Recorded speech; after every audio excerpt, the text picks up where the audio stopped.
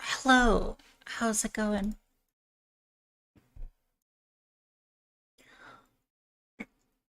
My throat hurts. It's so brutal. I'm suffering.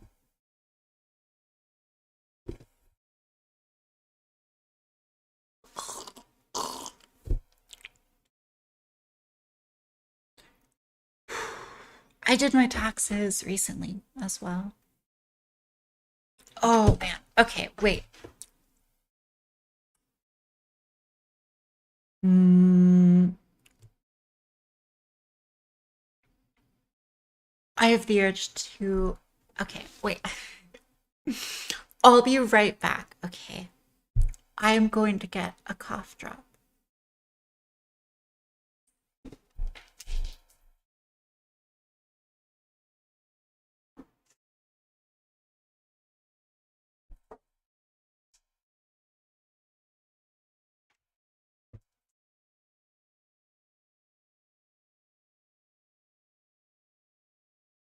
I've returned.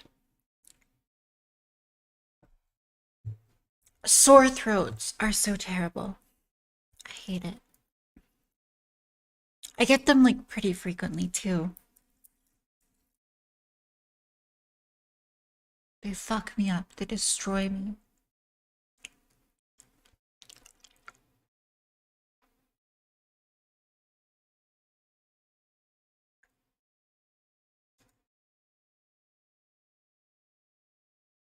Ugh. Um, no, I don't think it's from talking a lot. Because I don't talk a lot. A lot of days I just go the whole day like without speaking whatsoever. Unless I have like a specific social stuff. Tonsil stones, maybe.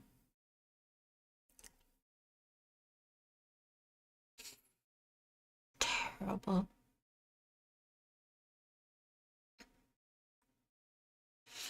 I might talk to Stephen, Mr. Destiny, Vanel the second.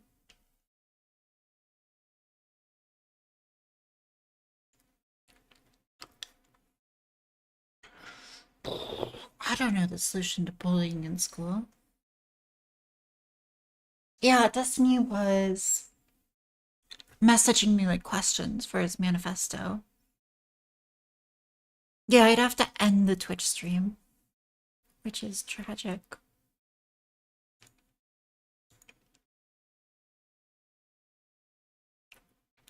Okay, I messaged Destiny last night and I was like, do you want to chat about hippy dippy topics and like prep me? And I like want to ask him questions about Ukraine a lot specifically.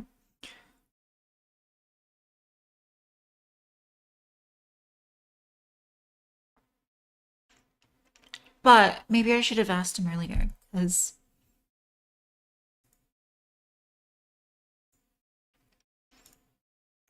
he's talking to like the Brittany girl and I don't know how long that'll last.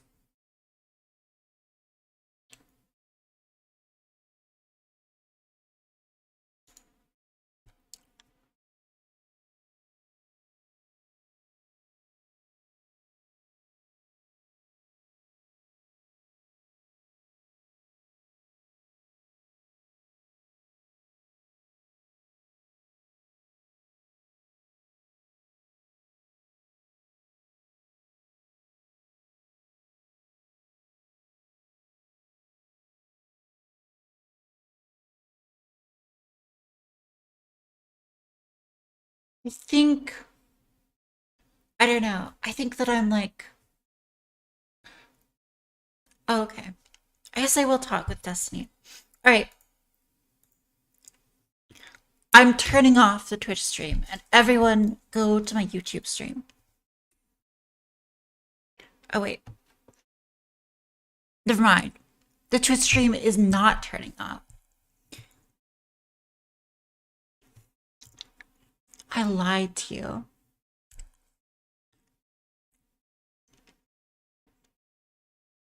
I don't think. Hmm. I don't think I'll be able to talk to Stephen today, unfortunately.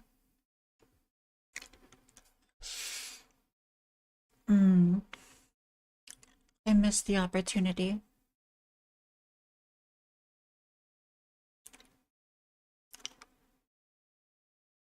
No, no, Mr. Girl panel.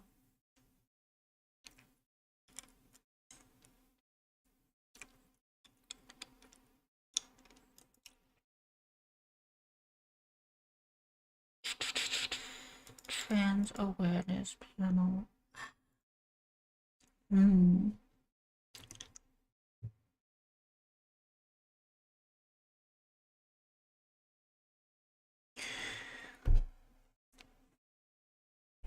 Yeah, my politics are weird. We're gonna have another Hippy Dippy, which I think will be fun. But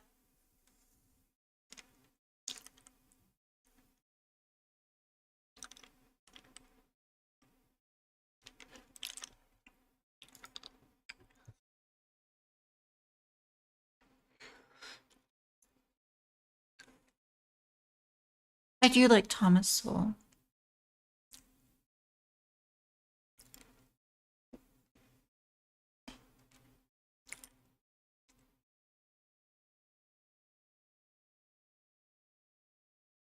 Hmm.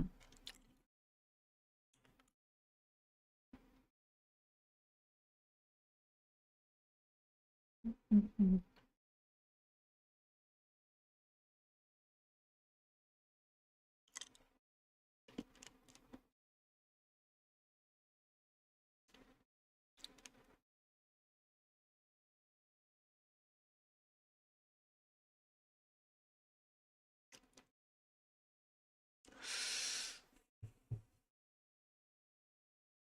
I've talked with Vosh before. We had a good conversation.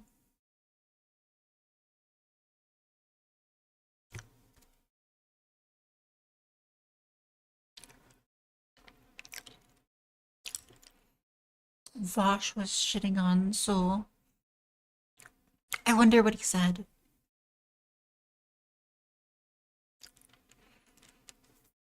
I mean, a lot of people will just be like, oh, like that's racist. Like Thomas Sowell, he's just racist or whatever against black people. He's black himself, of course, but like that's like the criticism that people will say, which doesn't actually really engage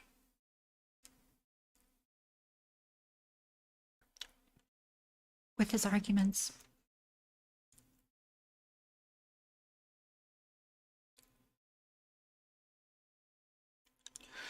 What did he say he was wrong about, though?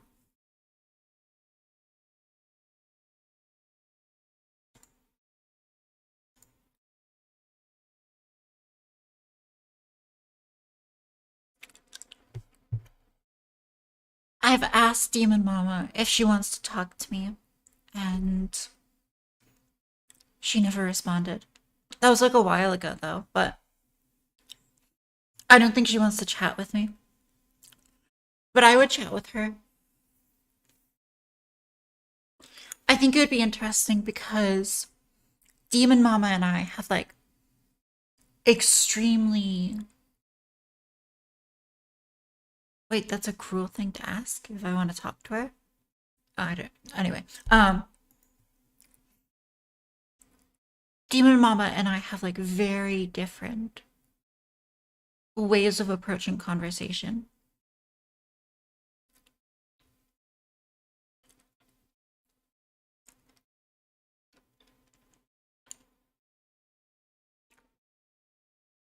Right. I mean, I don't think she's going to engage in good faith, but it would maybe be an interesting conversation.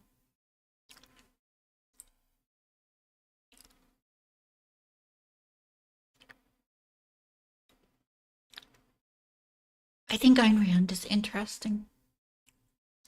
I don't agree with her on most things, but I think she is grasping at a certain understanding of man as a heroic animal. I think that's valuable.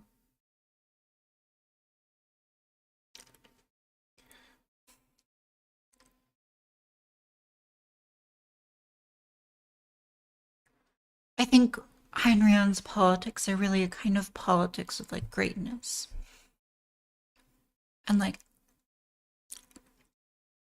she's all about like unconstraining great men and not like burdening them with um with governmental restraints,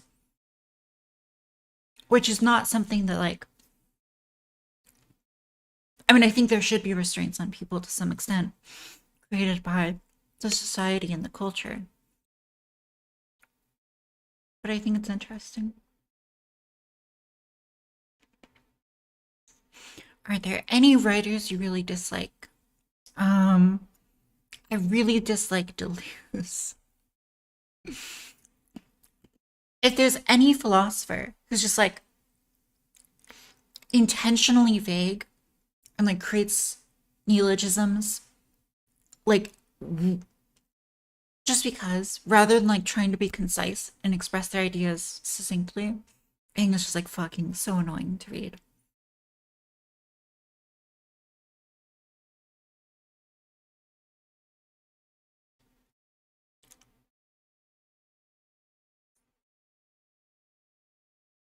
I don't know who Camille Paglia is.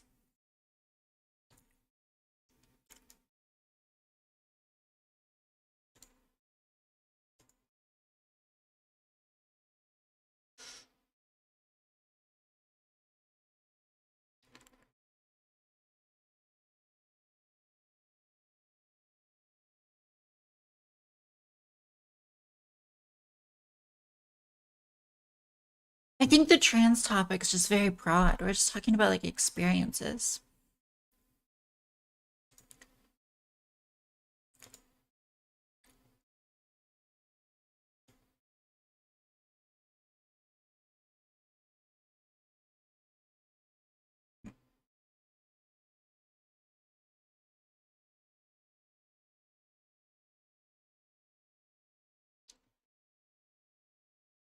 A post feminist. What does that mean? I quite like Marcus Aurelius. Um, Epictetus, was he the Stoic who was also a slave? I think Stoicism is quite cool.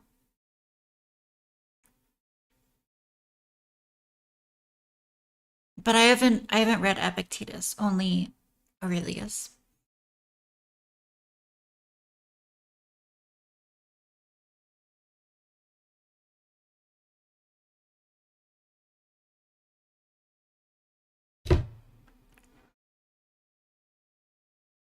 Okay, that was Epictetus. Nice. I haven't read him. But I do like Stoicism. I think Stoicism is really like what's that?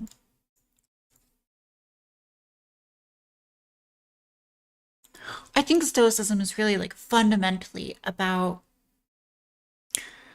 taking what you're given in life and trying to be like the best you can be in spite of it.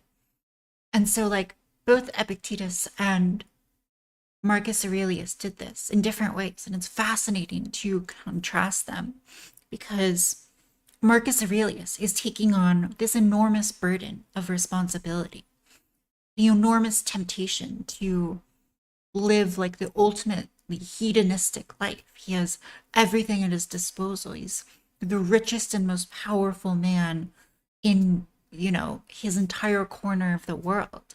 If he wanted to, he could be drunk every day and fuck every woman that he wanted forever. And so he's given this like enormous burden, the responsibility of not doing that and living justly and providing for people. And he rises to it. And I think that's incredible. And Epictetus does the same thing on the other end of the spectrum as a slave.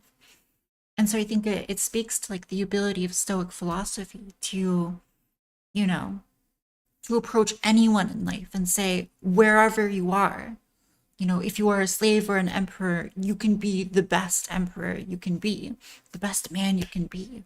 And if you die a slave, you will die knowing that you succeeded in being the best. And I think that's, that's fascinating. It's really about figuring out what you can and cannot control.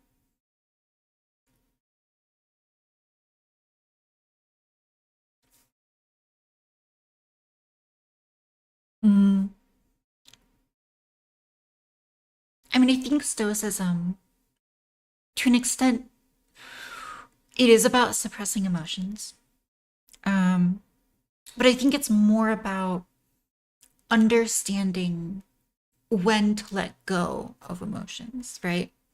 That might be a better way of putting it.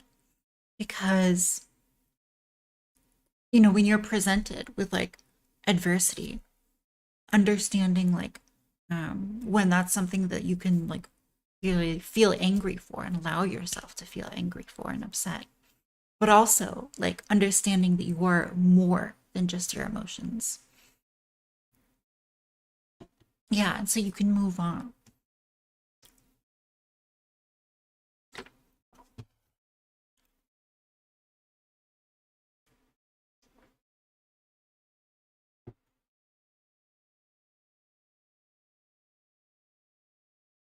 Mm.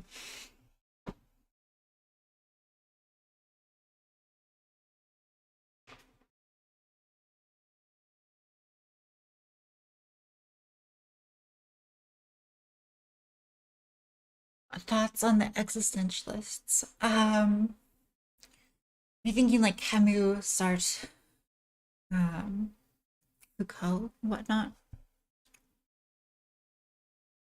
Who are all the big existentialists? Is that them? Or am I missing someone?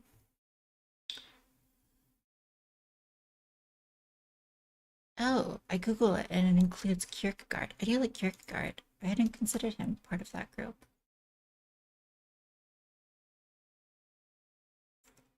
Is he really considered that? I mean, I know that he talks about existentialism, but I feel like the existentialist is like a very specific group of people.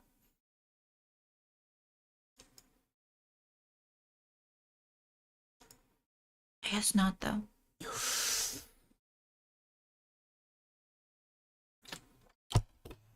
I would say there's like quite a broad set of approaches to existentialism, and different people do it better or worse.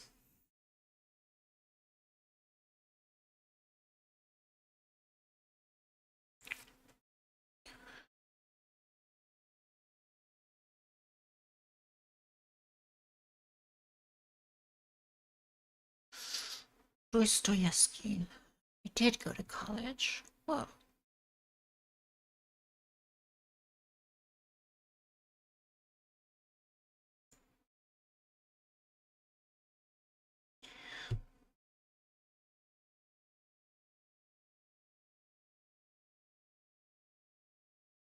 Mm. Yeah, I went to college to study bimboology. I went to college for business,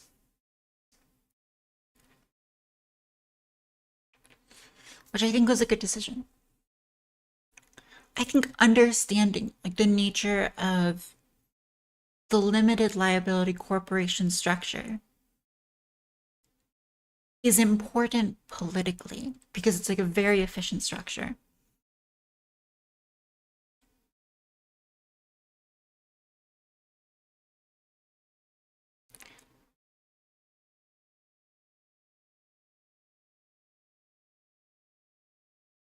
And I think it's important to understand that like for political reasons because you can map like there's a lot you can learn from like the efficiency of running a business and apply that understanding to like political frameworks. Businesses are like because of their high degree of competition in the private like secondary market, there's enormous evolutionary like selective pressures on businesses to create powerful and sustainable models, and I mean like self-sustaining models that create value for shareholders. And that like selective pressure, I think, has created like a lot of practices and structures that are like very efficient. Um, And in a way that like governments have, especially democracies, have existed for like such a short time that it's hard for them to like generate the same level of selective pressure.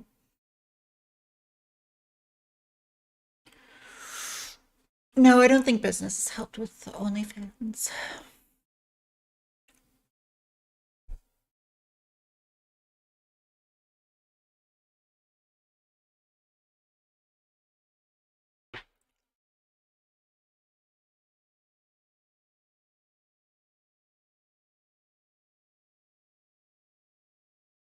Okay, we're talking to Destiny.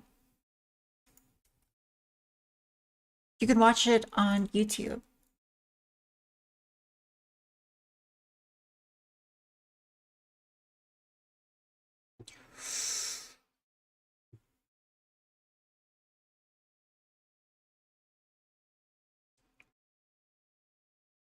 Stephen, hello.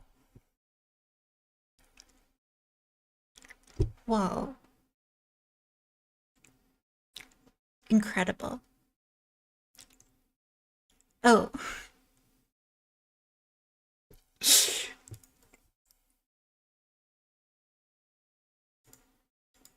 mm-mm. Okay, you should hear me now. I had it on push to talk because I was having some issues. Maybe I'll put on push to talk again. But yes, we're back to just voice activity. Steven, I have a very important question. Okay. Okay. It's gonna determine whether or not you really should be banned off of Twitch. Why the fuck are you not using your weapon art more? Bloodhound.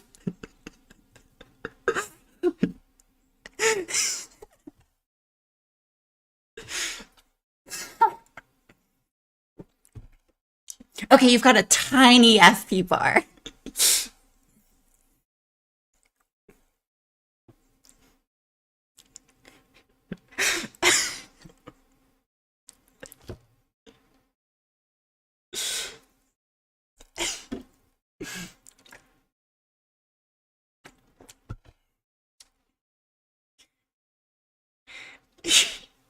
I think you're just bad.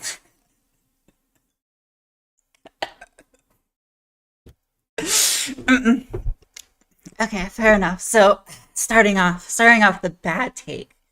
Elden Ring without.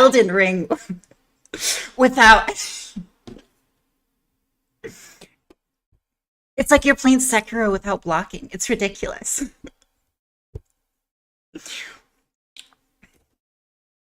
Weapon art is just it's anime. It's essential to the game. It's cool looking. It uses the FP bar. Okay, accept it. But you should pump FP for other weapons if you ever switch off Bloodhound's Fang. There's a lot of sick weapons. I don't know like how much you want to cheese the game. Because like you can go too extreme with them. It's okay. Yeah. Yeah, I beat the game. I beat the game on multiple characters. I mean, I don't know. It's good if you're just like strength and dex, I guess. Which is, I think that seems to be like your preferred play style. Yeah, so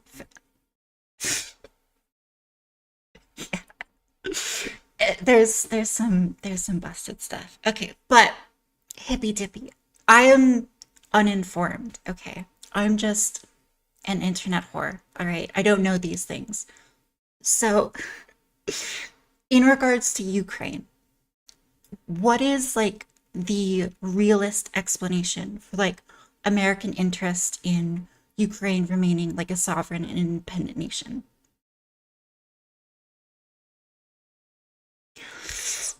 Let's start like broad. Yeah.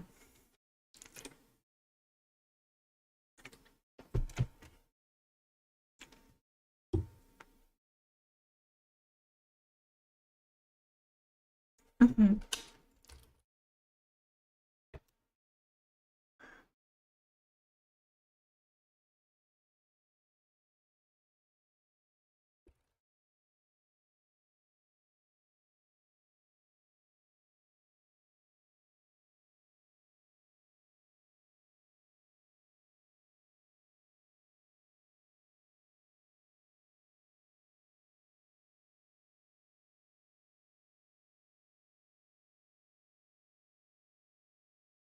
get to be in this cool club where nobody attacks you, which is cool. That's awesome. So yeah. So broadly speaking, the big issue, our interest is that like we don't want Europe to be a continent where all this crazy fucking shit is happening because literally nobody likes chaos, economically, politically, geopolitically, fucking ethnically, whatever. Nobody wants a huge like chaotic environment where people are invading people and stealing their territory and taking countries over and shit. So yeah, just the general state of affairs is we don't want that world to exist right now. I agree with that in parts. So you say How the like we, fuck can you disagree with well, any you part said of that that? like we don't invade and take shit. Like that doesn't happen for like the past 60 years, but like that has happened with Ukraine, like in the past 20 years. So I mean, With wait, what?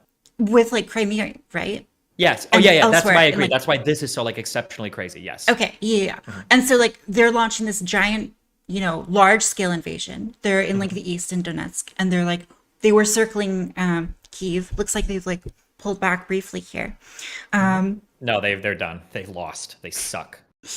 yeah. So I'm not trolling. They're gone. They're not going back to Kiev. They're gonna fucking do their weird brutalization shit, and then they're gonna claim that they've won. They're gonna claim that they did it. They denazified everybody they needed to, and they're gonna sell that story to their population, and they're not going back. That's what's happening right now. right, it's about like saving face at this point for Putin, Yeah. I think.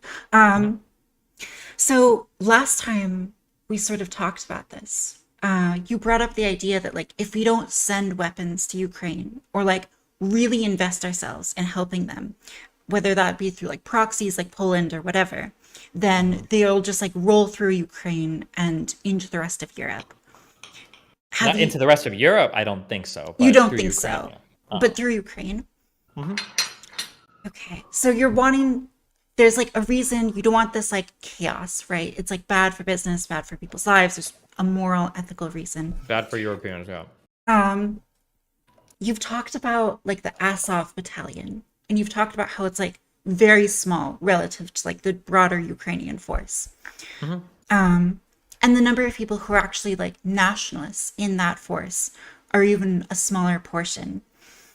I have seen like reports of like Ukrainian nationality is really like bolstered by this sort of movement, right? People are Yeah. sort of coming Be together. careful. Nationalism and Nazism are two different I things, know, I right? know. Yeah. Hmm.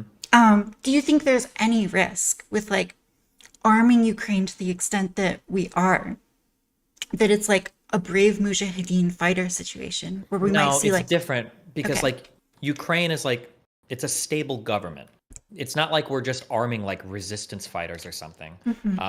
We're like equipping like a stable government that exists and like has a parliamentary body and hopefully like does democratic elections and shit, that we can like communicate with on the world stage. It's fundamentally different than just like arming terrorist groups. So there's a lot more like communications of control and or channels of control and communication with Ukraine and their Yeah, military. yeah. So at this point, do you think that like we need to continue sending weapons to Ukraine? I mean, at this point, it seems like they're doing pretty well, but there's probably it's going to depend on what the fighting in the east looks like.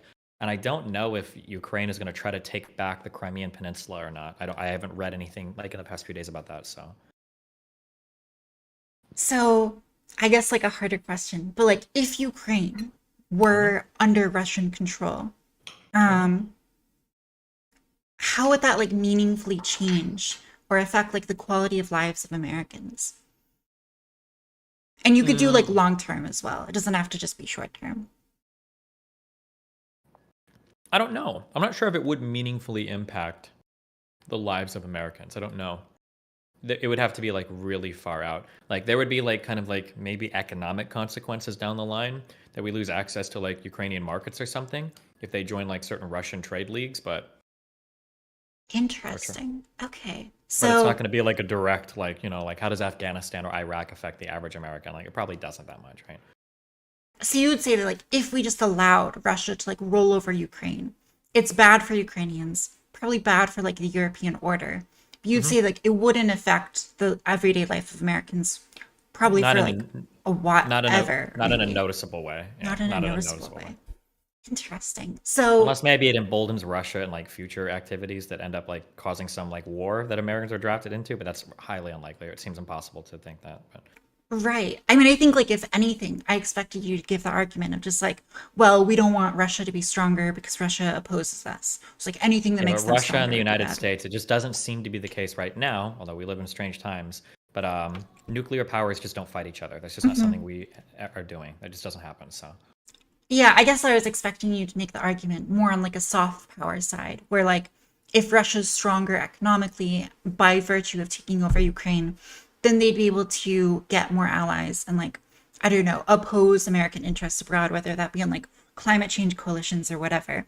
But it sounds like what you're saying is that like it's more bad and we more just have like a ethical reason to help Ukrainians out. That's no, it's not not centered. ethical. It's not about Okay. even Ukrainians, although it can be about Ukrainians if we want it to be. It's about the general state of security in the West. It's about Europe. It's about who is the leader of NATO and who is like in charge of making sure that the world is safe and secure. And after the Cold War, the general state of affairs was the United States was the head of that. And like other countries looked to us for guidance on the general state of security for Europe and for the rest of the world, arguably, but especially like in Europe. So if the United States were to allow Ukraine to be taken over like that and not intervene in any meaningful way, and when I say intervene, I don't necessarily mean like boots on the ground, but at least like making strong statements, doing like the NATO intel declassification, stuff like that.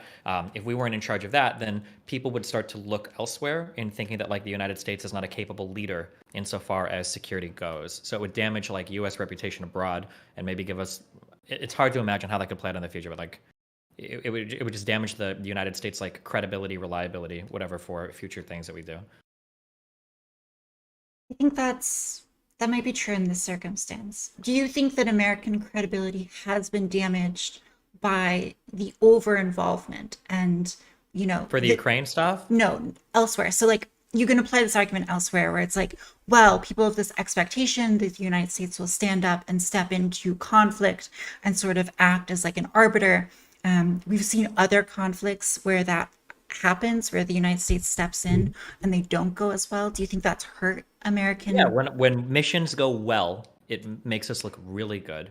When missions go bad, it makes us look really bad. Just it's going to depend on the particular conflict. Everybody, because we're all young, we only remember Iraq, but there was Kuwait, there was Kosovo, there's Bosnia, the early parts of Libya, although the end of that was a clusterfuck. There are things that the United States gets involved in where it's like, okay, like these were good, noble, worthy interventions. Like it's good that the United States intervened here or NATO intervened here. But yeah, it's always going to depend on how the mission goes. So it's not necessarily that like intervening is good or bad, but it's like good if it improves their reputation and we succeed. And Well, that's Ukraine, true of like literally everything in the right. world, right? Is sex good or bad? Well, it depends on if you have good sex or if you get raped, right? Like that's true of like every single possible thing. Is driving good or bad? Well, it's good if we get to where we want. It's bad if we die, right? Yeah. Yeah, so like the reason I bring this up is because some people are of the opinion that like intervention is like a default good and you have to like prove that it's not. It's like this null hypothesis, right? And I think what I'm getting from you is that like you're more sort of in the middle and you think that like if we could show that by intervening we can achieve this like very specific diplomatic objective that is like improving our reputation on the world stage, then it's good. Is that sort of an accurate analysis Yeah, of I mean, your? it's going to depend on how well you perform, right? So I would say like one of Russia's strengths is that they were generally prior to this, Russia was very good at picking precise missions and executing on that in an effective Hmm. way. Putin was very good at that. They did it in Transnistria, they did it in Georgia, they did it in Syria with Aleppo, and all the help with Assad. They did it during the Chechenian civil wars. Like Putin or Russia, and then Putin more specifically, has generally had a pretty good track record when it comes to like this is a conflict that I'm going to intervene in. This is the outcome that I want, and I'm going to effect that outcome. And if you do that, people will like you. Oh, we did it with Crimea for Ukraine. But when those missions start to go poorly, so like we're seeing in Ukraine right now, if that mission goes poorly, we would expect to see blowback in the other direction. Like I would imagine that this is going to go really poorly for Putin. Hmm. I think that his popular at home is, I don't know if he can propaganda away the unbelievable failure that was Ukraine now, you know? Yeah, I mean, I agree with the assessment that it's like it's going to be a face saving operation where they're probably going to pull back. And do you think that they're going to get parts of the eastern Ukraine, like Donetsk I and don't know. whatnot? Okay. I'm not sure. different. That's probably going to be their goal Right. is to, yeah. So in Georgia, it was South Rhodesia and Abkhazia. Fuck, I always fuck the name up. In Moldova, it was Transnistria. But like the goal is always to like you recognize some breakaway state, you send in Russian peacekeepers there, you get a whole bunch of Russian people living there, Russian passports and shit, and then you say like, oh well, these are independent breakaway states, we recognize them as independent, but really they're kind of like controlled basically by Russia, and that's probably going to be the goal with Donetsk and Luhansk or whatever, and in eastern Ukraine. So do you think there's any risk at this point with like continued support in Ukraine? Do you think we're like pushing it, or do you think that like at this point we're like in a more, we know a little bit more. We think that Putin's probably going to start backing off, and therefore we're not like worried that he's going to like escalate into nuclear war or something. As long as he's not fighting a nuclear power, we shouldn't have to worry about nuclear war. Is Okay. generally the thought. Yeah, because But we I go know like we that. go really far out of the way to make sure that this never happens. I don't remember what it was specifically. There was like a NATO pact or something that was made, but like there is literally a direct line from the Kremlin to the White House where if somebody thinks that US and Russian troops are about to cross swords, there will be a phone call made and there will be Mm, questions of like, hey, we're about to do some shit here. Do you have anybody there? Have you seen the movie Iron Man? maybe a while ago. Oh fuck! It's kind of like when I don't remember the name. The black dude calls Tony and he's like, "Hey, do you have any tech in that area? We got shit going on or whatever. Just making sure before we blast it away." Like the United States unironically does this with Russia. If we think that there might be Russian troops in an area and we've got U.S. troops in an area, we will call ahead of time to make sure that that's not the case because we don't want those conflicts happening. Right. There's like a lot of security protocols like built up because people Yeah. are very cautious not to let things escalate. Hmm. I remember earlier on in the conflict, people were worried, just because it seemed like Putin's invasion was so, rash and sort of unexpected, where like, even Russian troops were being told that like, oh no, we won't invade. It's ridiculous. It's Western propaganda or whatever. And then of course he did. And so I remember people being worried that like if we pushed Putin the wrong way, he might take even crazier actions. And now that it seems like he might be withdrawing a little bit, it seems like that's no longer so much of a risk. Does that seem right He to you? shouldn't escalate past like people are saying like for nuclear war and stuff. Like that shouldn't be a thing that people are worried about. Okay. Ideally, there's nothing we can do about it if it is the case. But like ideally, there are going to be people that are stopping that from happening. Whether it's the other Russian oligarchs, whether it's people in the military, like nuclear anything would be suicide, a death pact for all of Russia. So hopefully that wouldn't happen. But So, if the United States didn't make an attempt to help out Ukraine in the first part, and Ukraine, if it went differently, right, Ukraine gets like, at the very least, like more of their areas taken, the conflict is still like ongoing, still uncertain and whatnot. Do you think that people would then look at the United States and say, okay, you fucked up by not helping? um, if we didn't help, Right. If we were like, as a policy, we don't have like an obligation to help Ukraine, and so we're not going to. I think people would be disappointed. Disappointed. Do you think it Probably, yeah. would do you think it would hurt our ability to achieve objectives that are beneficial to Americans on like a diplomatic or soft power way? Maybe it would depend on. I can't predict like what the future situations that would come up would be, but like potentially, Okay, like if it interesting. came to like the like this is like super doomsday-ish or like very out there, but like if it ever came to a time when like Europe had to craft like security deals with Russia versus the United States, they might opt for Russia if it seems like Russia is more likely to keep its word than the United States would be. Well, did we have like a word to protect Ukraine? We didn't.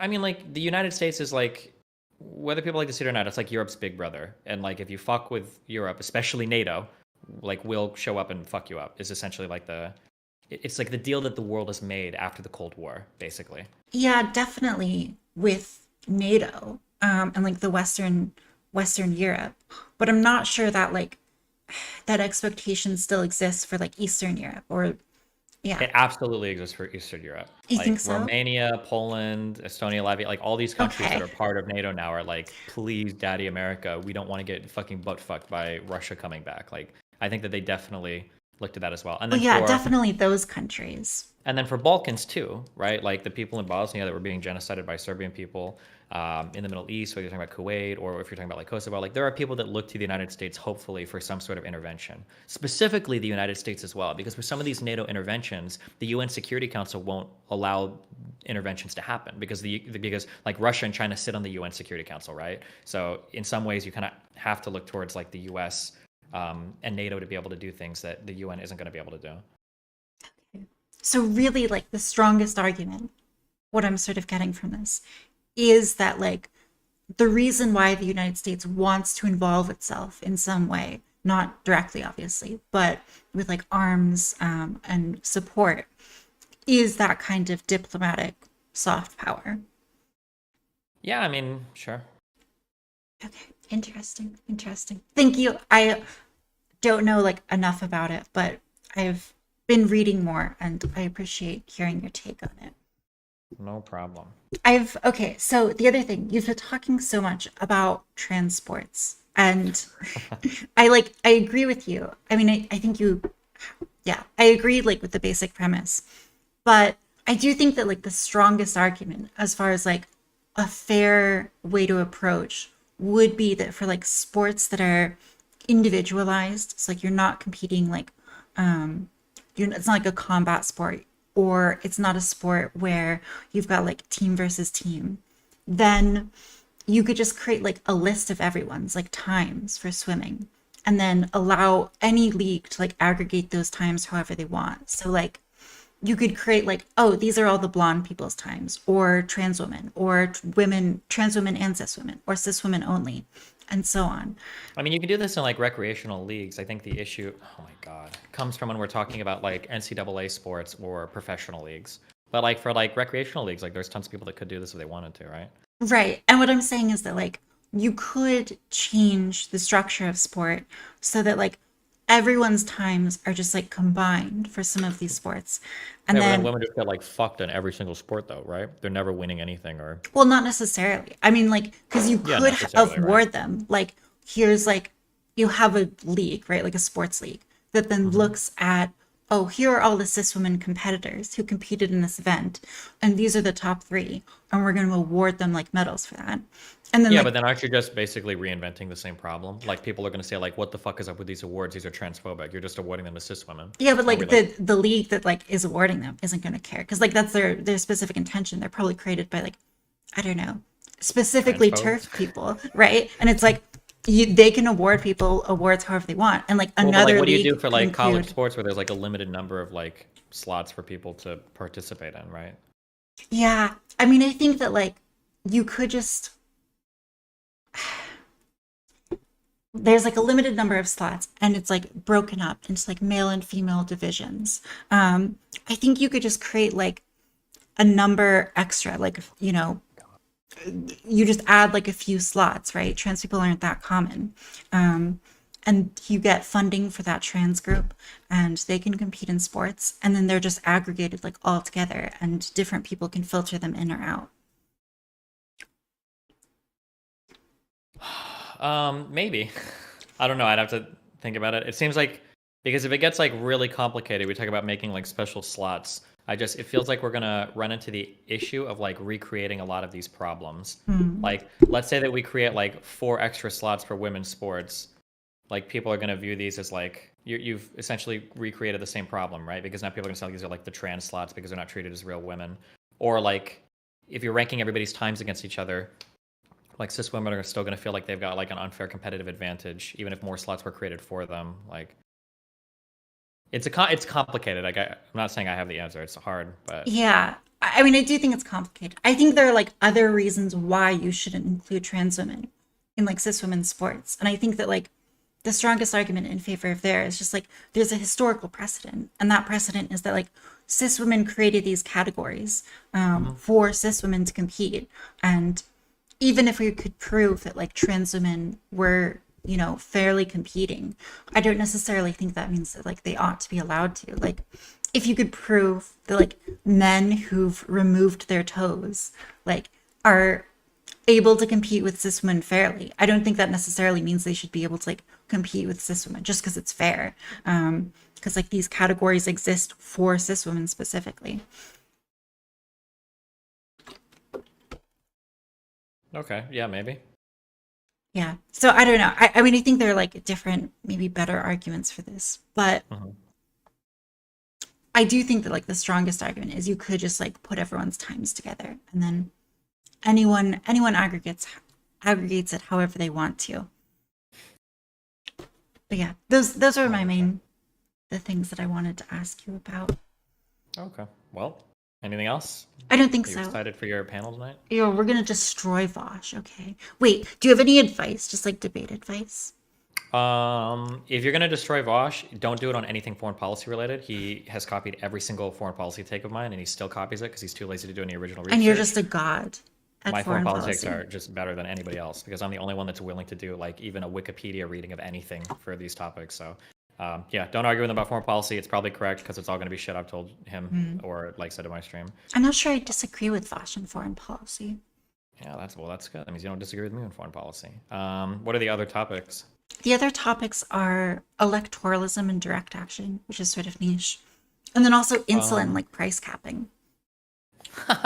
all of his medical insulin takes are probably going to be fucking garbage. Here's like a really important one. Do you know anything about insulin? Yeah, I do. A lot about insulin or like lefty information about insulin? A decent amount because I read a few studies in like the Lancet and elsewhere. Okay. People fucking losing. Hold on. Okay, people make these weird arguments about how like insulin should only be $2 each and it's like really cheap and we've been making it since like the fucking 70s or 60s or whatever the fuck whenever we invented insulin. Something that's really important to acknowledge is that the insulin that exists today is nothing like the insulin that used to be Yeah, made before. it's improved a Yeah. lot. It's improved a ton. Okay, but people like point to this weird idea that like companies just like fake make new patents. They add like one little fucking like chemical or some shit, and now it's like, oh, it's a whole new insulin or whatever, blah blah blah. But it's all bullshit to scam you. That's not true. Just don't ever let him get away with that stupid fucking talking point if Well, he you does. can get older versions of insulin. Like you can get prescribed different versions or like Yeah, you can go buy the shitty, yeah. crappy old kind, But but no one nobody wants would. to, right? Yeah, it's fucking trash insulin. The blood spiking, the blood sugar spiking, and everything is just so fucking garbage. So, yeah. Right. And it's extraordinarily expensive to actually invest in and create another or better form of insulin, Mhm. to either create like a biosimilar version of the newest Mhm. versions or to create like a new version. And so I Mhm. think that like when people look at like the profit of insulin, it's like very narrow minded where they're only looking at like the profit now and they're sort of ignoring like the entire research and development process, which costs, billions and billions of dollars. Mhm. So I think it's like very sort of short-sighted there. In regards to, I mean, like my biggest problem with capping the price of insulin is that already there's not like a strong incentive to have like new market entrants. And if you cap the price, right, reduce like the profits, I think that means that like even fewer people are willing to enter the market. And so you're going to get fewer innovations on insulin, Sure. and fewer Another copies, biosimilar copies. another really common dog shit argument that people will say, Vosh will probably wheel this one out, is that most of the research is publicly funded anyway. That's bullshit. There's a lot of public funding for general research, but to take general research and actually turn it into a usable drug, that's what private companies do. We don't do Right. that publicly. That research is not publicly funded. That's bullshit. Um, yeah, so make sure you're aware of that as well. I mean, that was the case with like the COVID vaccines, right? Where like, I mean, like any drug development is going to draw a lot on public research, but ultimately, like, we rely on companies to engage in like risk-taking behaviors where they like Mm-hmm. pursue research and might get fucked over and often do get fucked over where they're not actually able to bring a drug to market. Mm-hmm. So yeah, I don't know. I feel fairly confident on the insulin topic. Um, there are certain like there are better options than price controls too. Like there's like Price controls just suck in general. Like subsidies are better. Um, like different government incentive program, like the orphan Mhm. drug program is really cool in the United States. Like price controls are just usually like It's a very, They're a very, very blunt big, like, instrument. yeah, very blunt to mitigate any kind of economic problem. Yeah. Okay, okay. I think that'll be good. Electoralism, it's very lefty focused, I think, because like I think that, supporting Republicans in like the electoral process is really not good if you're like a right wing person. I don't think this is like a viable long term strategy. I read a poll recently that something like 16% of Americans agree with QAnon conspiracy, and not just like the broad, like, you ask a question, do you believe in QAnon? But like But specific like, things do about, Jewish people have like child sex rates? yeah, It's like exactly. Like, it's a scary high number. Yeah, it's really ridiculous. which is, I think it's insane. And I think like the direct action that needs to happen on the right wing is like a serious actual movement that challenges progressivism and doesn't allow people to develop these like insane conspiracy theories. Uh-huh.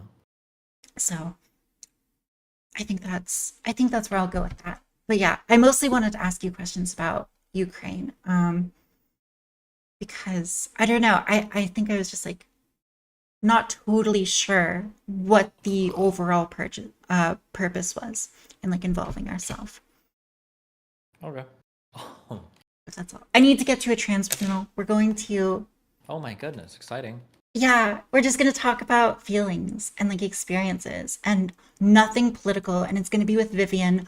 And there's no way Oh that my she'll god. accuse me of being a fascist at all. I'm Oh certain of it. god. She's easily one of the dumbest people in the history of like all of people that I've heard speak. Oh, don't ever let you guess. She has the list. There was a list. Do you know anything about that? I don't, what? Okay, there's people accused her a long time ago of having like a fascist list. And I guess it was like a thing that floated around. And then she's like, I don't have a list. There's not a list. People make that up. And then finally, there was a show that me, Doobie, somebody else, a few other people, there was a panel we were on. And she finally admitted to like, yeah, okay, yeah, like I worked with some organizations and like, if we would find fascists, we would add their name to like a list, just so that people knew like these are fascist cops, these are fascist teachers, these are fascist people that work. And we were like asking her on stream. We were like, okay, well, like let's say that somebody took this list. They wanted to make basically public doxes of people that they thought were fascists. Let's say somebody took this list and was like egging people's cars and shit or caused harm to them. Do you think that'd be okay? And she's like, well, yeah, of course. Like that's part of the point of like the list. You can ask your chat or my chat to like link you that unicorn ride, I think, yeah. You should ask people to link you specific things because she weasels out of that so hard. And she says it's a lie that people make up about her, but she's literally admitted to that in the past, but now she denies it because she's a spineless fucking hack. But just be aware that the list it was real. You might even be on the list, okay? So Probably, yeah. Because yeah, I'm a far right fascist trans true. figure. Okay. Thanks, Stephen. Yeah, thank you, Blair. Or I mean, Tap Tap. I Oh, appreciate the conversation. unbelievable. Have fun, buddy. All right, thanks.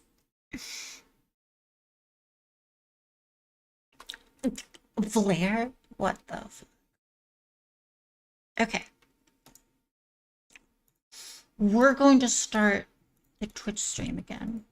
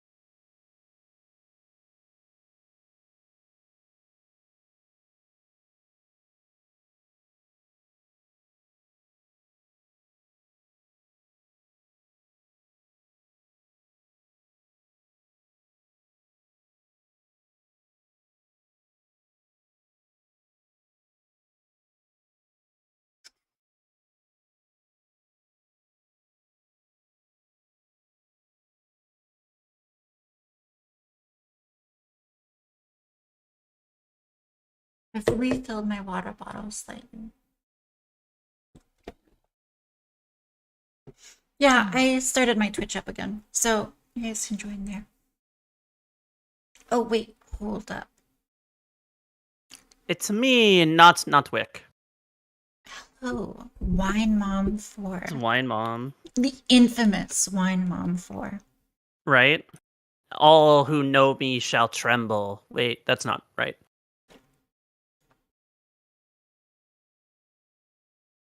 Girl, I want to buy you a water bottle so I can stop seeing you drink water out of like a giant jug.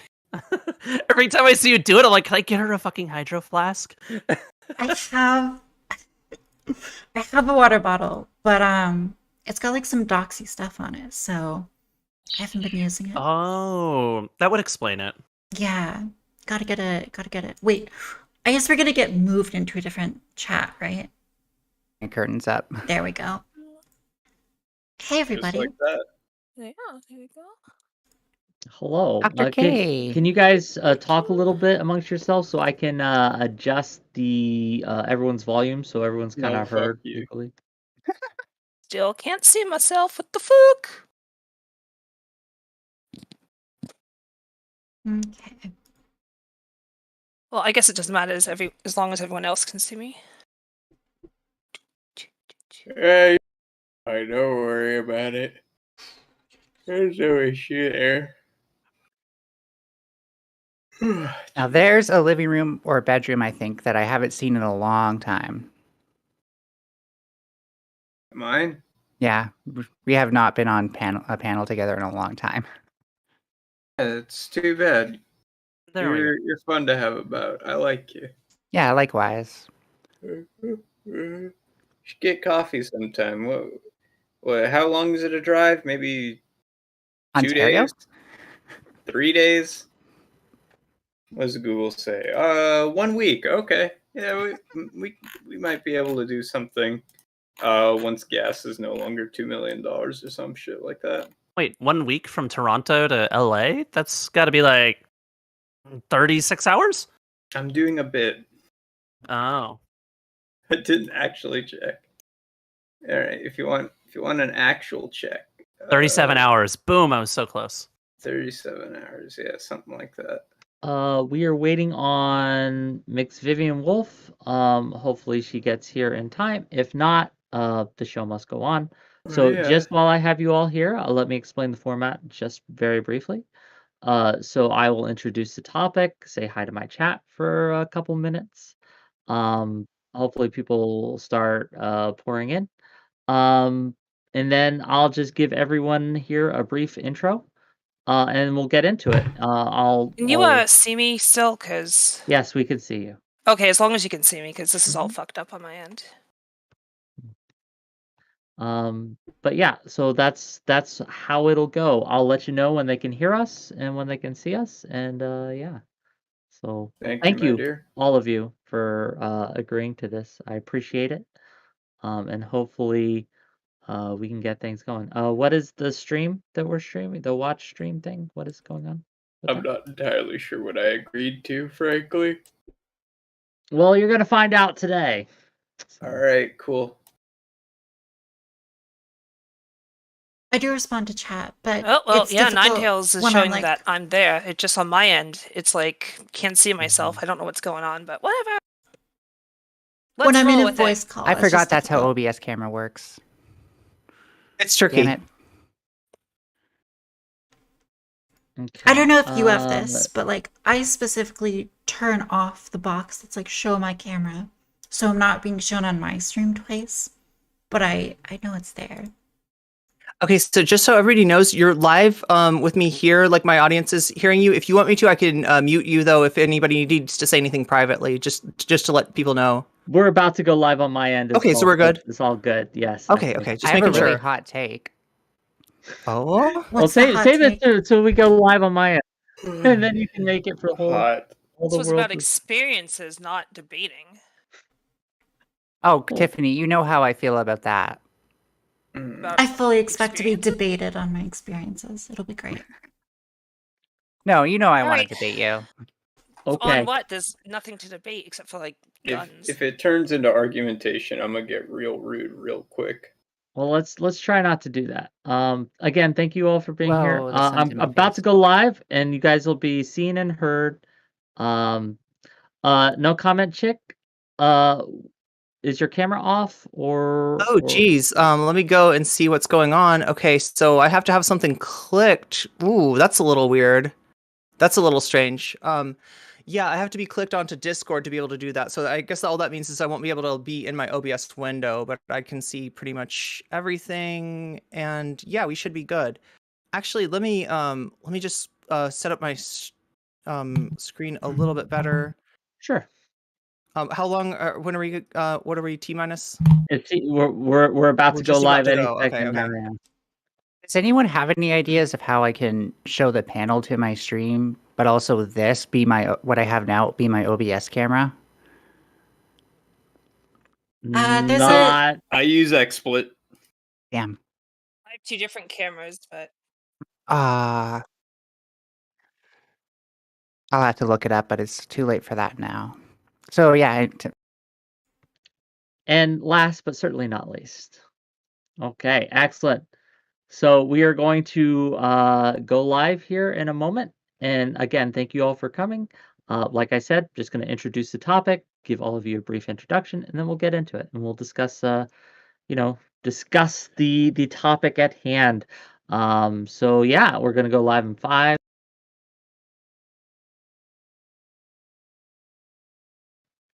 Hey gang, welcome. Hopefully everyone can see us now. But I didn't mute my own damn stream. Give me a second. I do all this prep work, and I get this echo effect. It Gone and always cocked happens it every up. single time. But we That's fixed it, right. gang. Thank you for being here, everyone. Kiri, somebody online, Y Mom, all of you are wonderful individuals. Thanks for sticking around. Yeah, it should be an interesting topic today.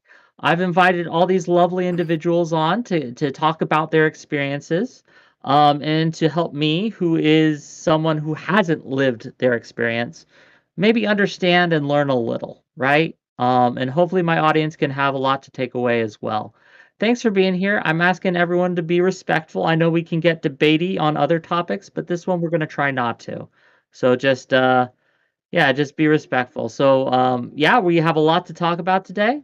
I want to kind of just get into it real quick, but first I want to give everyone here a chance to introduce themselves, a chance to say hi, and tell everyone who they are and things like that. So we'll just kind of go around the room here and start with the amazing Dr. K, please. Hello, I'm Dr. K. I've been an advocate for trans rights for 8 years. That's also when I started transitioning.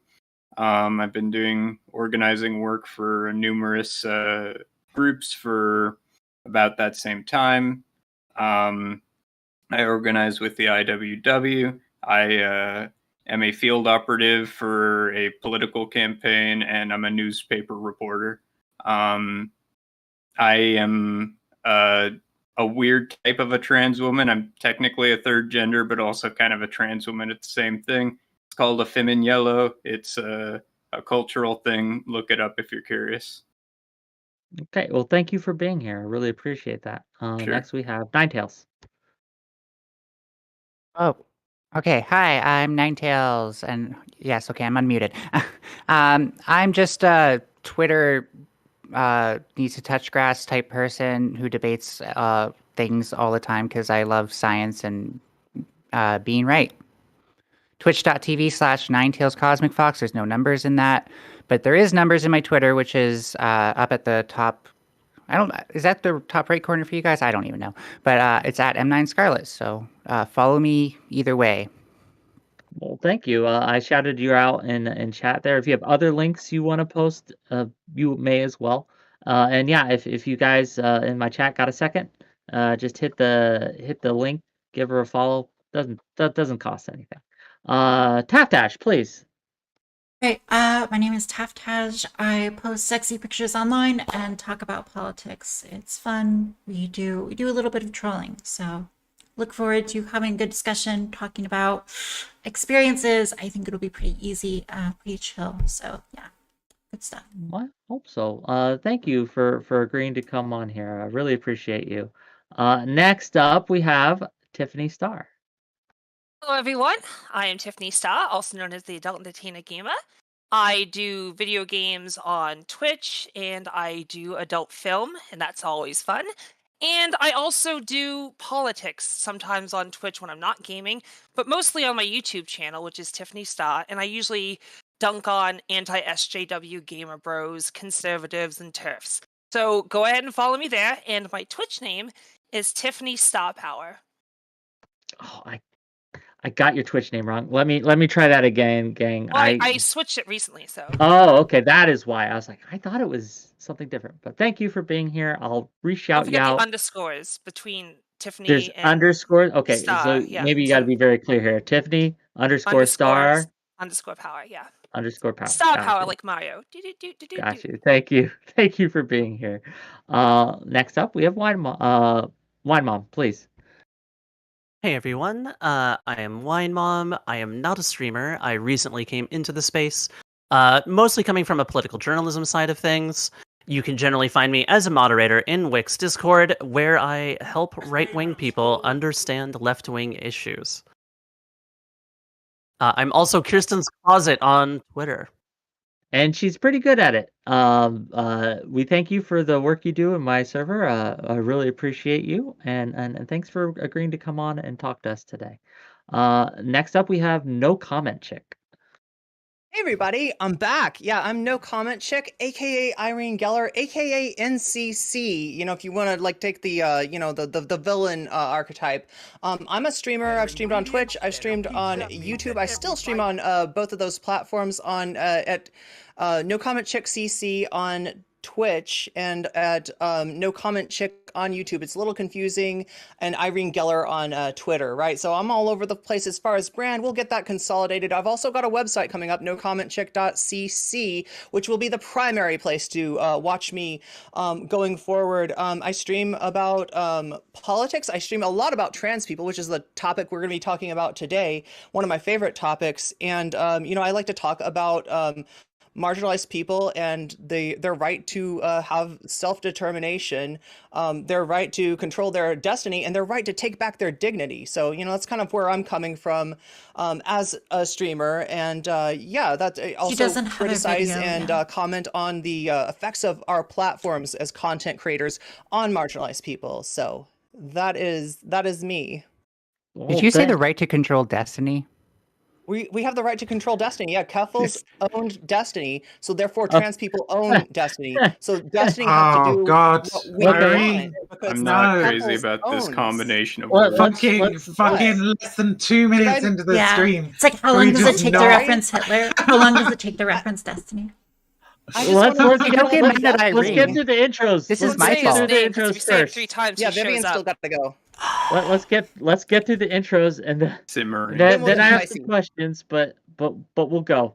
Do we have to? About other things, not about that comment. I have a list of questions, but it is your panel, gang. So if you want to talk about issues, I can't stop you. Mixed Vivian Wolf, please introduce yourself if you would be so kind. Hey, yeah, I am Mixed Vivian Wolf on Twitch, Twitter, and YouTube because I care about brand coherency. Actually, Viv, Irene. you're super quiet. Like NCC. Wait, why am I super quiet? Can I everybody can else hear turn me you up. okay? I can hear I you can hear you fine. fine. So. Perfect for me. Ah, okay. Well, use the volume button, okay? Yeah, shit. I'm an anti-fascist and cult and extremism researcher. I mostly talk about cults and TERFs and all the various varieties of horrible extremist organizations out there. That's my bag. And I also happen to be trans, which is a royal pain in the ass sometimes.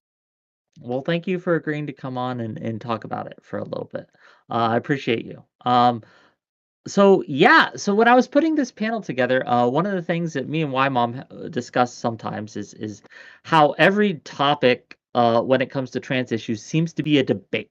It seems to be like, oh, should they have these rights or should they have those rights, or should we allow them in sports, or should what about bathrooms, things like that. And I thought that it was time, or at least it would be good to have a place or a platform where you could just discuss what it is to. I muted myself. My God, I am sucking at no. this streamer. Oh no. I know. So I'll just be very brief. Again, me and Y Mom, when we were putting this thing together and talking about this topic, we noticed that a lot of times, I know, gang, calm down. I suck at this. I apologize.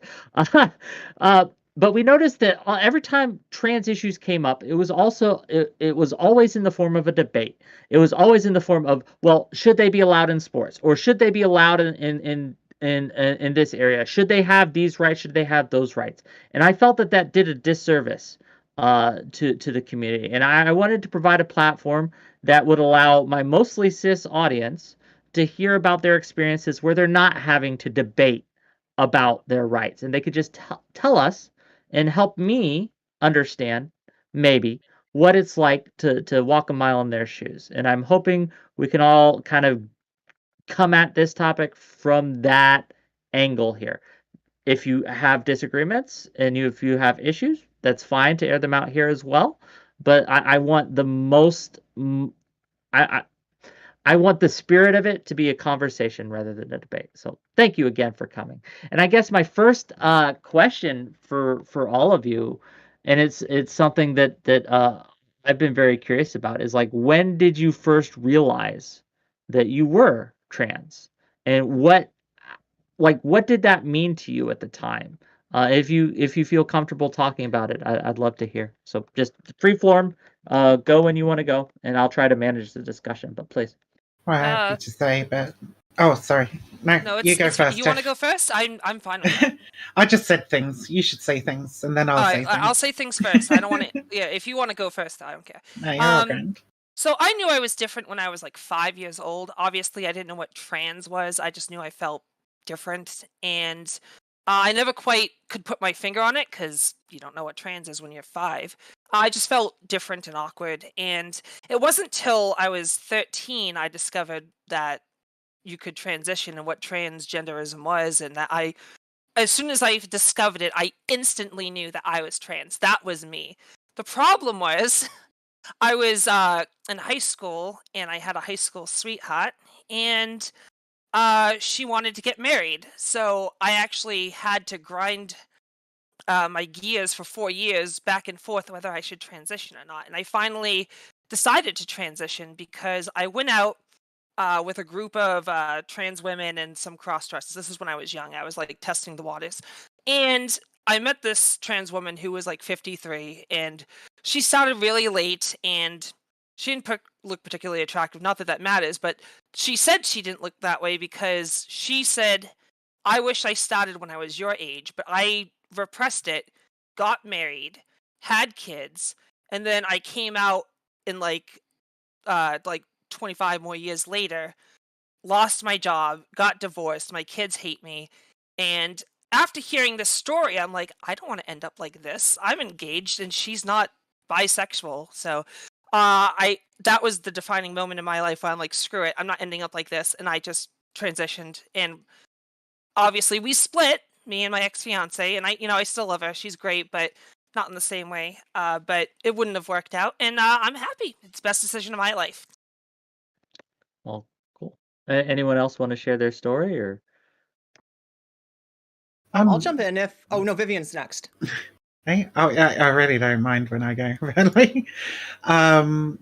So I grew up in the UK, which means I'll probably have a slightly different experience to some of the other people on this panel. Because when I was younger and I was in school in the United Kingdom, we had Section 28. Which, for the cisgender audience who don't know what that is sort of a anti-gay propaganda law, much like they have in Russia now, saying that you can teach about being gay in schools. You can, I believe the actual wording of the bill was promote homosexuality as a pretended family relationship. Obviously, this extended to trans people because, they don't really, cis society didn't really distinguish at the time between the two. broadly, outside of the medical profession at least. And so I didn't know what a trans person was. I didn't know basically anything about trans people until I was about 18, 19, maybe 20. I'm trying to remember exactly.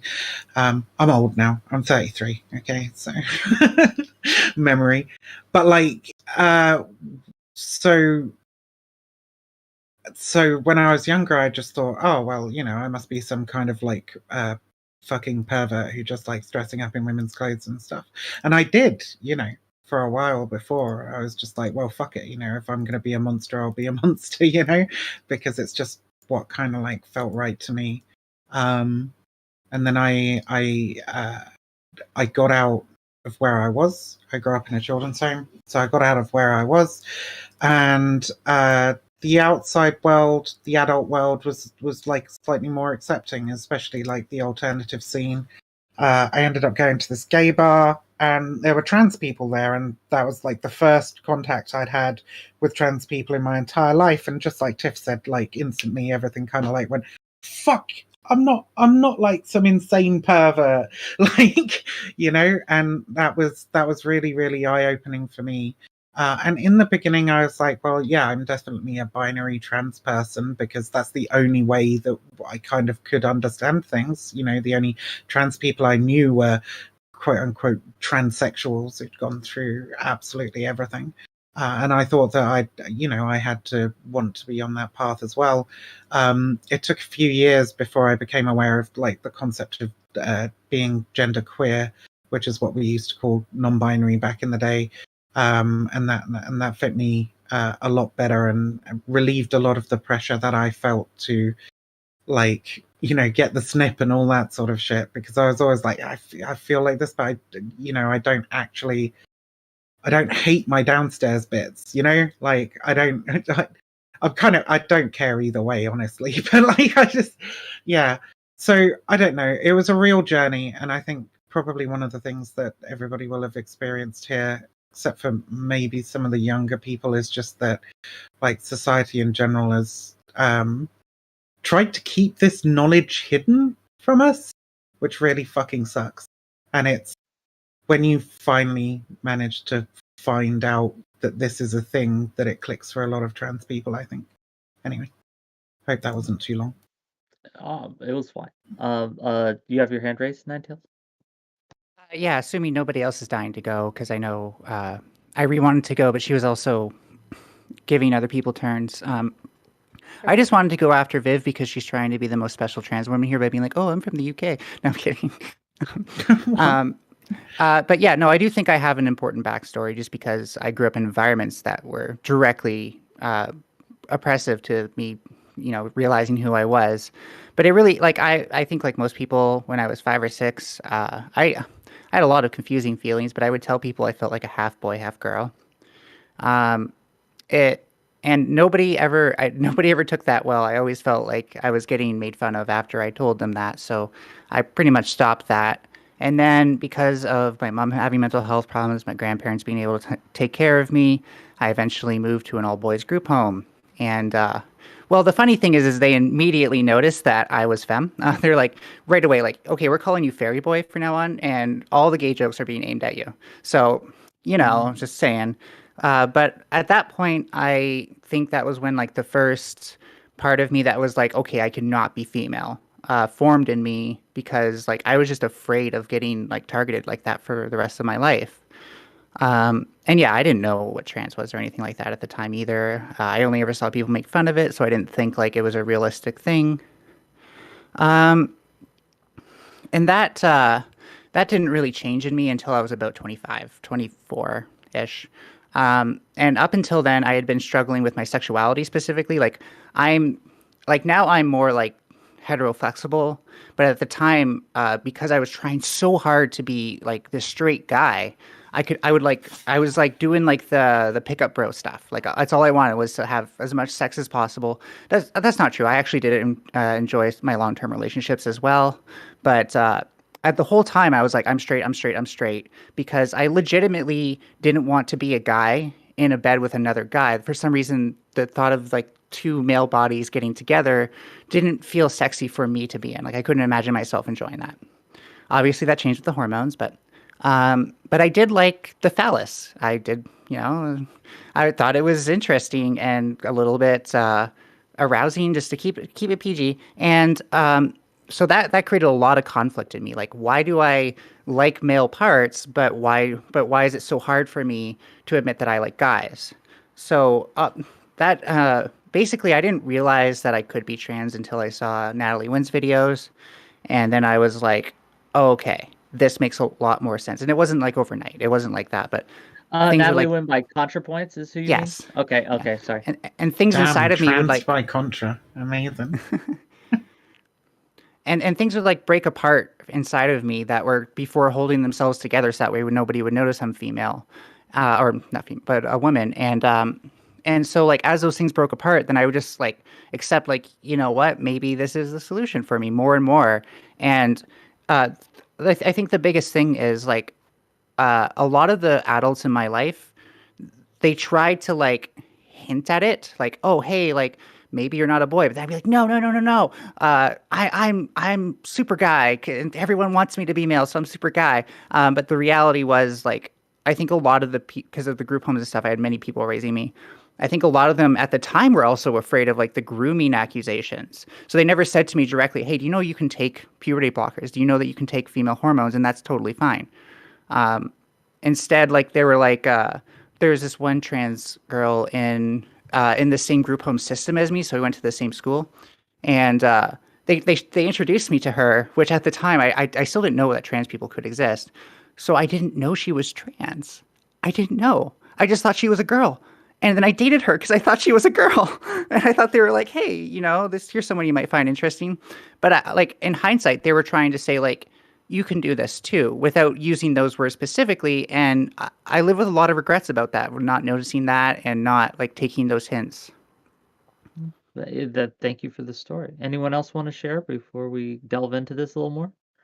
Yeah, I mean, this is a good question actually, and it's more complicated than you might think. Some people have alluded to this. There's knowing and then there's knowing, right? There were different ways that this manifested to me when I was a little kid. Like I didn't want to be in the pool with my, no shirt, right? I felt like, I wanted to put a towel around me, right? So there were little things like that. I can remember like talking to a girl when my parents were selling our home, and their parents came over and just were like, hey kids, play together. And I was like, okay, this is gonna be your new house, let me show you the swing set and stuff like that. And at the end of playing with her, she was like, are you a boy or a girl? And it was a more profound question than it should have been. It should have just been like, I'm a boy, like if that's what I was. But I was kind of like, wait a minute, like she's telling me that we shared something more as far as friendship than she's used to sharing with boys that she plays with. So there was a little something there.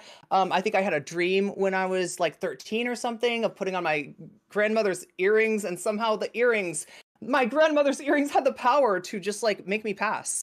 And I went outside and I passed and I felt really fucking good. And I didn't know why, but this was a dream. So like, right, the dream is over, and then I'm just like, well, that was a strange dream. I'm not going to tell anyone about that because that's super embarrassing. But I remembered that feeling. And then, yeah, it was when I started to meet trans people, like a lot of other people have alluded to. That is when I really like, sort of recognized myself, and not at first, right? Because not every trans person is the same. And you meet certain trans people and you think, well, I'm not like that. I'm not like that. Maybe I'm not trans, but trans people definitely recognized me, and they would like tell me about these options. And once I realized, like, wait a minute, this is like a real thing you can do. Like I could actually like live my life and just be comfortable. You mean putting on my grandmother's earrings? Like I don't even have to put on those earrings. I can actually just, go outside and be myself and fuck whoever, thinks. Yeah. And like, so it's thanks to, trans people that I came upon this realization about myself, and that I'm even like happy with life, right? Because before it was miserable. And that's my experience. That's like from what it at least been shared so far, and I do want to let everyone, if they want to share, be able to share, but a comment and kind of a question I have. So it sounds like the common thread that I'm seeing is that being taught and educated about what transness is or can be, clicked with all of you right away, or at least seems to have. Is that an accurate kind of takeaway from what we've been talking about so far? I'd say so. Yeah, when it does- wasn't being like hidden behind like, people being afraid of like being called groomers or something, I guess. Okay. Okay.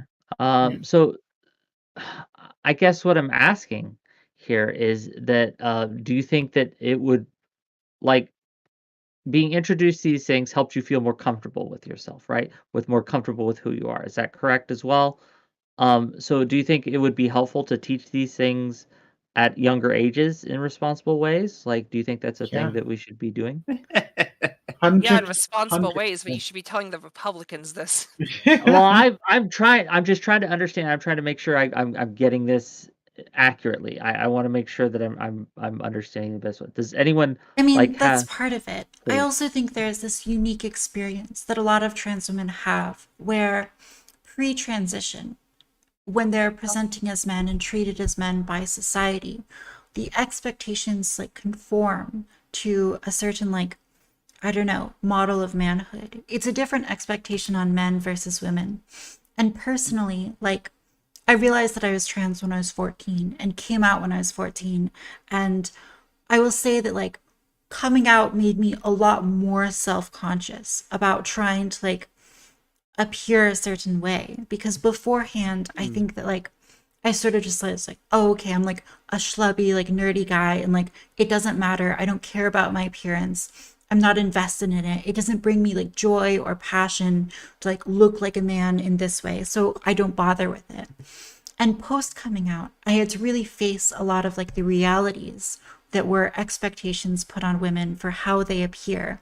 And like, like shaving your legs and whatnot, even if it's like not always the most comfortable thing to do, I feel like there's an expectation there that's on all women that I didn't have before, and that makes me feel sometimes self-conscious. So just as you're able to address dysphoria, you also are introduced to a lot more ways in which society makes women feel inadequate, and not feminine enough. Do you Yeah. so here's a question on that note. Is there like what do you think is the hardest part of presenting as female? Uh what was the most difficult thing for you to kind of adjust to? And it's just scary at first. Like I remember walking Yeah. down like the schools of my high school and being like, "Oh my God, this is happening! Like, what is going on? What am I doing?" And that was like Mhm. terrifying. And it honestly, like that didn't last super long. I think like you get very used to it. But for me, especially as someone who like deals with a lot of anxiety, it can just be like whenever I want to go out. Like, if I were thinking about going to the store to like pick up an essential item that I need for my apartment, part of my brain is like, oh, but people are going to see you and people are going to be like clocking you or trying to clock you. And that sort of psychological pressure, that fear of like people analyzing your appearance, I think it's really like a barrier to actually engaging with the world and feeling comfortable doing so. Yeah. Ninetales, If you I oh and oh Wine if Mom. If Wine sorry if you're I Mom can Wine Mom hasn't gotten a chance yet, so we're gonna let Wine okay, Mom go and then Ninetales. I'm just yeah, trying to sorry, add on my to mic Taft's wasn't point. That's working. all. Oh, your mic Uh wasn't working? Oh no. no, no, and I started to try and talk and then it didn't, so I got it to work thankfully. But I wanted to say that like I actually think I did have like a bit of a different experience than a lot of the people here. In it might have something to do with the fact of just my age being different or something along those lines. But I had all these signs that people would recognize today as something that might be like signifiers of me being trans as my earliest memories, like all of the like 3 to 5. Like if I were a kid today, I don't doubt for a second that I would have been recognized in that regard, but I really wasn't. So there I am in like 1986 and going on, as 3 years old and going on from that, not really having any words for who I was. And while everyone here sort of saw something and immediately was like, oh, that's me, what I saw, unfortunately, was more the dark side of it, right? So a lot of the representation that trans women had at that time were like the fucking Jerry Springers of the world. Yeah. And so the immediate like the outside of like one PBS special that I think I saw that was pretty sensationalist. My personal first exposure to trans women was as an object of ridicule. Can I ask, And like, as how long you've been transitioning? I started like about 8 years ago. Okay, so I Um, think we probably came out like close to the same time because for me it was like 7 years ago, um, mhm. and it was like before Caitlyn Jenner came out. I remember that being a really big thing I came out that week, so when she 'cause I- came I- out. Okay, yeah, I I was like, remember I when- even joked. I said I was like really mad that she came out the same week as me because it like took it away from me.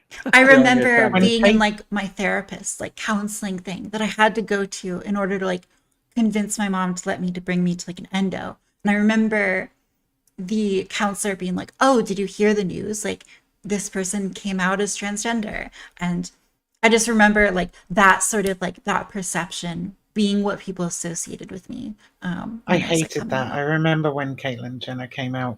I'd already been out a long time when Caitlyn Jenner came out, and I hated it. I absolutely hated it because of her. Her immediate appearances afterwards were not great. The press was not great. At the time, this was sort of about 2015, 2014, 2015 when she came out, right? The conversation around trans people was starting to heat up in the United Kingdom, and you all know how the fuck that turned out. It was Caitlyn Jenner coming out was one of the worst things, and I remember the trans community at the time going, "Oh my god, this is our representation now. What the fuck is going on? We're so screwed." She has terrible political takes. And she's a Republican. She is not our representation. I mean, it's very Well, difficult to find good we can trans say that. representation Well, it's very Well, it's- difficult to find good trans representation because they will only because platform trans women are the people who- crazy. okay. So there's But also, wait, there's they'll only platform people who agree with them, and it's so hard to find and when a trans woman who actually advocates for trans women gets some kind of public platform, they're instantly harassed and demonized to a ridiculous degree. You look at like Monroe Bergdorf and how she ended up like losing her job and everything immediately after. It's just it's awful. So you end up with the Miranda Yardleys and the Debbie Haytons and the Blair Whites and the Rose of Dawns and fucking Caitlyn Jenner. No, they're man Well, by- yeah, I mean, like they're culture is man by always going dog to stories. reward They're- people who are like more assimilationist, right? Yeah. Also and they're held also up on gonna a notice, pedestal by the right. The right wing says, "See, we're not against I trans wanna people. give, Even trans nine- people want to be right wing." Yeah, I want to give Yeah. Nine Tails a chance Relatable. As here, a, and as then a we'll go to Nine. fascist. Yeah, we'll give Nine Tails a chance here. Then we'll go to No Comment Chick, and then we'll just keep. Oh, and then I have another question actually, all along these same lines. But please, Yes, sorry for being so adamant. I was trying to build off of Tash's first point, and now we're into something that I don't even know if it applies to me because I started 3 years ago, and I'm starting to wonder if I'm the only person who started within 3 years but anyways, what I was gonna say, and Wick, I'm sorry, I know you're trying to give everyone a chance to do their stories, but this is what I was trying to avoid. But yeah, so when Tosh was talking about how how I think it was Taff who said it, that and then that reminded me of a dream I had last night, actually, conveniently enough, which I'm probably having it because I'm prepping for a debate tomorrow as well on the same subject. But it was the first dream where I was thinking about like me being a woman in a public space. I was buying sunglasses, which I should do, and it was the first time that I wasn't like uncomfortable in that dream. I was just like, okay, just be a woman. Just don't worry about it. Everyone sees you as a woman. That's all that matters. And that was really great. But then it made me realize that like up until this, like, first of all, it was actually really uncomfortable that like all I thought about in that dream was me being a woman. It's like I didn't think about anything else, like how awesome those sunglasses were. But like it made me realize that like your transition doesn't just stop at like hormones working and getting your surgery. It also is about being comfortable with yourself, like not like going from the point where like especially someone like me who started so late, going from like all the conditioning I did to myself for the most part to be a guy in everyone else's mind. First of all, getting rid of that, then starting all of these new habits and behaviors that I sort of had to teach myself also sort of came naturally. And then like after the past 2.5 years of just like drilling that into my head, now stop thinking about it. Just stop worrying about who you are and who people think you are. And I never really saw that part of my transition coming, where I'm going to have to like, first I fight myself in one way, and now I fight myself in the other. So the comment, I guess, to kind of say something that just came into my head here, like this worrying about how people see you and who you are. Like, I can understand that to an extent because obviously everyone worries about how people view them. But I have never had to worry about it from the stance of, do people see me as a man, right? Like, do people see me as my gender that I am presenting as? I've never really had to worry about that. And so I'm just trying to kind of understand, is this like a common thing that trans individuals? I would imagine it's so, but I It's just very common. Yeah. Yeah, I mean, it like I'd is. say like almost near universal to like worry about. Most this. trans sorry, women, validation is important to them, which is one of the most frustrating things about being trans, especially when you first start out. When you find out that you're trans, you immediately want to get your name changed, get on HRT, get the F on your birth certificate and license. You want to get the surgeries that, gender reaffirming surgeries. You want to do all that, and you can't. You have to wait and bite the bullet, and it's so aggravating. Some people have to wait till their hair grows out. Uh, and some people have it easier than others. And even for someone like me that didn't have a really rocky road, it was still a pain in the ass. It was a lot of time, grief, and money.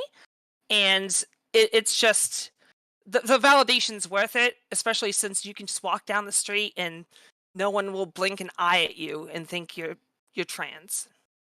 That's Yeah, right. Wick, I it remember sounds having like- to stop trans. No, Oh, go ahead. I remember I had to stop transitioning for a hot minute because I couldn't afford estradiol anymore because it was too damn expensive, and they were asking a fucking king's ransom for it. And so, I paused transitioning. Like my worst fear. Wick, what you were kind of trying to ask about, it almost sounded like you're interrogating the difference between passing and not passing in a cis normative space, right? And like what we really are asking is like, what's the difference, right? How are we treated differently? A cis person wouldn't necessarily know this or be expected to know this, but yeah, there's a huge difference in how you get treated as passing as quote unquote, being taken for a cis woman versus being identified as, any kind of trans person, even though most cis people are not like, they're not horrible. They're not transphobic. They're not trying to bite your head off or like make fun of you or anything like that. But there is a different way in which we're treated. And that's all on the subconscious level for the most part, unless you're in an actual transphobic place with an actual overtly transphobic person. But we do notice the difference. And psychologically, it is so much easier to deal in a place where you're just taken as a person, because once you are put in that trans space, your identity is politicized. And living in that politicized identity is a very tough space. Some people are stuck in that space for other reasons rather than being trans too, right? But like, like having experienced a little bit of that, oh my gosh, it's overwhelming. It's How can you overwhelming. I don't know tell? how to- Like, what's the difference? Like, how do people treat you differently?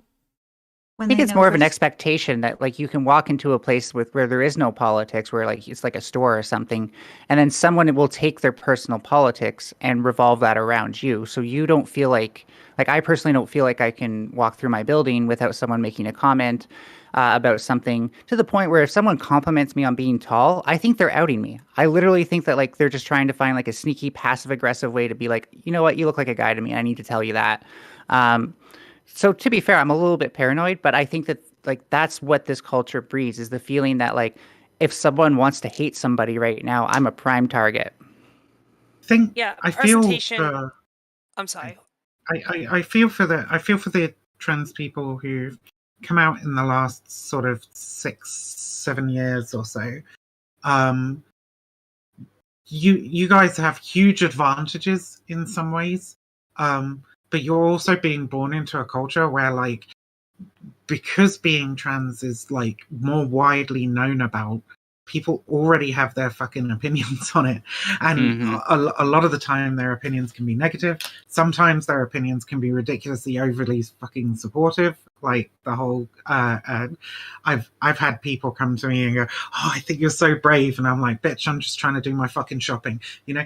And it's like People I have, just like, want to let you stopped know that while I you're support shopping? you. Yeah, I've had that 2 or 3 times now. The first time was actually in Starbucks. I wasn't doing shopping. I was just trying to fucking drink some hot chocolate.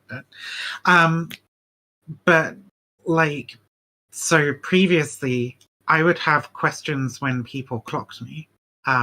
Like 7 years ago, I would have questions when people clocked me. But the questions would be like just straight out of ignorance and curiosity without any necessary malice, unless they were like straight up homophobes. They would just call you the F slur and threaten to beat you up or whatever. But the vast majority of people would just be like, "Oh, why do you do that? Like, why do you dress up like a girl? Like, is that?" And you could, and you know, you could generally dismiss them with some very like simple answers and not get involved in a deep conversation. But now everybody has an opinion and they want to like voice that opinion on you, and it can make you feel very, very, makes me at least here in the UK feel very, very unsafe, because a lot of the time that opinion's not a good one. Yeah. So can I ask you a question based on that? So as someone who would have honest, legitimate questions, is there a better way for them to approach it? Like, Probably not I in understand that it. Starbucks. Say one more time? Maybe not when we're just like trying to go about our business. Like, if you want to know about trans people, there are so many great like trans advocacy organizations, people talking about trans issues on the internet, fucking random streamers and what have you, who have made it their job and vocation to educate people on the topic. You don't need to approach some random trans person that you don't even know, like, with this stuff. I think for me, and or sorry, continue. Oh, I was going to say, and yeah, while we appreciate the support or whatever, the greatest support you can give us is probably just like Don't not be weird about it. Yeah, not going, oh, you're a trans person. Let me tell you how much I love trans stuff. Just like treat the trans person, you know, as you would any other cis person of the same gender. Yeah. I would shout out very quickly. Bryn Tannehill has a very good book that is aimed at explaining trans experiences to cis people, called "Everything You Ever Wanted or You Wanted to Know About Trans," and that would be like a decent place to start if somebody is like eager to understand it and doesn't mind reading something as long as a book. I mean, I think Can I the just other point out thing the to other end of understand- this? Can I, just really quick, just because to keep it. I don't know if you're going to Sure. change the subject. If not, No, then continue. I guess. Like I've been hit on multiple times by people who clearly knew I was trans and was into that, and it goes to my ego. But then the second part is like, just because I'm trans doesn't mean you could like hitting on me is suddenly fine over like it being harassment for a cis woman. Like there's a point where you cross the line and it's the exact same. And I think a lot of people think that like, oh, trans women want validation, I should just hit on them all the time when I see them. And that's not it. Because like even after a point, it's like this person seems like they're only doing this because I'm trans. And I don't know, like if someone was only into me because I'm trans, I wouldn't see them as like viable for a long-term relationship. So I actually wouldn't be that into them. So I want it's people to be into me for me. Yeah. You'd have to wonder if they're a chaser or something, if they're hitting Exactly. on you. Yeah. And don't we love our chasers, Oh folks? damn, we gotta have a The only chaser chaser I conversation. want is No, we're not. something We're after not. I drink a shot of whiskey. That's right. That's what it is. Does anybody think? Sorry, if Wick wants to redirect, that's fine. But I was just wondering. I should remind people Taff also wants to talk. So just right. I feel bad for cutting her off. No, go. You do I mean, I that think first. one thing to No. understand is that there's like, because trans can include both people with dysphoria and without dysphoria, there's an extraordinary difference between these two experiences and like the needs of different trans people depending on their status with gender identity disorder. And so like on this panel, my impression is that everyone here experiences dysphoria, but the category also includes like a great number of people who don't, and their experience is going to be really different. Like for me, dysphoria as like a motivating force has been something that's like always like haunted my life and like massively prevented my ability to engage with things because like I just have such intensely negative feelings about my body. You know, and I've had like breakdowns and like, you know, a lot of tears have been shed. And I think if being trans for you is something that's more about like, you know, just sort of changing your presentation, but it doesn't actually cause you a great deal of suffering when you present one way or the other, that lack of suffering is just going to change your perspective as well. So I think that like because the category includes lots of different people, that's something to keep in mind. That is frustrating.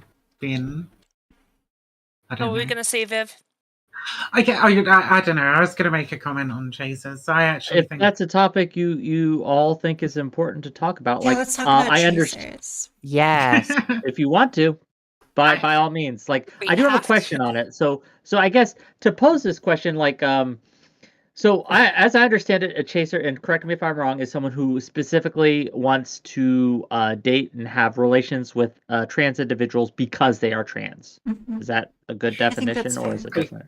that's the problem, isn't it? I don't That's know pretty if there accurate. is a Is it date and have relationships, or is it just bang? fuck. Yeah, I think it's I don't know if both. there is a good I think definition of the important chaser. thing is they want to do either A or B or both because we're trans, and that's the main priority to them. You know, whether they want to date or fuck us, if their only reasoning is because we're trans and they like trans women, then that would be a chaser to me. So I guess one of the questions I would have on this is like, if a woman just wanted me for my luxurious beard, for example, I wouldn't have that big of a Well, problem it's with not it. just But that, what's Rick, because the like I think that if a woman wanted you for your beard, in the same way that like a lot of chasers want trans women, I think that there's this like perception that chasers like only want you for a specific feature. But I think if you talk to most of the men who are interested in trans women, it's more like they're aroused by this specific feature, but then like they're also aroused by other parts of you and interested in, if they're interested in dating, they're going to be interested in dating for other reasons. So I think an analogy is more like if a woman were interested in your beard and that was like a conversation starter, but they were also interested in you for other reasons. Well, I mean, that doesn't even seem like a chaser to me.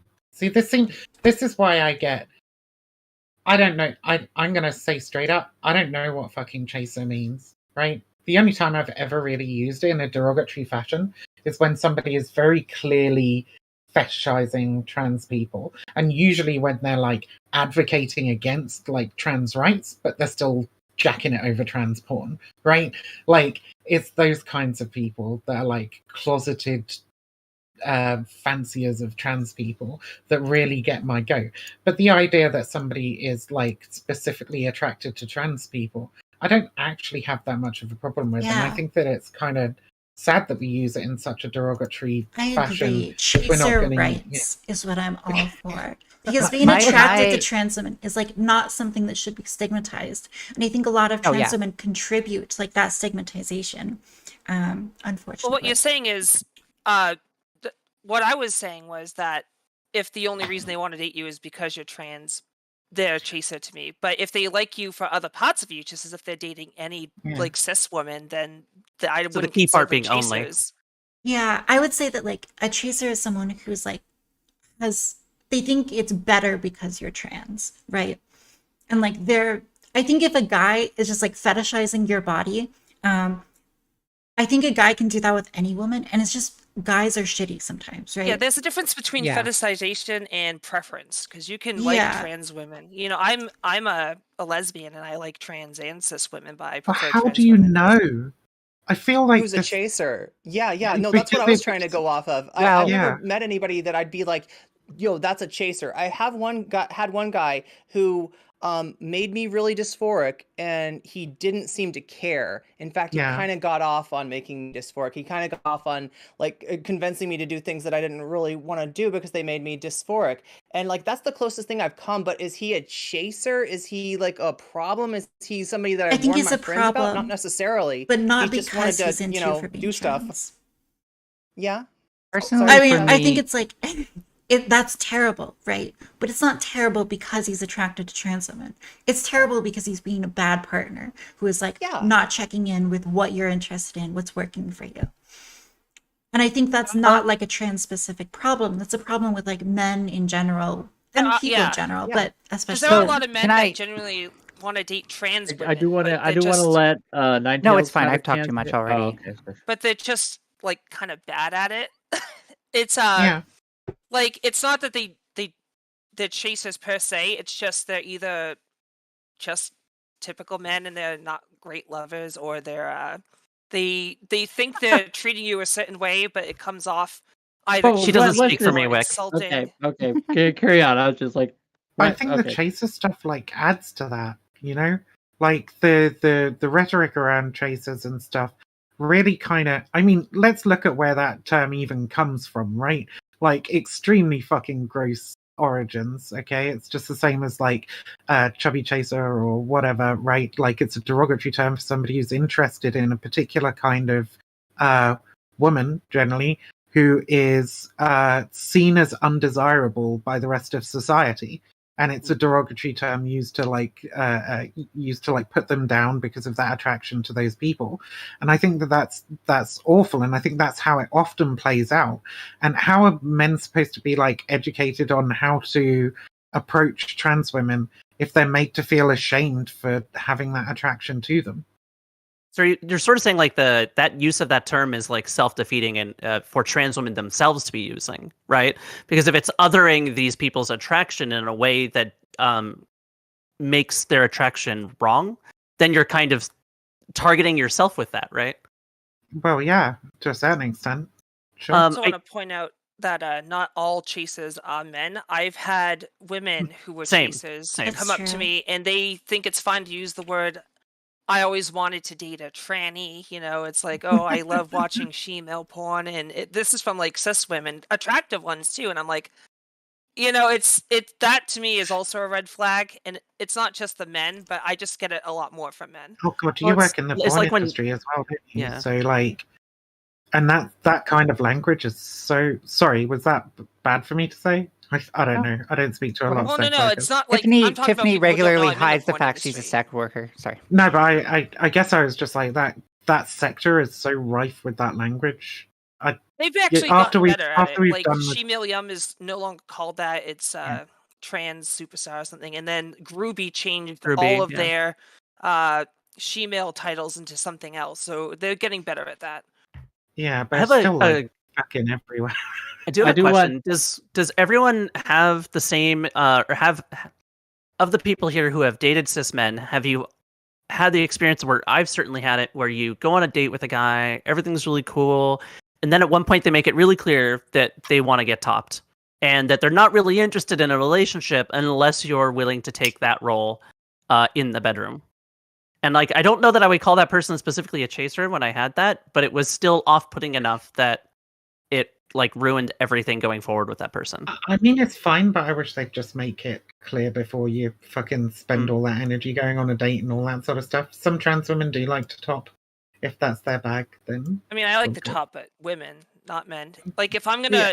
have sex with a man, I want a bottom. You know, I'm the woman. I want to, you know, feel feminine, and it's reaffirming. I'm sure a lot of trans women feel that way. But if I top men, it just feels wrong to me, and I don't like it. But if I top yeah. cis women, it's fine because it's like a built-in strap-on, and they can wear a strap-on too. It's like lesbian play, so I don't find it as big a deal. Well, So as a this goes back switch, to what I Ninetales really- said. Yeah, like Can I sorry. actually just clarify on some things Yeah. real quick? I use the word chaser just to be like someone who, you know, wouldn't be attracted to me as a woman.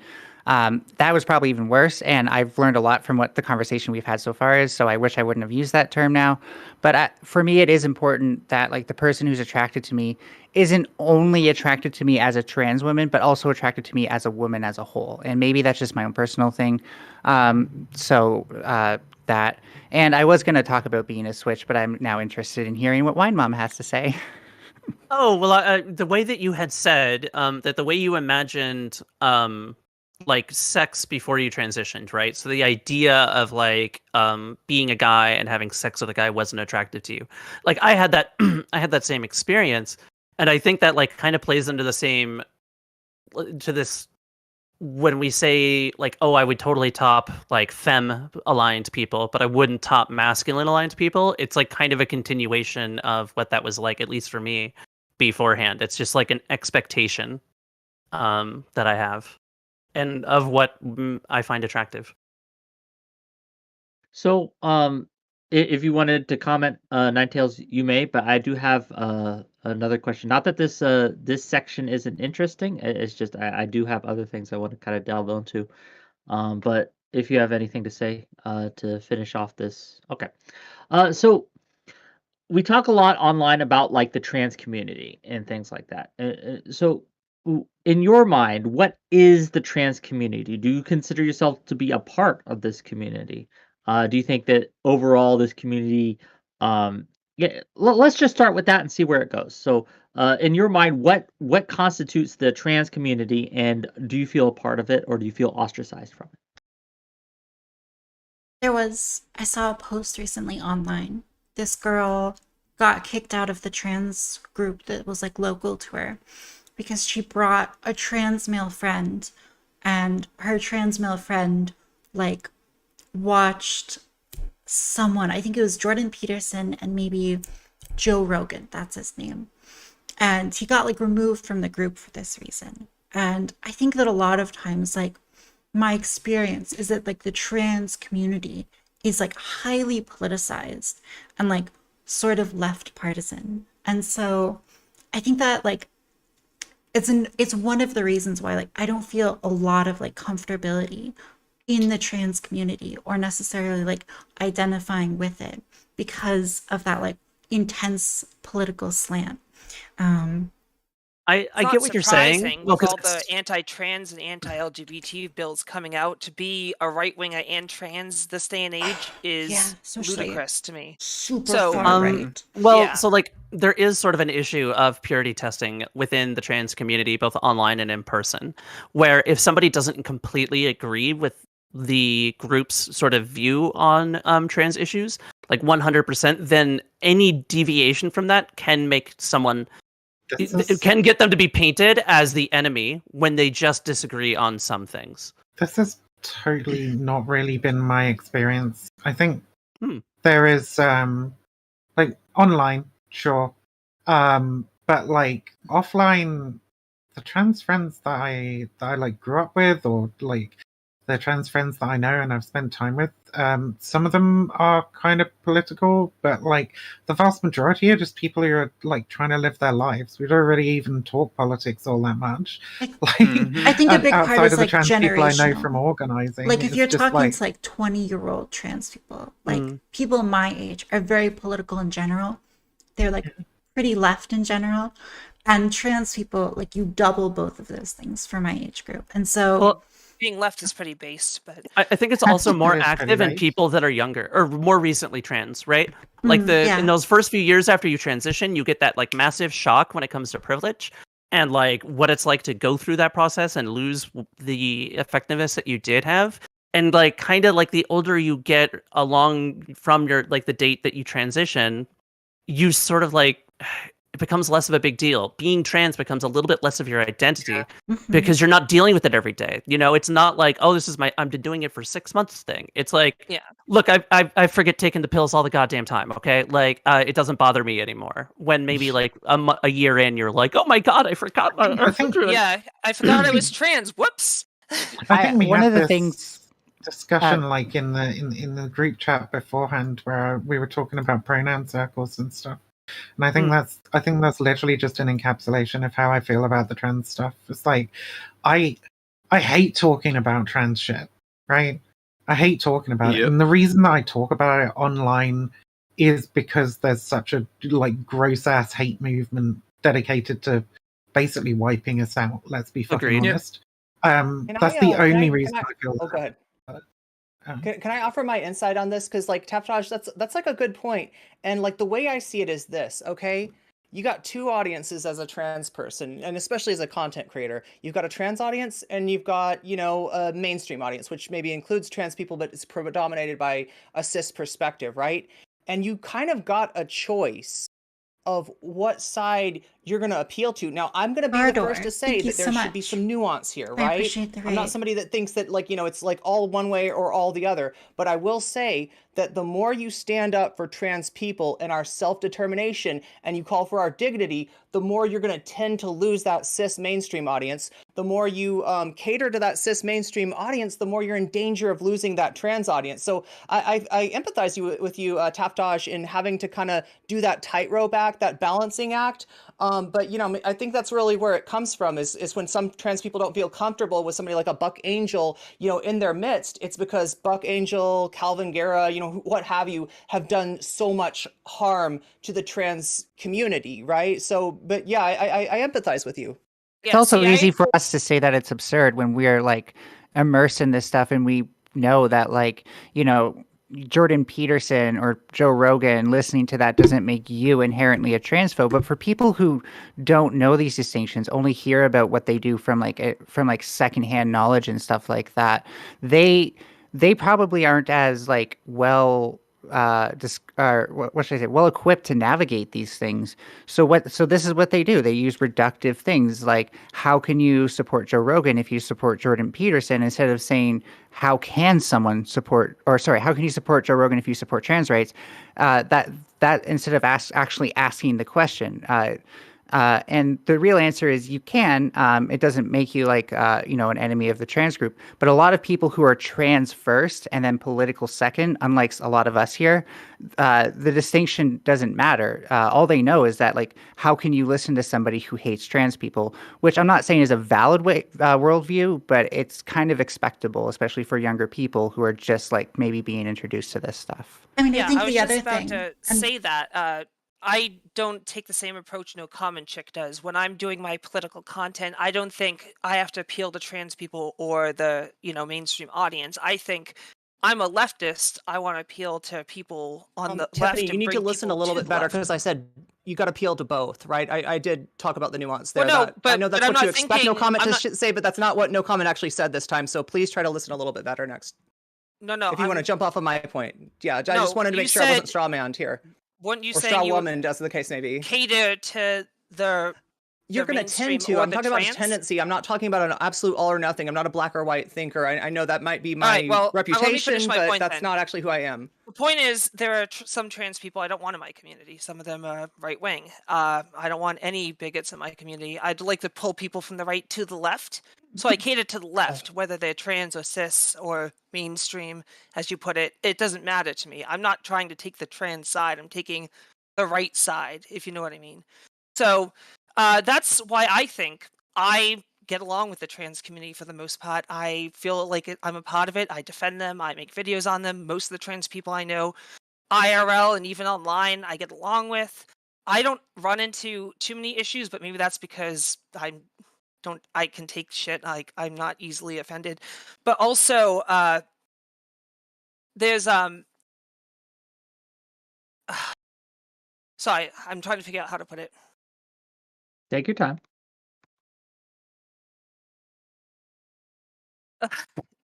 Now's our chance. Everyone talk over Tiffany. Yeah, if you want to talk over me while I think, because I had it on Okay. the tip of my tongue. I mean, just while you lost think, it. let me know when you want back in. But I believe Tapdadge had something to say, and Dr. K, if you have things to say, please feel free, jump in. Yeah, I'm notable for being the one here who probably passes the worst, and like I have probably the most divergent views here, so I'm probably gonna keep it a little on the DL. What do you mean Whatever you feel divergent most comfortable views? with, please. Tapdadge, please. I mean, I think that, like, this is an experience that is, again, like, not necessarily unique to the trans community. Whatever, like, minority group that you exist in, a lot of times you can be made to feel like not a part of the community because you don't have a certain kind of politics. There's this black conservative guy, his name is Coleman Hughes, or he's like maybe more just like moderate. And he talks about how he gets like comments from black people telling him that he's like not really black or not really like part of the movement, whatever.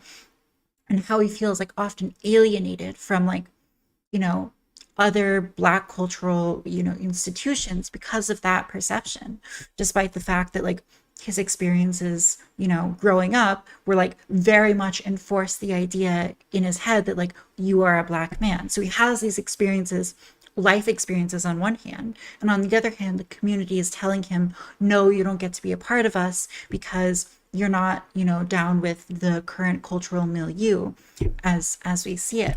And so I think that, like, again, it's not necessarily unique to trans people, but it's definitely something that a lot of times you're going to experience if you disagree with like the current zeitgeist and what people are generally saying.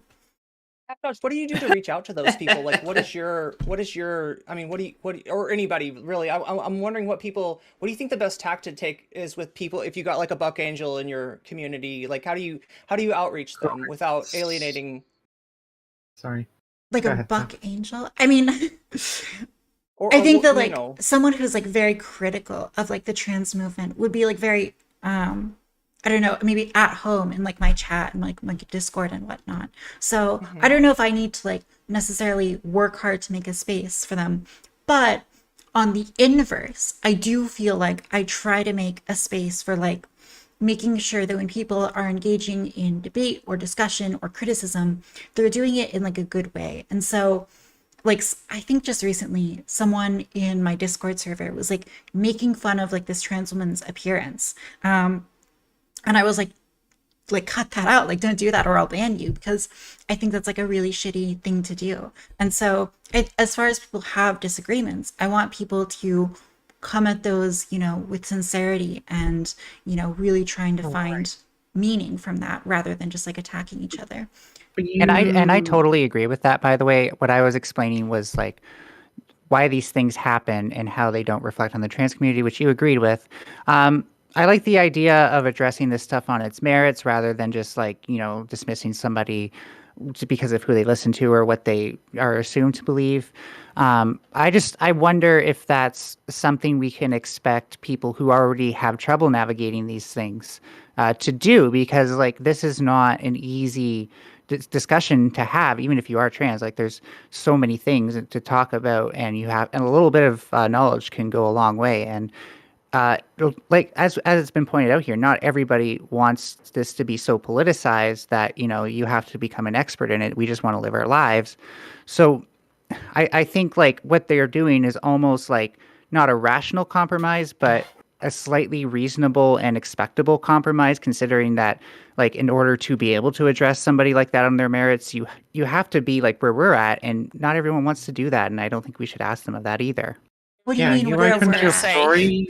You opened your story with somebody who'd been like ostracized from their local trans community for like basically being a bit of a Joe Roganite shitter, and Or like just that's a having problem, a yeah. friend who was a I Joe just don't- Roganite I just watcher, don't- to be specific. Like they weren't kinda even the remember what I was person gonna who was say. watching him.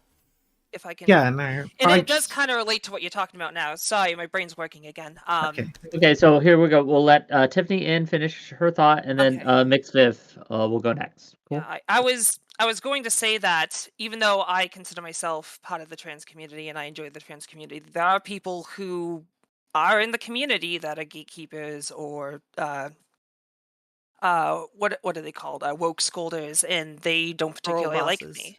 Yeah, and they don't particularly like me. But the thing is, I still feel part of the community, even if they don't think I am part of the community, because I don't have to cater to them. And this is like a hot take. People give me shit for this, but they're already on my side. A lot of these people are already leftists, and they want the same rights, and they fight for the same causes I do. So if they don't like how I do things, it doesn't really matter because I don't have to pull them in. So I feel comfortable, like just, you know, not appeasing them and just doing what I do to bring more people to the left and, you know, spread trans rights and all that fun stuff. So Mix, then Dr. K. Vivian. Vivian, sorry.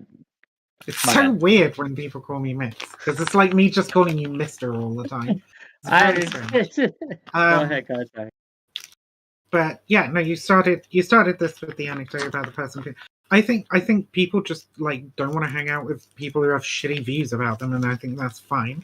I don't think that this is like an ejection from the trans community either. Like, Blair White is a part of the trans community. Buck Angel's a part of the trans community because they're fucking trans, and their experiences and whatever like are trans experiences, right? What they're not a part of is the trans liberatory movement, right? And I think it's perfectly reasonable to say, hey, these people have views that are like antithetical to the rights of their trans siblings, and we don't want to hang out with them because there's no benefit there for us. Why the fuck would we do that? Like, it's just awful hanging out with people who are like fucking horrible to you. If you want to be let's drag people over to my side, I want to talk to the TERFs and the trans meds and the true scum and try and convince them kind of person, that's your decision. I'm not saying you shouldn't do that. You shouldn't reach out to those kinds of people. Go right ahead, right? But like the expectation that or even the denigration of people for saying I don't want to hang out with those kinds of people, I'd have to say I object pretty strongly to. I think you should be able to choose not to fucking hang around with those people if you don't want to. I mean, I think the problem is that like there's this sort of conversation where we say like right wing, and like Vivian, she was talking about like extermination of trans people. And I think that like when you have someone who like watches Joe Rogan or Jordan Peterson or whatever, I think that like knowing that they watch these creators and like maybe enjoy some of the things they say, I think extrapolating that out to be like, oh, they want to exterminate me and other trans people is pretty unfair. It wouldn't be enough for me to say that about them. Plenty of people watch Joe Rogan and have never seen a single thing he said on trans people. Right, exactly. Yeah, So it's fun.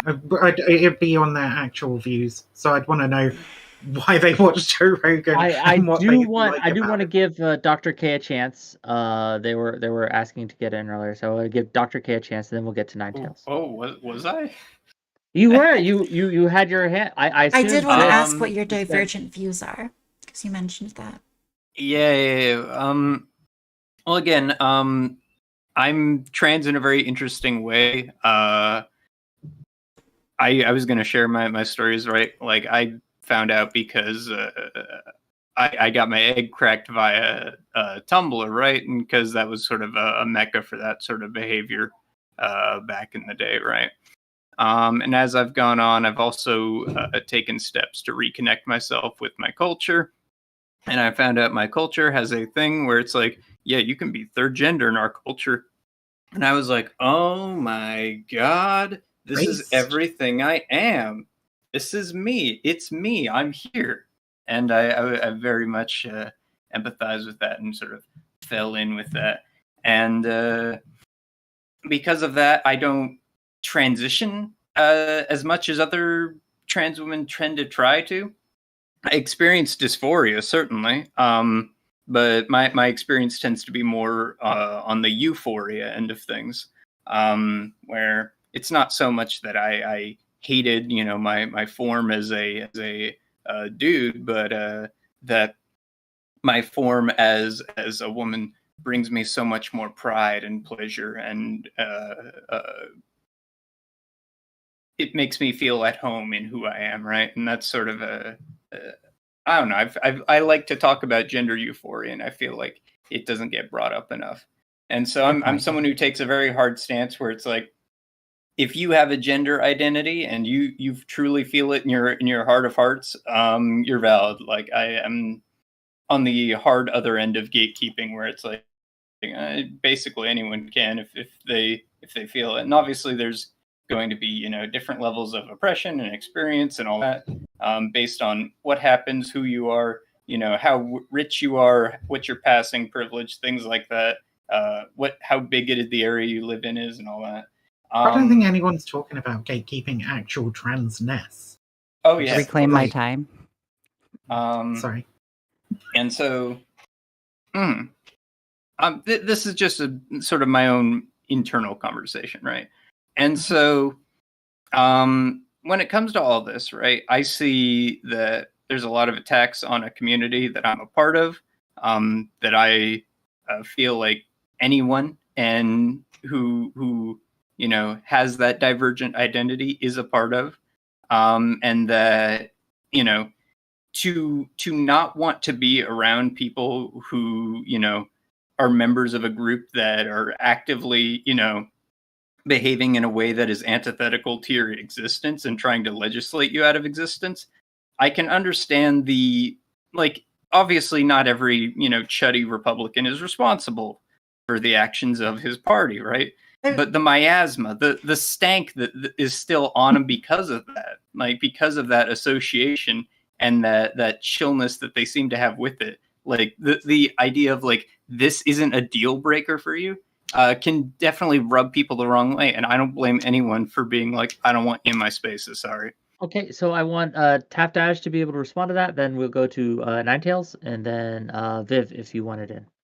I guess on a less contentious topic, the euphoria piece, I think, is an interesting discussion. I want to ask about like your experience of euphoria. Would you say that like you have? I would say that like when I experience things that some people describe as euphoria, what it for me really is like a lifting of like negative emotions and me like returning to like a baseline. And I would experience that like positive uplift emotion. I would describe that as like the absence of dysphoria. But I wonder if your experience of euphoria doesn't feel like you're lifting to a baseline that like other people, cis people are naturally at, but rather you're being like elevated from the baseline Above what's it that cis exactly. people are. Interesting. That just sounds lovely. I can count the amount of times that I've felt something like that in my life on probably one hand, maybe two at a stretch. I don't know. Yeah, it's got to be. It sounds very different from my experience. Bearing my This soul is for a going to second. sound very strange. Oh, no. But there is an Arnold Schwarzenegger clip, right? Yeah. It's a great one. It's absolutely fucking hilarious, right? Where he's talking about he's being interviewed and they ask him like, what's it like, you know, lifting all these weights all the time and stuff, right? And he's like, oh, it feels great, man, right? And he's a terrible impression, but you know, he's like I'm it feels like I'm getting the feeling of coming all the time. And it's like, I wouldn't go that far, not by a long stretch, right? But like this sort of state that I've put my body into puts me in a state where I am almost always feeling like this sort of elevation and this sort of like I've got a great strength, a great armor on me, and that I'm safe from many things now because of it. So for you, being trans is like having access to like a drug you could like administer to yourself. No. It's like no. This isn't a drug. This is a dreamlike state. This is like. I don't mean in like the sense Buddha that it's like getting heroin, heightened. where it's like gonna kill you. I just mean that like it elevates you, like a nice drug. Again, I would just like High that is on certainly gender. a way. That is certainly a way you can frame it, right? But I wouldn't put it like that, though, right? Would you Is say it that just feels good to be yourself? exactly? It's like this is my natural state, right? But I feel like it's not like I'm getting back to my natural state. I feel like everyone in this world is a little bit miserable with the state of you know, their expression of things and things like that. And this just brings me one step closer to being back at the baseline we're supposed to be at. Right? In humanity in general. I want to give Ninetales a Exactly. chance to get in here. So Ninetales, please. I mean, I had a lot to say, but it's going to sound like I hate this dysphoria or euphoria conversation at this point. So the moment seems to have passed because, yeah. Apologies. Well, this is a thing that a lot of people have questions on, I guess, because this isn't something I've been exposed to before. I've never heard it described the way Dr. K is describing it, at least. So it's new to me. And it sounds, and I don't mean this to come off condescending, but it sounds spiritual, a very spiritual kind of thing. There's a level of spirituality to it, certainly. Okay. Not So for me.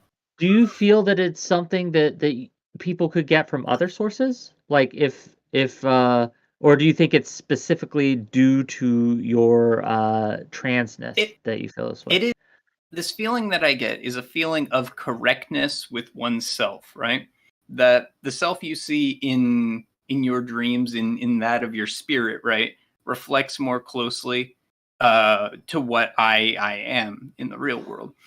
Can people get this through other means? I mean, maybe. Everyone's got sort of their own journey they're going on. This is the way that works for me, though, right?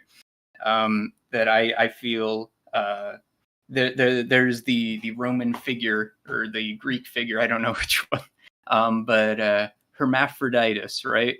And I feel like I am. It's not like some shit where I'm like I literally am, but it feels like I am a sort of cultural descendant, at sort of as it were, of what she is supposed to represent.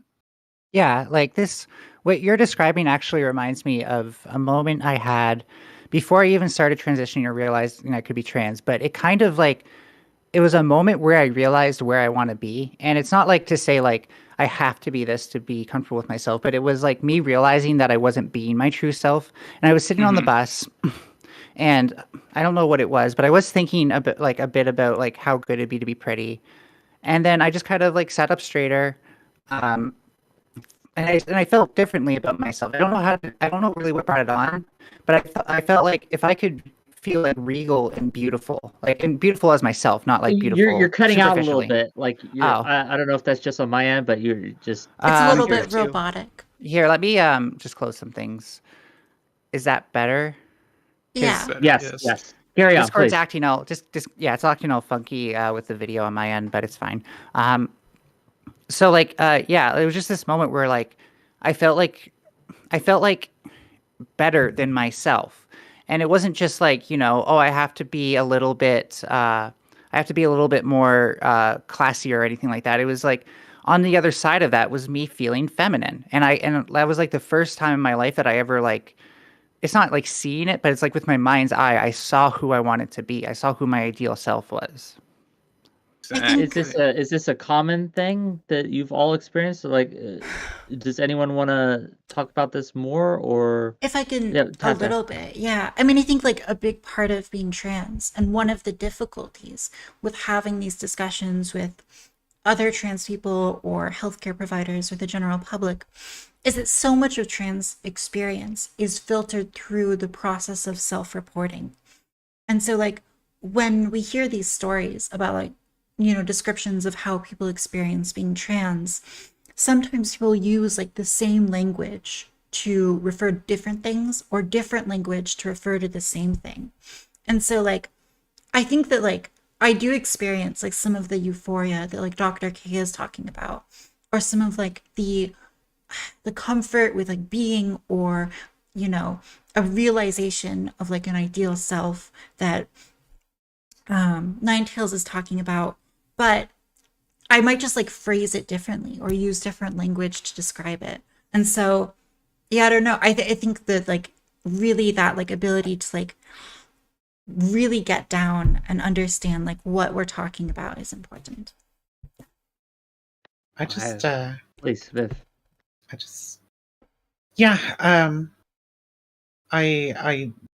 the whole gender euphoria thing, I guess I've never really gotten, but then like due to various circumstances and the UK being a fucking hellhole, I've only really been on like hormones for about 3 months in total in my whole life, and not now. That was a long time ago now.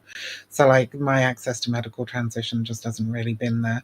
And so I guess I've never really like I said, I can count those instances where I've like gone, yeah, no, I feel 100% like me, and feel great about it. Like I can count those probably on one hand. Most of them while I was a little bit younger as well, and it was easier for me to pass when I was younger.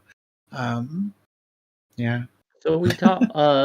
You had your hand up, Tiffany. But Yeah. before I allow you go, I do have a follow up question, I guess. For the people, and I'll let you address it first if you'd like. So you mentioned you haven't been on hormones for a lot, if at all, Vivian. And so I'm wondering, yeah. do we think that that's a necessary step to achieve this euphoria for What? or is it could it be for Oh, some I people and not for mean, others? How like I'm just trying to I understand here. I can't speak for anybody else. Only my own experience. All I know is that dysphoria has been a constant companion for me throughout my entire life, and I've yet I'm yet to be I'm yet to have found the things that can entirely alleviate that. Okay. Tiffany, you had something to say? Yeah, I can't speak for every trans woman, obviously, but I might include myself and a lot of other trans women that I know. A lot of us will go back and forth between euphoria and dysphoria. There are days where I wake up and I think I'm like hot shit and that, I can just go out and bang anyone. And then there are other days I wake up and I think I'm the ugliest, worst looking woman in the world. And uh, it's a constant struggle, and I just try to keep it more on the euphoric side than the dysphoric. And if I feel dysphoric, I try to identify why and then fix it. But sometimes it's hard to identify why, and sometimes once you identify it, it's not something you can just fix. So I feel like a lot of trans women struggle with that. But what are some ways that you all have, and this is a question for not just Stephanie but for the panel itself, is when you do feel these experiences, these feelings of dysphoria, these feelings of not fitting in, what kind of coping mechanisms have you used that have been maybe Uh, not entirely successful, but successful in the Dolling moment? yourself up, getting out of the house, maybe going on a date, something like that. And anything that preoccupies your mind and makes you feel better about yourself and validates you as a woman. That's what I would do.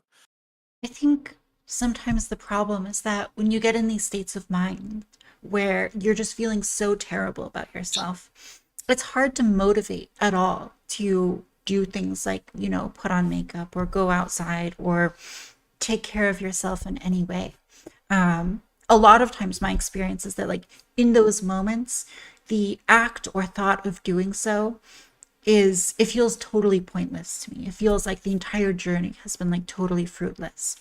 And it's really hard to summon that motivation. So sometimes it's just like it's a matter of waiting for like whatever brain chemistry is going on that's put me at like a low enough baseline that my environment is pushing me into depression.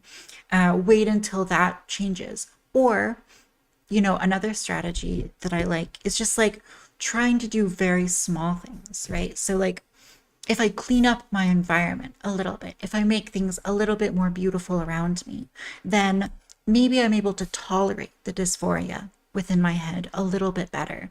And I'm not necessarily removing the dysphoria itself, but I'm allowing myself the energy to address that dysphoria later. So I think that like for me, the approach has always been like addressing what I can in small ways and just building on that continually until my environment is like such that there's enough or there's like few enough stressors that I can deal with waves of dysphoria when they come.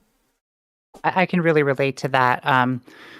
As a guy, I hardly wanted to take care of myself. I was actually like hardly keeping my place together and doing any of the basic stuff adults do. And to get food, I was dumpster diving. Although, to be fair, that was based because there was a lot of wasted food, and it's crappy that stuff gets wasted. But really, like, it wasn't until I saw myself as a woman that I was like, wow, I really want to take care of myself. I want to have a nice, beautiful, clean place that makes me feel beautiful. And it was the only time in my life that really mattered to me, even like just like self-improvement. And looking back on it, I don't think I ever would have gotten out of the hole I was in as a guy, like just the poverty and the homelessness. And, but like as a female now, like, or woman, I should say, it's a lot stronger to like. Don't say female. It's fine. No, I'm being biologically correct. No, I fuck just that. Femoid. I don't want to. Yeah. Femoid. It's biologically correct to say female. But yeah, I just don't want to start debates. That's all. Can I take another direction with this? Like, so, Sure. I'm not necessarily speaking for myself right now, but I've had a lot of experience in the course of coming out, and I can remember, especially early on, when I had a lot less confidence about how I was perceived in public, when I had a lot more social anxiety about, just people looking at me, are they like wondering about my gender, right? a lot of times what I would do is instead of taking it and like dolling myself up and looking really cute, I would throw on a big hoodie and like jeans and try to look as like androgynous and just amorphous as I possibly could. And yeah, this goes out to all the boy emoters out there. You're valid. I know I joke a lot, but yeah, I mean, this is like a way that people deal with that kind of stress, is to kind of put themselves in this place where, I don't know, maybe they feel like you try to be like a wallflower, but yeah, you know what I mean, like the hoodie and the, you know what I mean, it's like it's the uniform, right? And Just don't look at me. that's a Yeah. valid way to deal with it too. Although, like, you know, like you might have complicated feelings, right, about it. You might want to do something different later on. But yeah, it's how like for school, for work, for all these things that you got to do. You know, sometimes you end up kind of going the other way and de-emphasize, looking like you're not trying to appear too feminine, and then getting really happy when somebody you know, calls you ma'am anyway, right? So that's another route. I do that too on days where I don't feel like I can put the energy into it, but I still have to do something where people are going to see me. It's not like I can really like hide my figure or breast anymore at this point, except for like in the winter when I don't have to take my coat off. But like, basically, it's just like whatever. If they see me as a guy, then they see me as a guy. But I'm not going to like, you know, like do a half-ass job and then give them something to laugh at. I like, just to put it generally, but not like, I don't think that directly. It's just like, it's my way of giving them no power. Whereas I feel like, and I know this is weird to say, but I feel like when I put on makeup and stuff like that, there's more on the line. And I don't know if anyone else ever feels that way. Can I say thank the fucking Lord for masks, and like, obviously pandemic terrible. But the fact that I can now have days where I don't have to shave really just gussies me up quite a bit. Like, genuinely, I kind of love wearing masks on that ground. I don't think I've shaved my legs either, or like anything since like 2021. Oh, mine are atrocious right now. Don't get me started. There's a reason you only see shoulder up. But like that's also another point about hormones, is like before them I just really hated my legs because the hair was so thick and it just stood out so badly. But now I have little femme hairs and it doesn't like. Taff, did you not like that? Oh no, I just realized that my mic was muted. Oh, okay. And I like spoke but now yeah. now I have like little femme leg hair. So like if someone sees that I have leg hair, it doesn't feel nearly as outing. So like it's funny because like I thought it would be about getting like these very superficial features that I saw as being like get like the secondary sex characteristics for women, but there were a lot of things I did not expect. And it's funny how much more powerful it was than I expected it to be. And I think that's a lot of reason why people get euphoria, is because like you go into this and you do kind of expect, yeah, I'm just going to be a normal woman, you know, maybe it'd be nice if people don't notice me kind of thing. And I can just like slide under the radar and, you know, do what I do.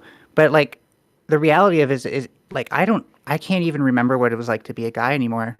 Like I remember some things about it. I have memories from it, of course, but like for me to like emulate the processes that I had in my brain as a guy are just, they're not there. I can't even relate to my former self anymore.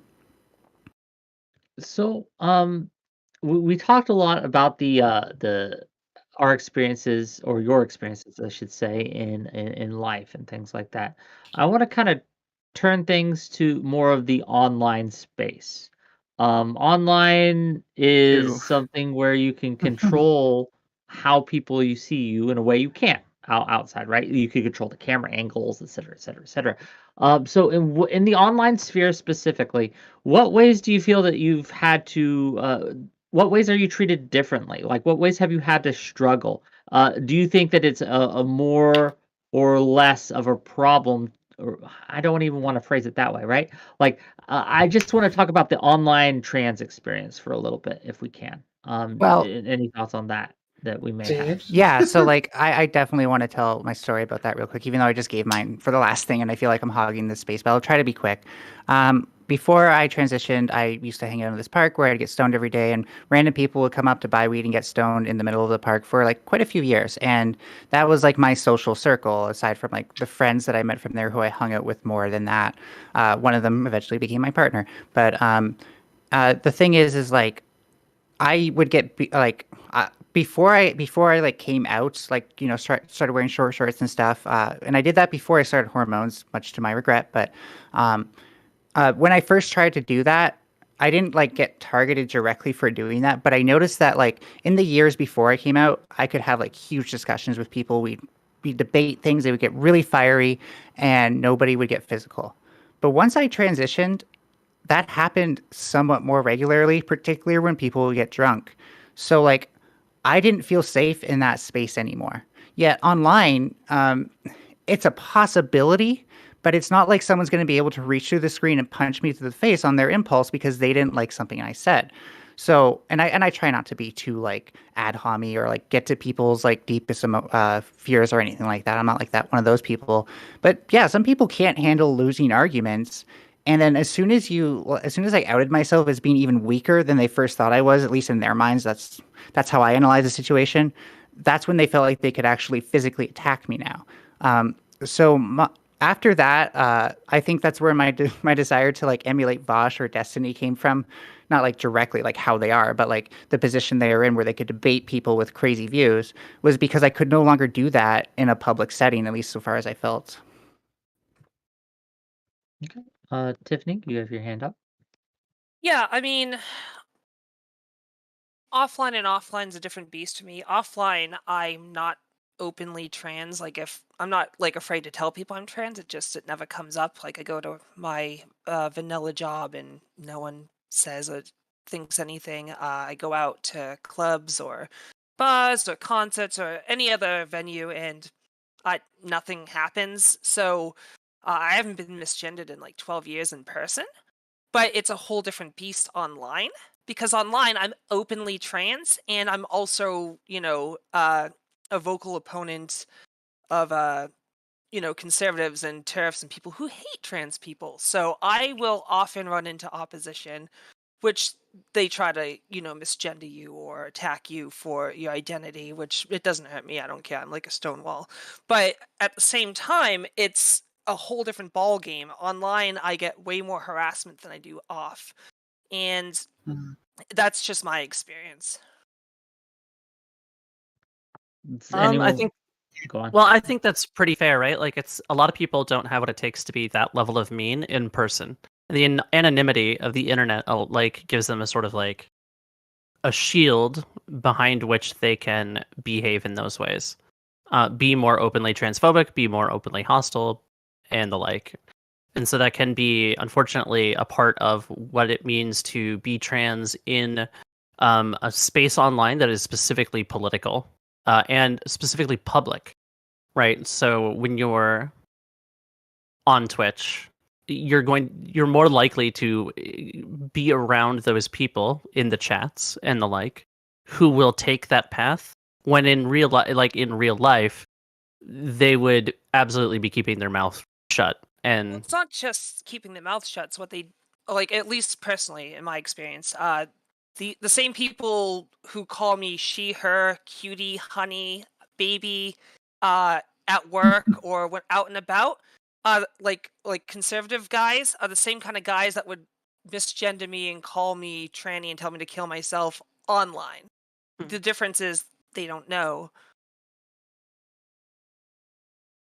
Okay. I guess one of the things I'm trying to understand, I guess, here is because I think everyone gets hate on the internet. That's a thing that everyone, if you put out a view and people don't like, How many death threats you got this week, Rick? that's where I'm going with this. How many people you had tell you that they want to rape you with a shotgun? That's where I'm going with this. Vivian. That's what I'm saying so that's my point, right? Is that Yeah. like the nature and the intensity of the hatred that trans people get on the internet. Like, I really fucking hate. I'm sorry if I came out the gate a bit aggressive there, but I really fucking hate it when people say shit like, "Oh, everybody gets hate on the internet." Because what you class as hate is just somebody calling you a tosspot, right? Or going, "Oh man, Wick had such a shit take. What a dickhead," right? Whereas, like, for a trans person as a public-facing figure, okay, and even when I'm not involved in any controversy at all, I recognize that I can be a controversial figure sometimes. Okay, What? I will have several messages in my inbox a week, right? From people who are like shitting on me literally just for being trans and offering me the most horrific fucking abuse and death threats and shit. You don't get that kind of hate just for being a dude, right? Like that doesn't it doesn't exist. I'm sorry, I've never seen it. Maybe there is some kind of massive misandrist movement out there mailing every not dude that I fucking know hate. of. But Can I like, latch on to something Ninetales said? Please. In terms. Oh, sorry. Did I, Vivian? Were you done? I said, oh, no, Oh, I wasn't. we're in actually. different But places fuck where you are. Okay, anyway. fuck So yeah, I wanted to latch on to something that Ninetales said, right? And here's where it comes in, okay? And it's a complicated thing because I think this is how it works. There's like a code of honor among guys, all right? Now, some of you guys you're kind of over it. You kind of know it's bullshit, but sometimes you fall back into it anyway because it's just unconscious and it's everywhere. It's in the air you breathe. It's in the food you eat. It's in the water you drink, right? It's everywhere. So what will happen is when you lose a debate to another cis guy, I mean, that's going to happen. You're going to take your W's, you're going to take your L's. If you're a debate bro, hopefully you're going to take more W's than L's and keep your momentum rolling and keep your community strong and make them feel powerful and that you're powerful and all that stuff. That's how, debate streams work. But if you lose to a woman in a debate, that's maybe a little bit more embarrassing. That's maybe a little bit harder to take, right? And what I see from a lot of male streamers, not all male streamers, is a tendency to cope. When they lose to a woman, when they lose to a trans person, when they lose to somebody that's like somehow like, unconsciously beneath them, they can't let it happen. So they've got to go into the whole drama cycle and they have to disqualify the person, say, yeah, maybe I looked bad there, but that's actually because this person is a, whatever, what have you, right? And there's a ton of things that trans people have been called. Usually they're tropes. You get called like a sexual, whatever, sexual harasser, has been used against certain trans women recently, groomer, or mentally ill, fucking mentally ill, violent, pedophile. whatever. Yeah. And so Delusional's that's a the common tendency. one. That's why we can't just have debates with them, because it's like if we win, we're in trouble. Like, right? A lot of these dudes are gonna want to cope, and they're not gonna fucking let it go. And they do have the power. They do have the platforms to absolutely crush us. I think I can point to my numbers as an example of that, right? So without getting too deep into anything, because I don't want to bring anything from a year ago. But yeah, no, it's they can hurt us a lot more than they realize. And I think that with that anger that comes at taking an L from somebody that you perceive as kind of, too beneath you to really deliver that L, then, you get, and I'm not going to talk any more about specifics, but I think we all know what I'm talking about. I think we've all seen something similar, happen in the debate sphere, right? So can I talk about a different aspect of like the online thing, for me at least? I say one thing for 5 seconds. Sure, go. Hashtag control destiny. Oh, yeah. I don't know who that Let's is. make that happen. But so for me, there's a couple of things about going online. Online, there's a huge trans community. It's really nice. I get to advocate for the people that I care about. But you're also inundated with like insane fucking news about trans people and an insane amount of hate just generally about trans people, right? That you just see floating in the ether, and that affects you. But one of the things that really, really made me feel kind of alienated is I've always tried to like pay attention to like what goes on in the United States, and especially generally like the Anglophone world as regards to trans rights, because we have the unique ability through our shared language to be able to advocate for each other in a more effective way than we could advocate for a country that speaks a majority different language. And the I am putting anyone specific on blast here, but the absolute lack of any kind of fucking solidarity from Americans towards British trans people was one of the most alienating things for me. I felt for a significant portion of time like I was just screaming into the fucking void about how bad things were getting over here, and about how the same kind of rhetoric is going to be sort of duplicated and magnified in the United States in a very particular American way. And it's not going to stop me like being extraordinarily upset and talking about all the awful things that are happening in the United States right now. But it does feel like the majority of American people who focus on trans rights only seem to give a fuck about America, whereas everybody else has to give a fuck about America and their own country. So on that No, when it comes to international trans issues and things like that, and looking beyond our own borders and things like that, are there any specific online platforms or groups that deal with that kind of thing that you can kind of point us to? What international advocacy groups? Yes, yes. I mean, geez. um, if you're just talking about organizations, obviously you have like WPATH and there's various like international trans orgs, but I was more just talking about like the way the trans community seems to operate online. It's very American centric, you know. Yeah, no, okay, I think I understand that. And it's incredibly frustrating, you know, because the same thing that happened to the same thing that happened when they removed hormones from kids in Texas and in Alabama and in some other places now as well, I believe. Like that happened to us like a year ago here in the United Kingdom. Thankfully, that decision's been reversed now. Real great work by the Good Law Project. But like, you know, we were the British trans people were like talking about it, but we don't have that much of a platform online, frankly. Like on Twitch, like we don't. Yeah, I know people are going to be like, "Lol, Britbonger, lol," but like, yeah, I mean, at least in terms like compared to the American sphere, it's all American news, you know. And I think that like trying to, if Americans had engaged with and listened to what was going on in the UK a little bit earlier, I think they'd be a lot more prepared for what's going on now, because it was very, very obvious where it was going to go. Plus, it was your guys that came over here and fucking did it to us anyway. It was the Heritage Foundation and American evangelicals that were funding TERF groups here in the United Kingdom that, like, you know, helped kickstart the hate campaign around the Gender Recognition Act reform. Although to be By the way, fair, I guys, think you. I'm gonna To be get going. fair, So Oh, yeah, if you I've want an outro real quick, I'll give you space to give an outro, tell people who you are, where they can find you, just real quick if you want to. Taftage on screen. Definitely follow me if you're interested. Yeah, thanks for the conversation, guys. It's hour Thank you for 45 being minutes, so Yeah. gonna head out. Bye, everybody. Bye-bye. Fun stuff, guys. I am going to heat up some food, and then we will prepare for Hippy Dippy. So I will be back.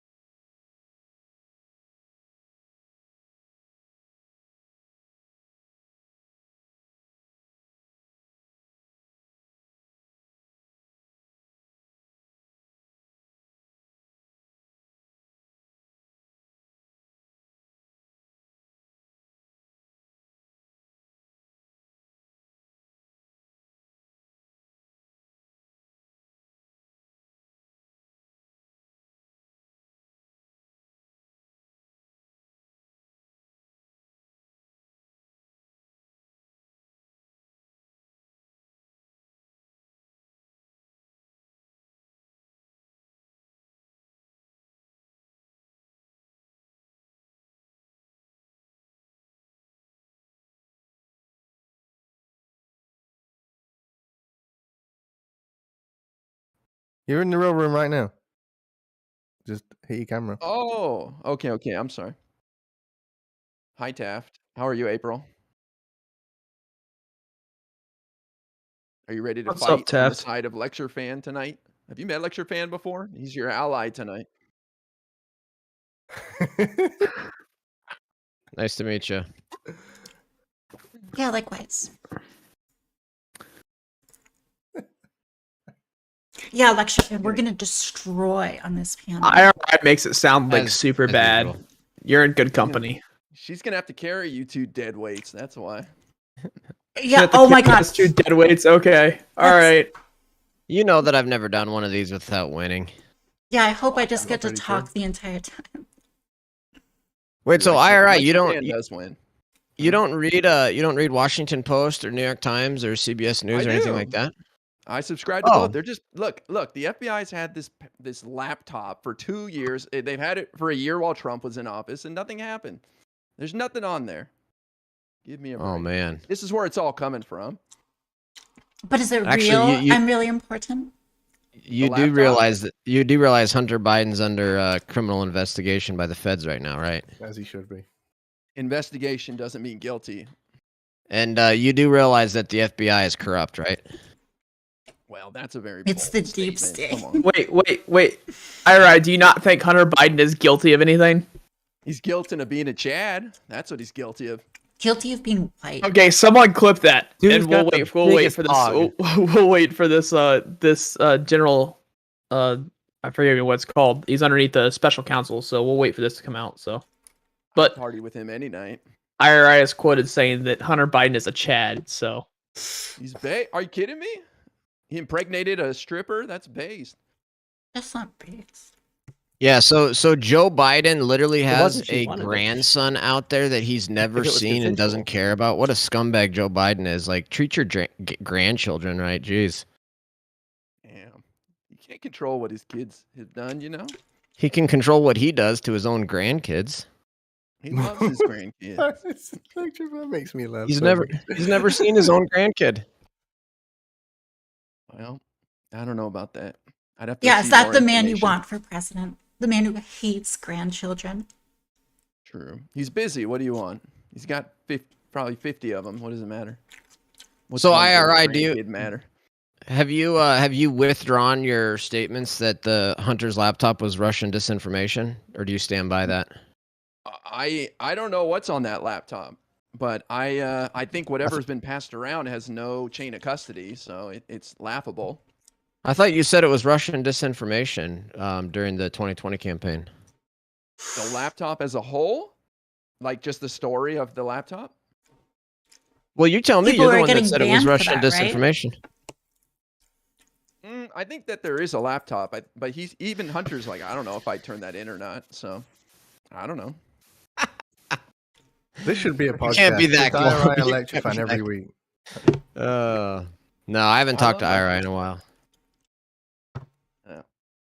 Lecture Fan's the only person who pays attention to the news. Sorry, Sprout. True. okay. Too busy playing soldier. The hard news. The hard news. Too busy playing soldier. Playing soldier. All right, we'll play with that if you want to, I guess. Oh dear, it's getting spicy before we start. We're 2 minutes away. We're waiting for Vosh and Connor.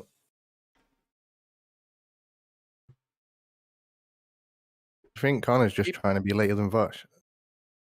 Someone in my chat April- said smoking crack and banging strippers makes you a Chad. Noted.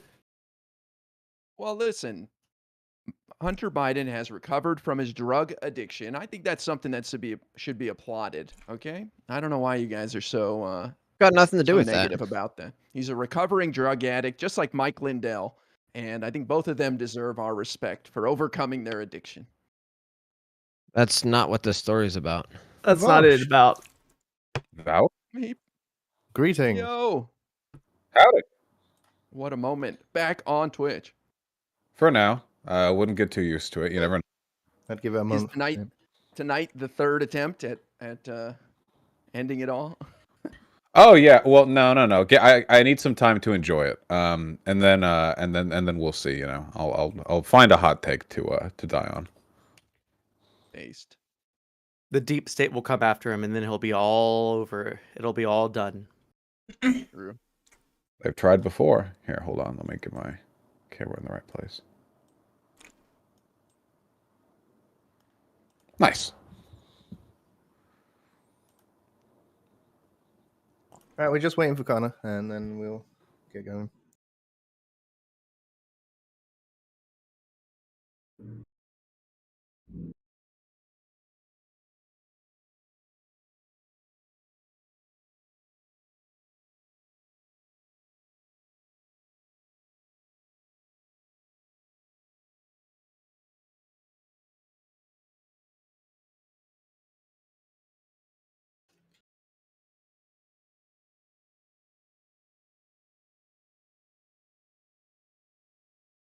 Is that me typing? That's me typing. Sorry.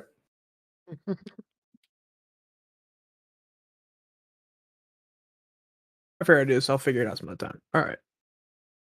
Try to figure out how to set it to where Windows will separate windows vertically. Windows doesn't like to do that, so I'll figure it out some other time.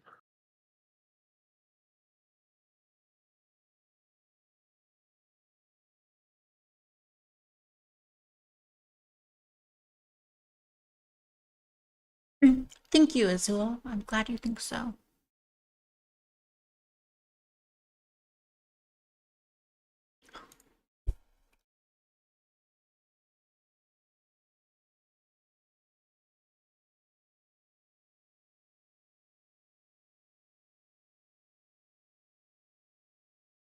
Yo, are you trolling with that sweatshirt, or are you for real?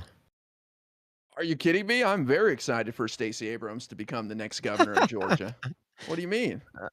Well, you sound even more excited than you were when you faked being excited about Joe Biden. Oh, come on. I love Joe Biden. What is wrong No, with you? you don't. You're faking it. Wow. You're the only person who doesn't believe my excitement for these people. I don't know why. Who do you think I like Joe Who do you think Biden. I'm excited for? Yeah, even Bosch likes Biden. Yeah, I'm very enthusiastic about him. He's my favorite politician ever. No, nobody is. It's all lies. Oh, how do you Biden know is what's so going on in my famous. head? Sorry, James's face. Oh, fucking, I got Based, wait, based like freebase? Based on a true story, No. I think. I He's don't- kicking ass right now. He's going to Even the sail the media, election.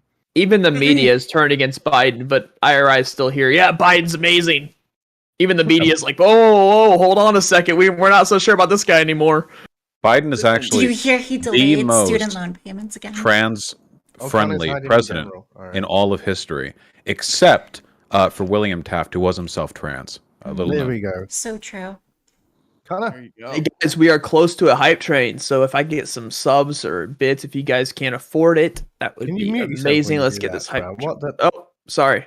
What am I supposed to do? I'm I was I'm fucking my own muted. thing. Thought I was Come on, fucking muted, okay? So Use your cringe. prime on Fuck you. Sprout. Bosch. Yeah, Help the I young thought lad Sprout out. was hitting us up for subs. No, I was hitting my chat up, but you know, fuck you guys, all right? Thought I was Sound fucking bad. muted. I thought that was fucking that shit. muted, okay, Danabo, shut the fuck up. That's it. That's No, that now shit I'm like where here. you go to the office and then Susie from accounting's like, "Hey, my daughter's Okay. in Girl Scouts and selling cookies." Just take 10 your cameras. No. Oh shit. Well, you don't like fucking Girl Scout cookies. What's wrong with you, man? I do, but I'm based. I buy them from the Girl Scouts who set up outside the grocery store at like 9 in the morning who know I'm all high. What? You don't like your accountant Susie or whatever the fuck her name was? You don't like that chick? Nah.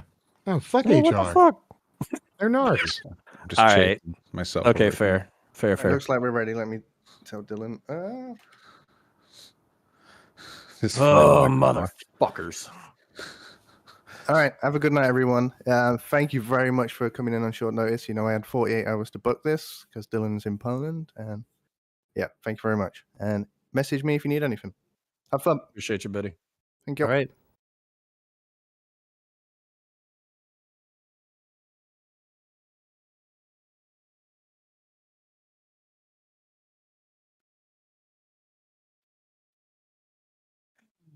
Uh,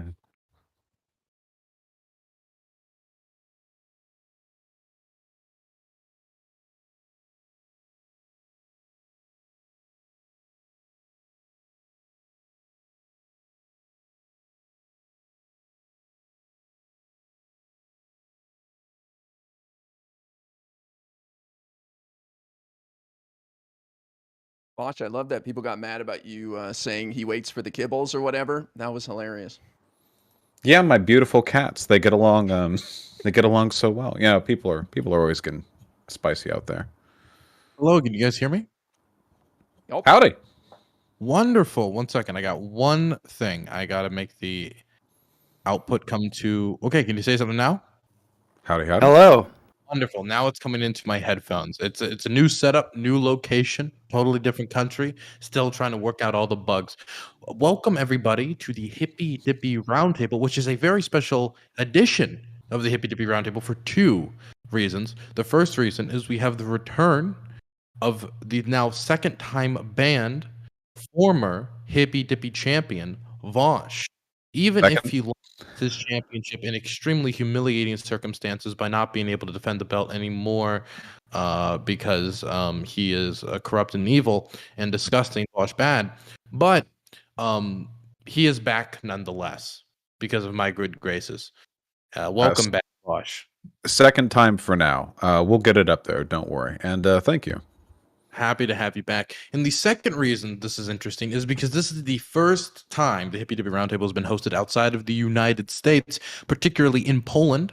I am near the Polish-Ukrainian border in Lublin, and possibly can't get into much detail. Possibly there might be one in Ukraine in the future. Who knows? Going to be very interesting couple of weeks. Happy to have you all here today for this very special edition of the Hippy Dippy Roundtable. And I know you all know the rules, so this should be smooth sailing all around. So I'm just going to start this by throwing it over to my lovely Warhammer 40k loving friend, Counterpoints. God damn, you're going to start with me? So, my name is Connor. I run an excellent YouTube channel named Counterpoints. I identify as centrist and center right. Based off of today's Twitter, I feel really fucking right-wing right about now. But that's nobody else's problem. So, yeah, if you want to check that shit out, then type in Counterpoints, common spelling. And as Dylan mentioned, I do love Warhammer 40,000.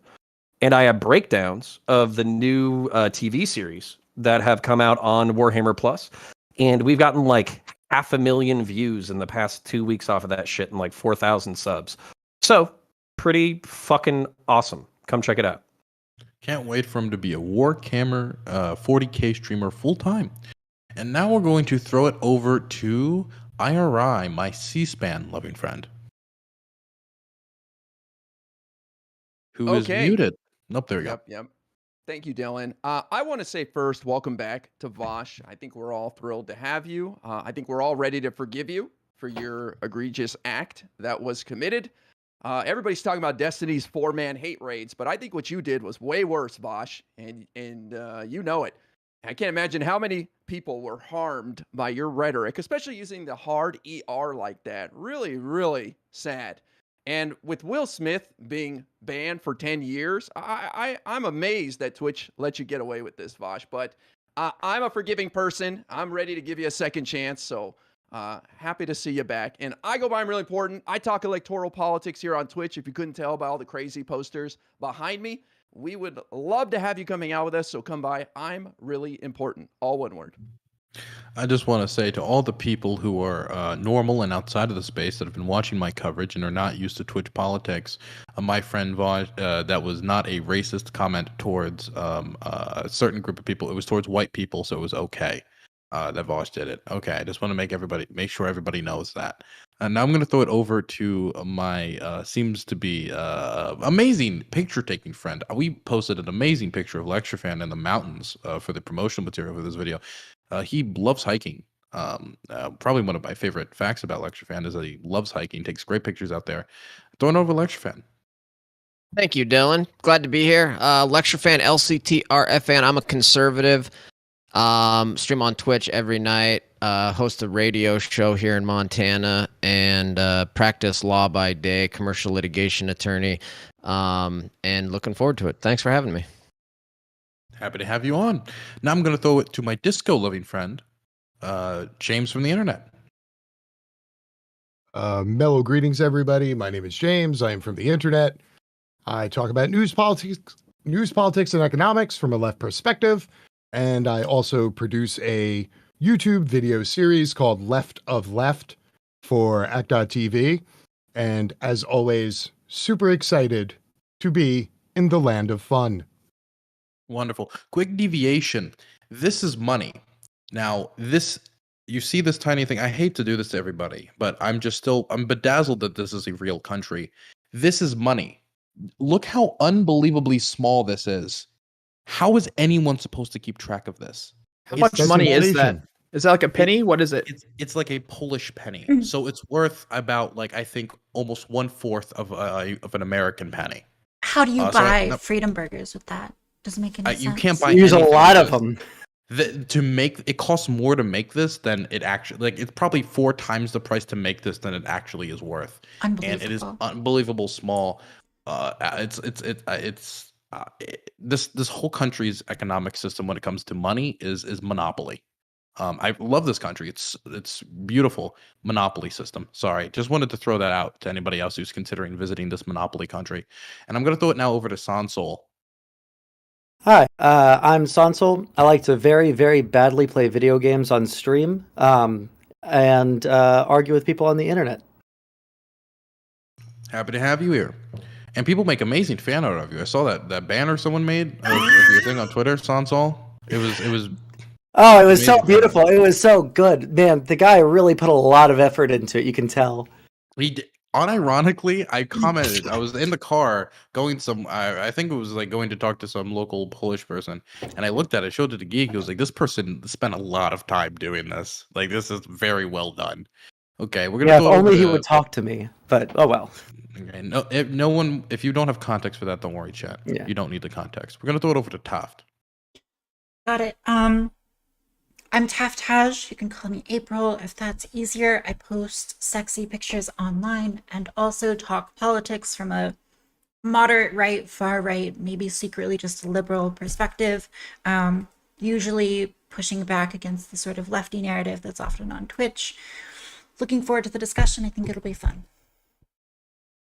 Excited to have you back. Now we're gonna throw it over to Sprouticus. I am the Sprouticus. You can find me at twitch.tv/thesprouticus, twitter.com/thesprouticus. My YouTube is a mouthful, so I'm waiting to figure that out. But anyways, besides that, I'm a constitutionalist conservative and excited for the discussion tonight. Happy to have you. And finally, my good friend Irish Laddie. It's a pleasure to be back on this fine platform, if it can be called that. I am a anarcho-NATOist, a staunch defender for the abolition of all hierarchies, except for military alliances between members of the Western hegemon. Very consistent ideology. Anyway, very happy to be here. Happy to have you here. And speaking of NATO and the Western hegemony, let's start with the first topic, which is going to be, should we send more weapons to Ukraine? We've already sent a lot of javelins. We've sent some Soviet reserves. We've sent a decent amount of goodies to Ukrainians. The question is, should we send more? Are we doing enough? But before we do that, I just want to go over the rules quick. I'm just going to go through it quick because most of you know the rules. Hey, everybody, don't break Twitch TOS. Don't drop any slurs here. Do that on your own time. Don't do it here, please. Besides that, don't go after people's immutable characteristics. I don't want anybody going after somebody else for immutable characteristics. I would really appreciate that, unless they're Italian. Next rule. The next rule is, when I'm talking, you're not talking. So if I'm talking, I'm just trying to moderate. I'm not going to come in here randomly and just start dropping elbows and start making points. I'm here to be the guide to the conversation. This isn't a fanatic panel. This is a Dylan Burns panel. I think that's everything. Yeah, I'm pretty sure that's everything. Oh, also, the notepad system is going to be kind of difficult tonight because I only have this laptop. So I'll try to do the notepad system, but if it's a little scuffed, it's a little scuffed. If you don't know what that is, if you can't get into the conversation, raise your hand. I'll try to write your name down, and I'll bring it over to you eventually. Use it as a last resort, not a first resort. And if I've written your name down, it's going to take a while to get around to you. Don't expect it to be snappy. It could take upwards of 20 minutes. So, okay. Is that everything? Oh, Counter, you got a question? Oh, nope. Counter's just bullying me and making my job difficult, as he always does. I appreciate that, Counter. Okay, now let's go into the first question. Should we be sending more weapons to Ukraine? I'm going to start with James from the internet. Yeah, I'm going to go with the surprising left position of sure, why the fuck not? In for a penny, in for a pound. I mean, like, we can't put the toothpaste back in the tube. We're already, churning and burning the military industrial complex, just pumping out fucking missiles as fast as we can 24/7, packing them into fucking FedEx box because, shipping them halfway across the planet. I mean, we're already in on this course of action. If we just stopped sending them weapons now, it doesn't make us any, less culpable, or depending on who you are, less rigorous in the application of more freedom across the planet. But it makes no difference if we stop now. So fuck it, let's keep going. Wonderful. Now I'm going to throw it over to Lecture Fan. Well, the problem with these types of questions always is this isolated question of should we send more? Well, you can't really analyze a foreign policy question like this without really looking at the big picture and the entire thing. So the real question is, like, should we completely scrap the Biden foreign policy and Democrat foreign policy, longstanding foreign policy that got us into this situation in the first place? Yes, we should. We would never be here if Trump was president. We would never be here if we had a Ronald Reagan style peace through strength foreign policy. So this whole trick that leftists do, it's like Democrats come into office, get us into this horrible spot with this leftist foreign policy, and then they're like, oh, well, what should we do now? Should we do this? Should we do this? It's like, well, we would never be here if we didn't have all of your garbage foreign policy to begin with. So yeah, we should. And Biden is ridiculous for not supporting sending the MiGs to Ukraine and not doing more to help Ukraine. But the reality is that there's problems with the Biden foreign policy, left, down, up, right, center, you name it. And that's what got us here is Biden's weakness and his pathetic obsession with global warming. That's a huge part of this. And, yeah, we need to totally revamp the foreign policy. We should never be here in the first place. Okay. Now I'm going to throw it over to Vaj. Okay. Yeah, I'm fully in favor of having more weapons sent over. As far as I'm concerned, this really is arsenal of democracy stuff. Russia is an authoritarian fascist government. Ukraine, while far from a perfect government, is not. I think it is defensible in every respect to contribute. I do not think that it meaningfully increases the likelihood of Russian aggression outside of Ukraine. In fact, I think it decreases it. The more problems Russia faces in Ukraine, the less likely they are to pursue military aggression as a future strategy. And I think it's the morally right thing to do. I think the Ukrainian people are the victims of this conflict, and that arming them against Russian aggression is the best way to, in the long term, prevent great violence against them. Okay, now I'm going to throw it over to Sowell.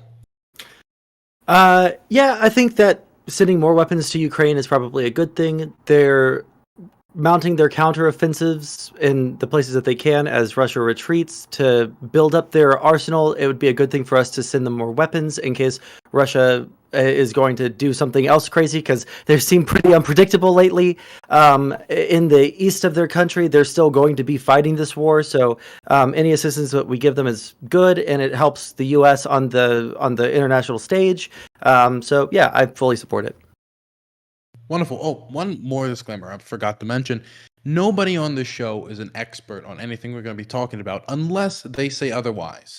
And you'll have to go check their credentials yourself, do your own research. Don't get all of your political prescriptions from people on Twitch. That is a terrible idea. Please go use other sources. Now we're going to throw it over to Sprouticus. Yes, I think we should be sending more weapons to Ukraine. I think we should be more involved in what's going on over there, especially considering the 1994 Budapest Memorandum, when the United States, Great Britain, and Russia took away Ukraine's nuclear weapons, and they were destroyed by Russia. And in trade, Ukraine were supposed to have the boundary or the borders of Ukraine respected by all three countries that were in the memorandum, and that they wouldn't use force to take over Ukraine. Russia has gone against everything they said in that memorandum, and so yes, I think the United States should be more involved in this, considering that we have a memorandum with Ukraine and Russia's breaking every part of that agreement. Okay, now I'm going to throw it over to Taft. Yeah, I mean, it sounds like there's not a ton of disagreement so far. I also think that it's a reasonable decision to send more weapons to Ukraine. You know, as long as your goal is like the advancement and continuation of American soft power on a global stage, we've already sent Ukraine weapons, and sending them more continues to discourage Russian invasion and aggression if it's proven that there is going to be an international response and it's going to be thorough. So yeah, I mean, I'll just echo a lot of the sentiments here. I'm afraid they won't be super unique, but we've already dedicated weapons so far, and I don't think we're going to push into any catastrophe by donating more, as long as they continue to go through the proper channels. Wonderful. Now I'm going to throw it over to IRI. Hell yeah, we should flood the Ukrainians with as many weapons as we can get into their hands. They've got Russia on their back foot, retreating, and they've dealt quite the blow to this formidable adversary that we've had to deal with on the global stage for decades now. And I say knock them while we can. Now, it's funny that Lecture fan says if Trump was president, none of this would have happened. And you know what, Lecture? Maybe you're right. Because if Trump had a second term, he'd be trying to withdraw us from NATO and breaking up the strongest defensive alliance the world has ever seen, or as Nick Fuentes called it, an empire. And Joe Biden has done a marvelous job of bringing our allies together, even getting Germany to commit $100 billion to their defense. I think that this is just an opportunity we can't miss. I say flood the Ukrainians, these courageous people, with the weapons they need to hit back at Russia. Let's go. Wonderful. So I can write down your position as flood Ukraine. Was that your position, IRI? Sure. Wonderful. Also, I'm an expert at this subject. Thank you. Thank you. I'm going to throw it over to counterpoints. Yeah, so I don't think Russia is on the back foot. I think that they faced greater resistance than they anticipated, and as a result, they weren't able to take Kiev, as we would fight about. I think they're consolidating their eastern holdings, and as a result, yes, we should give the Ukrainians weapons. But this begs the question: is American globalist hegemony, militarist hegemony, good? That's been the argument from the nationalists the entire time, is that this is a provocation from the Western world by trying to tempt the Ukrainians away from their sphere of influence, that we've been trying to tempt them away from Russia, and as a result, this caused the conflict. Now, my stance is, yeah, American hegemony, as fucked up as it is, as fucked up as the global war on terror is, it's better compared to the alternatives, which would be Russian regional hegemony, Chinese global hegemony. I think we're the best in the fucking business, as fucked up as we are. So I'm kind of reframing the question a little bit, since we all agree that we should give weapons to Ukraine now. Is this our fault? And if it's not our fault, then should we just keep doing what we're doing, where we're always the center of economics and military power in the United States and in the world? And if somebody resists us, do we just arm their opponents and try to kill the fuck out of them? Because this is basically the history of the 20th and the 21st century as far as it goes with American empire. So I'm happy, I'll wrap it up, but I'm happy to hear a bunch of leftists saying, yeah, human freedom is good and democracy is good and all this kind of stuff. And I'm so happy that these people are willing to fight for their freedom. But at the same time, this comes from Western imperial militarist hegemony, and to have you squared that in your own framework. And I'll leave it there.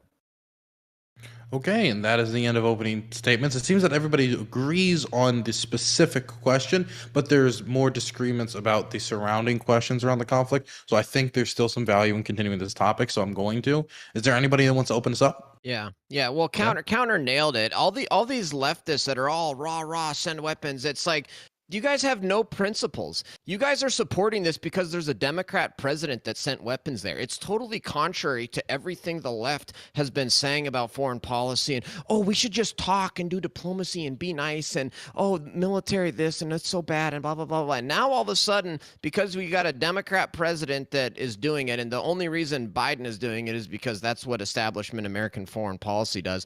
Now you guys are all in favor of establishment American foreign policy. I mean, it's just hilarious to see the lack of principles. You guys are partisan hacks. You're supporting it because Biden supports it. That's it. Well, I don't think that's exactly true. Here's the thing. Wait, stop. Okay, there's multiple people trying to respond to that. Who wants to respond to that? Raise your hand. Okay, so I'm going to throw it over to Vosh because I'm a snake, then Sowell. Sure. So, like most shit that lecture fan says, you can just sort of dismiss it out of hand and then like address the sort of circumstantial problems that he's not bright enough to get at. So, with regards to principle here, there's not really much of an inconsistency. Russia is a fascist wannabe empire. Assisting countries in the defense against it is actually really in line with, with left-leaning principles. Now, there are a lot of leftists for whom opposing American hegemony is the number one principle, and everything else comes second to that. And I disagree with that, because sometimes you can uphold American hegemony by doing a thing that is on its own morally good. Now, in this case, I would say that we find ourselves in that situation. We were also upholding American hegemony with the invasion of Iraq, but I think that would be bad. Now, of course, that was a Republican president, so lecture fan can accuse that of partisanship as well. But there are definitely more nuanced ways to navigate that particular moral conundrum. Yeah. So here's the thing. Lecture fan, if we're inconsistent with our values, you could say that, but even outside of ideology, we can look at just the year 2020 when Trump was trying to withhold aid to Ukraine and everybody was upset about that. Even then, people cared about Ukraine and not having Russia have the ability to invade over there by way of them not being able to defend themselves, right? In 2014, people were upset when Crimea got invaded and annexed, right? These are things that have been in the news cycle for a long time. And to pretend like people are just now caring about it out of nowhere because Biden good, Trump bad is insane. Dude, most of what you just said was totally concocted for partisan reason. Hillary Clinton and Barack Obama tried to do the reset. Remember the reset when Hillary Clinton came in and got the big button and said, we're going to reset relations with Russia. Or like the And it was all 1980s about That was its policy with back. Russia. 2014. Yeah, exactly. Taft is exactly right. Saying, the 1980s wants its foreign policy back. We want to reset relations with Russia, and we're going to let them have Nord Stream 2. And by the way, that was before 2014. Lecture fan, I think you need to wait. Stop. When Okay. Ukraine got invaded under Obama, and Obama didn't do anything. You guys we imposed sanctions. We started sending weapons. Obama's a bitch boy. Oh no, hold on. Obama's a bitch boy. Continue.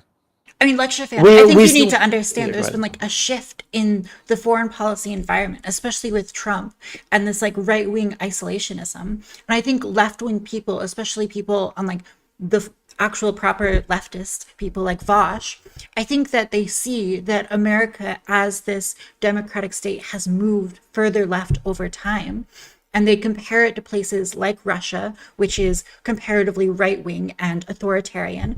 And they say that they'd rather have America have influence than Russia. So I think that's their logic. And, even if you disagree with like American hegemony, as I think there are like good criticisms of that, I don't think that the leftists are really being inconsistent here. I think they are being slightly inconsistent. When you take a look at what happened in Afghanistan, we pulled out of Afghanistan. The Taliban took over. The Taliban is now going back against the word when they said that girls would be able to go to school. They've now gone back against their word, and I haven't seen a single person on the left even discuss the Taliban going back against their word since we left Afghanistan. It is slightly inconsistent. I'm not going to say it's fully inconsistent, but it is slightly inconsistent with the way that it's normally brought about. I think where's the inconsistency? These are not comparable because you're talking about like occupation and like installment of like a government in order to like run things in ways that like the Taliban are like hugely against. Wait, the Taliban lied? Yeah, so you wouldn't, exactly. But you're comparing that to like sending weapons, and these are like totally different actions, like sending weapons versus like actually trying to like install regime change. And then so you wouldn't have said that Taft, you wouldn't have said that the Taliban was occupying Afghanistan when there was actually an Afghanistan government, because we didn't just I would say we were occupying it. Okay, but what I'm saying is we didn't just hand the country to the Taliban. We handed the country to the Afghanistan government, which ended up falling, which we didn't support very much whatsoever. We left them to kind of we supported them for 20 years. Yeah, we supported them for went a long in there. time. We taught their military how to fight. We gave But also, them weapons. we allowed. We had military bases. We fought the war for them. Stop. Okay, next time it's gotta be a lot quicker. Sunsoul, number one, your mic is fucked. Okay, it is. It's just like it sounds like you're choking on it. Okay, so please address that. Besides that, One person talking at a time, please. Okay. So, Taft and Sprout and Sansel were talking. I see James also raised his hands. I've written everybody's stuff down. We're gonna have Taft, then Sprout in that order since they were already talking. I don't know if Vosh, this is a raised hand or not. I can't tell. Oh, yeah. Like what? Oh, yeah. Okay, got you. Thank you very much. Do it with confidence, young man.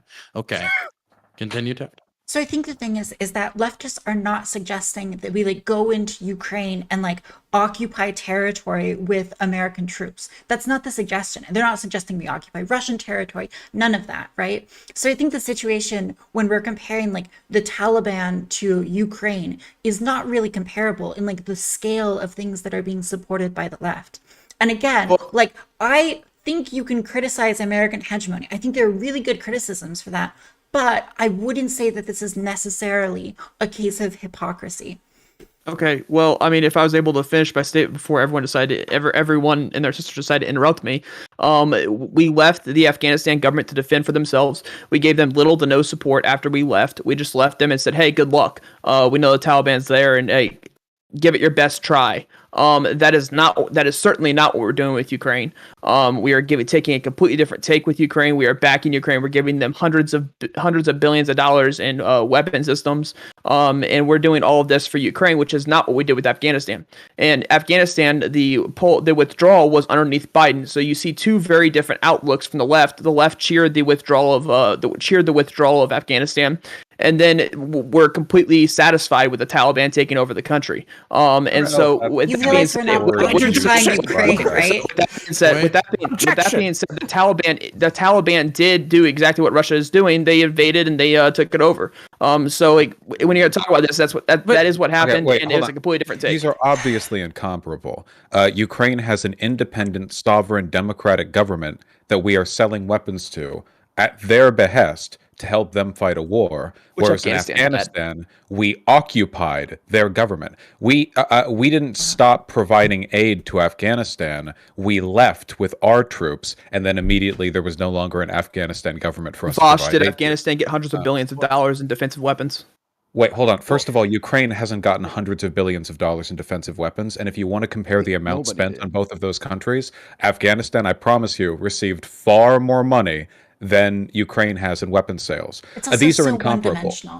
Yeah, this is like like right now you're smashing like an apple and like a brick together and trying to compare them. And by the way, why is it always this like this limp attempt at like hypocrisy, this hypocrisy that? Do you or do you not agree with the geopolitical strategy here? It's always this like, well, if it was under Trump, you would hate it. I don't care what you think I would act like if it was under Trump. We're talking about real people living real lives in Ukraine. I don't know why we have to take their lives and treat them as like a ping pong ball in this partisan game where we assign people's relative like Democrat, Republican. It's just dumb. Like why? No, but I already said that the left was making the correct take with the Ukraine war. Unfortunately, they were incorrect in Afghanistan, and it seems to be a little bit hypocritical because when you talk about the Taliban did horrific things in taking over Afghanistan. They killed civilians, they killed journalists, etc., and so on. It was okay when they did it, but also it's not okay when Russia does it because can I interject for this? So it's completely okay with the Taliban taking over Afghanistan. Wait. Okay. So the order of the list is I write, Counter, James, Vosh, and Sansel, but Vosh just talked, so I'm taking him off the list. Got him. So I'm going to throw it first to Counter, since Counter wants to respond to that. Then we're going to go to IRI. Yeah, and then I would say that I have a mild amount of expertise in this subject as a military veteran and somebody who's like a history nerd. Okay, so Sprout, the reason why I'm objecting to what you're saying is we did provide billions of dollars in training and material and weapons to the Afghan government. We did support them for the better part of 20 years. And what you could have asked any veteran of the Afghan war back in 2011 what we were effectively doing. And basically what we were doing is we were pouring water into a bucket with a hole in the bottom. I am perfectly fine with us cutting our losses because the truth is there wasn't much of an Afghan national government that was willing to fight for the country. The one thing that I have insane applause for the Ukrainian people is I thought they were going to fold in a week. I thought they were going to fold in a couple of days. I thought they were going to say, fuck it, it's not worth it. I'm not dying for this fucking government. I'm not dying for this country. And instead they said, fuck that. We're going to fight for it. And so as long as you actually have a force on the ground who's willing to fight for these espoused ideals, democracy, liberalism, women's rights, education, all that kind of shit, then I'm perfectly fine supporting those people. Whereas in Afghanistan, the amount of people who were willing to actually fight was very minimal. And on top of that, we saw long histories of basically Taliban shadow governments stepping in the second the Afghan central government went to sleep. So for me, it's a question of corruption where I think it was fair to cut our losses after 20 years, regardless of the objectionable shit that's happening in Afghanistan now, which by the way, I'm sure is super fucked up. I'm pretty sure they're going through a famine. I'm pretty sure the Taliban central government is not supporting their people. I'm pretty sure they're preventing girls from going to work, but you didn't want to fucking fight for it. Whereas we have hundreds of thousands of Ukrainians who are fucking putting their lives on the line right now in order to fight for it. Fucking God bless these people, and I will support them. And the only objection that I have, just to try to twist the conversation just a little bit, is like, I'm asking the question, is this our doing? Okay? Is mixed economy, capitalist hegemony attracting governments to our orbit? And then as a result of that, we're coming into conflict with national governments. And then we are using these people as pawns. I think Vosh was saying was basically, why is it this bipartisan thing? Is the bipartisan battle between Western hegemony and nationalist governments worth the bloodshed and treasure it's going to cost? So before we switch, there is something I'm going to kind of push back against you. Counterpoint is that the Taliban did all these horrific things after they've taken control of Afghanistan. Even while they were taking control of Afghanistan, they did all these horrific things, and yet we're still talking about going to the Iran. We're still talking about nuclear deals. We're still talking about stuff like that, and trying to bring Taliban up as a legitimate leader of Afghanistan. And I think that in any other circumstance that we would be like, no, that's completely incorrect to go around killing civilians, to not let girls go to school, etc., and so on. But now we're trying to assist Afghanistan or the Taliban in Afghanistan in becoming its legitimate government. Well, my counter argument to that would be that it didn't seem like there was a lot of groundswell for counter-Taliban support on the ground, and it seemed like the few counter activities were snuffed out almost immediately. So it's either let these people starve or help them out and deal with the politics that are on the ground, or deal with the idealized politics. And I don't think we have room for idealism in Afghanistan. We learned an anti-idealist lesson in Afghanistan for 20 fucking years. I love that Sprout Yeah, is very so true. wrong that he's getting pounded on by his fellow righties. Absolutely hilarious. The difference is in Afghanistan. I'm coming for there's you next, 300,000 IRI, just because you said that. Their Look, it's 300,000 strong army folded in the face of 60, 70,000 Taliban. It was embarrassing, and we were counting on them to try to back them up. Their president left the country, unlike President Zelensky, who said, I don't need a ride, I need ammunition. So I don't even see how you compare these two. Biden was just playing out the final quarter of Trump's plan that he had enacted. And it's funny that these guys say, if we were only in charge, if only President Trump was in there, this would never happen. That's all these guys ever got. They don't have any solutions. They're like the When did I say that? comic book series over here on the When right. did Taff say that? Boy, I just want to point out also, even after 20 years in Afghanistan and hundreds of billions invested, if we had removed our occupation and then the ANA had engaged in a protracted battle with the Taliban, I'm pretty sure we would have sold the ANA weapons still, right? Like, I'm pretty sure if it was like 3 months after our withdrawal and they're like fighting over territory and we're getting news updates on the red lines, like we'd be like, yeah, we didn't even get time to sell the weapons. Like, by the time the first shipment of javelins would have made it over, the Taliban had already won. So I think we would have. Which is our fault. It's our fault though. That is 100% our fault in the way we left Afghanistan. We should. How long do you want to stay there? Bud? Kind of. I mean, the thing. So I just get interrupted like this. Wait, stop. Okay, James. I know you're on the list. Okay, I said, love of God, James. I told you it would be 20 to 20 plus minutes. It's been 13. I already gave you the warning in advance. Okay, wonderful. Anarchists in order. I know it's a difficult thing, huh? Anyway, I'm gonna throw it back over to Sprout to finish the point he was saying. People can respond to it. Then we'll go into James afterwards, so we can go back down the list. Hansel, you're still on the list. Don't worry. Okay, and like I said, we left Afghanistan. We left Afghanistan in a terrible way. How we actually left Afghanistan or brought our troops out of Afghanistan was an absolutely awful way to do so, and it led to the Afghan government losing. And I think that we could have done a lot more to prevent that. I think we could have done a lot more to help the Afghan government and to not just kind of pick up our shit and say good luck. And I think that it should have been done that way, and I think that we did Afghanistan wrong just by picking up our shit and saying, "Well, peace. Hope you have fun." Yeah, totally. We demoralized them, and that's what led to it.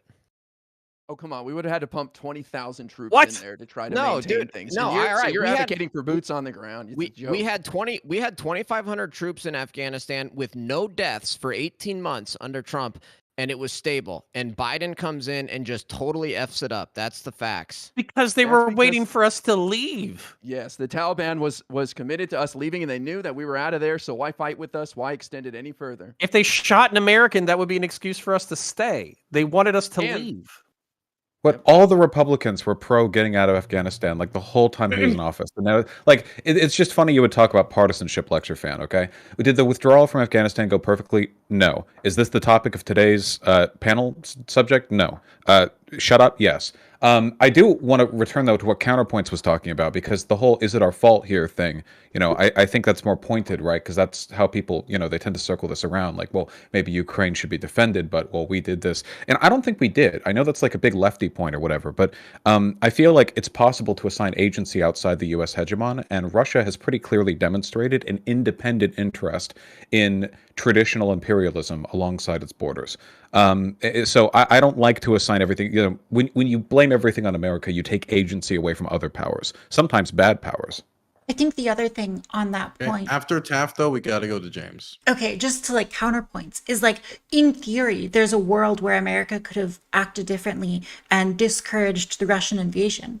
But I think it would require America to basically not threaten Russia in any way, including like economically, right? So it would require America to like not grow economically, not push for soft power or hard power overseas, right? Because it's all of those things that make Russia feel threatened.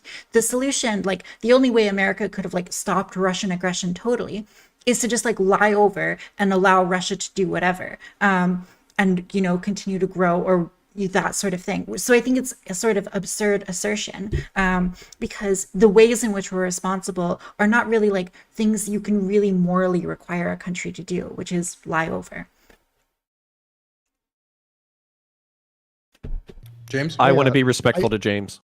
I merely just wanted to make two small points of fact, like, I don't know, back in the day. Number one, I don't know why we're still talking about Afghanistan, but Trump was the one who signed the orders to pull out of Afghanistan. And if you had gone with the original Trump date, the original pullout date of Afghanistan would have been sometime back in January. Biden actually moved it like 3 months out to deal with the logistics, which Trump can't even spell logistics. And number two, I take offense with Lecture Fan referring to everybody to the left of Ronald Reagan's corpse as a leftist. It really pisses me off. Everybody, y'all can go back to discussing 50 Shades of Libness now. I just needed to throw those two things out. So I mean, I honestly don't. You're trying to point out hypocrisy, and I don't think I showed any hypocrisy here. I'm still pro getting out of Afghanistan. I just think it should have been done in a much different fashion. I think the way Biden did it was an absolute failure, and I think that if Trump was still in office when it was the original pullout date, that Trump would have pushed it out just like Biden did. And so yeah, I'm still pro getting out of Afghanistan. I just think the way we did it was an absolute disaster. I mean, I think the thing, Spartacus, is that in order to fundamentally change our pullout from Afghanistan, we would have had to change our occupation strategy as well, right? So, like, it's not enough to just, like, change the exit, because the Taliban had continually been able to propagandize and work with people, gathering support elsewhere in the country before they actually came in and, retook the government. And in order to stop that, we would have had to have like massive crackdowns, martial law, etc., which is something that I don't think the American government was prepared to do. And so either way, it was going to be, a complete shit show, however we got out, unless we, and unless we like reevaluated our occupation strategy beforehand. So I think that like saying that like Biden just like poorly planned the exit is a little bit simplistic, because there's not really like a good way you can exit from that situation. There's a better way, and the better way wasn't taken. So Yeah, so actually backing Sprout up a little bit, I do think the extraction was dog shit, but I also applaud Biden for eating a shit sandwich because it was his turn to eat it. So we were there for 20 years. We spent billions of dollars. We lost a few thousand troops. Hundreds of thousands of Afghans have been killed. There wasn't a groundswell of support for the national government. The national government was deemed to be pretty fucking corrupt and didn't have a lot of popular support. So it was just a question of who gets to eat the shit sandwich. The truth is that Biden said, okay, I'm almost dead anyways. I'll eat this shit sandwich. And then he decided to eat it. Now, the problem with it is that basically there is a way to withdraw, meaning that we left a bunch of interpreters on the ground. We left a bunch of our friends on the ground. We left a bunch of people who we knew were going to be executed on the ground. So that is the fuck up, in my estimation, is there were people who tried to execute our failed project, and they were going to be liable to be betrayed the second that we withdrew. So not thinking about that, and then also just crunching it down to a 30 to 90 day period and just saying, fuck it. If you can make it to an airport and a couple of Marines get suicide bombed, fuck it. Who gives a shit? That's like, in the grand scheme of things, fuck it. Like, that is the attitude that I actually was disgusted with at the time. But the broad swaths of pulling the plug on that is I'm perfectly fine with. And then the reason why I keep beating the American hegemony drum or whatever is because I'm an apologist for American hegemony. I do think that, like, on the global scale, compared to nationalist rival powers, compared to international or rival powers with global aspirations like China, I do think that we have a moral, not a moral right, but you can compare the levels of violence and manipulation in economic warfare and socio-political warfare and compare it to that of our rivals, and then make a moral case for our intervention and also mixed economy capitalism and democracy and republicanism. I think you can make those arguments, but it seems like a lot of leftists don't like that, and I'm kind of sad that they're not here today. Instead of getting a nuanced take, I would love it if Hinkle or fucking Hassan was shitting blood right now and just screaming America bad, America bad. So you guys are a disappointment. Well, we're the real ones. Those guys are just frauds saying nonsense. So what do you expect? I want to throw it over to Sansol, who's been waiting patiently. I was just going to say, to the point that Spartacus keeps on trying to make, I don't think that any left-leaning person on this panel was super enthused with the pull out of Afghanistan. Like, pulling out of Afghanistan was something that all of us wanted to do, but the way that it happened probably wasn't the best outcome. And I think that everybody here has spoken out against that. Oh, look at that. Spartacus isn't here. I just noticed. But in response to counterpoints saying, is this our fault? I don't think so. I don't think that if a country wants to ally themselves with us or with our allies, and by proxy be allies with us, I don't think that any other country has the right to say that they can't. So I don't think that we can say that that's our fault, even if you want to say that functionally it's going to provoke them to do that.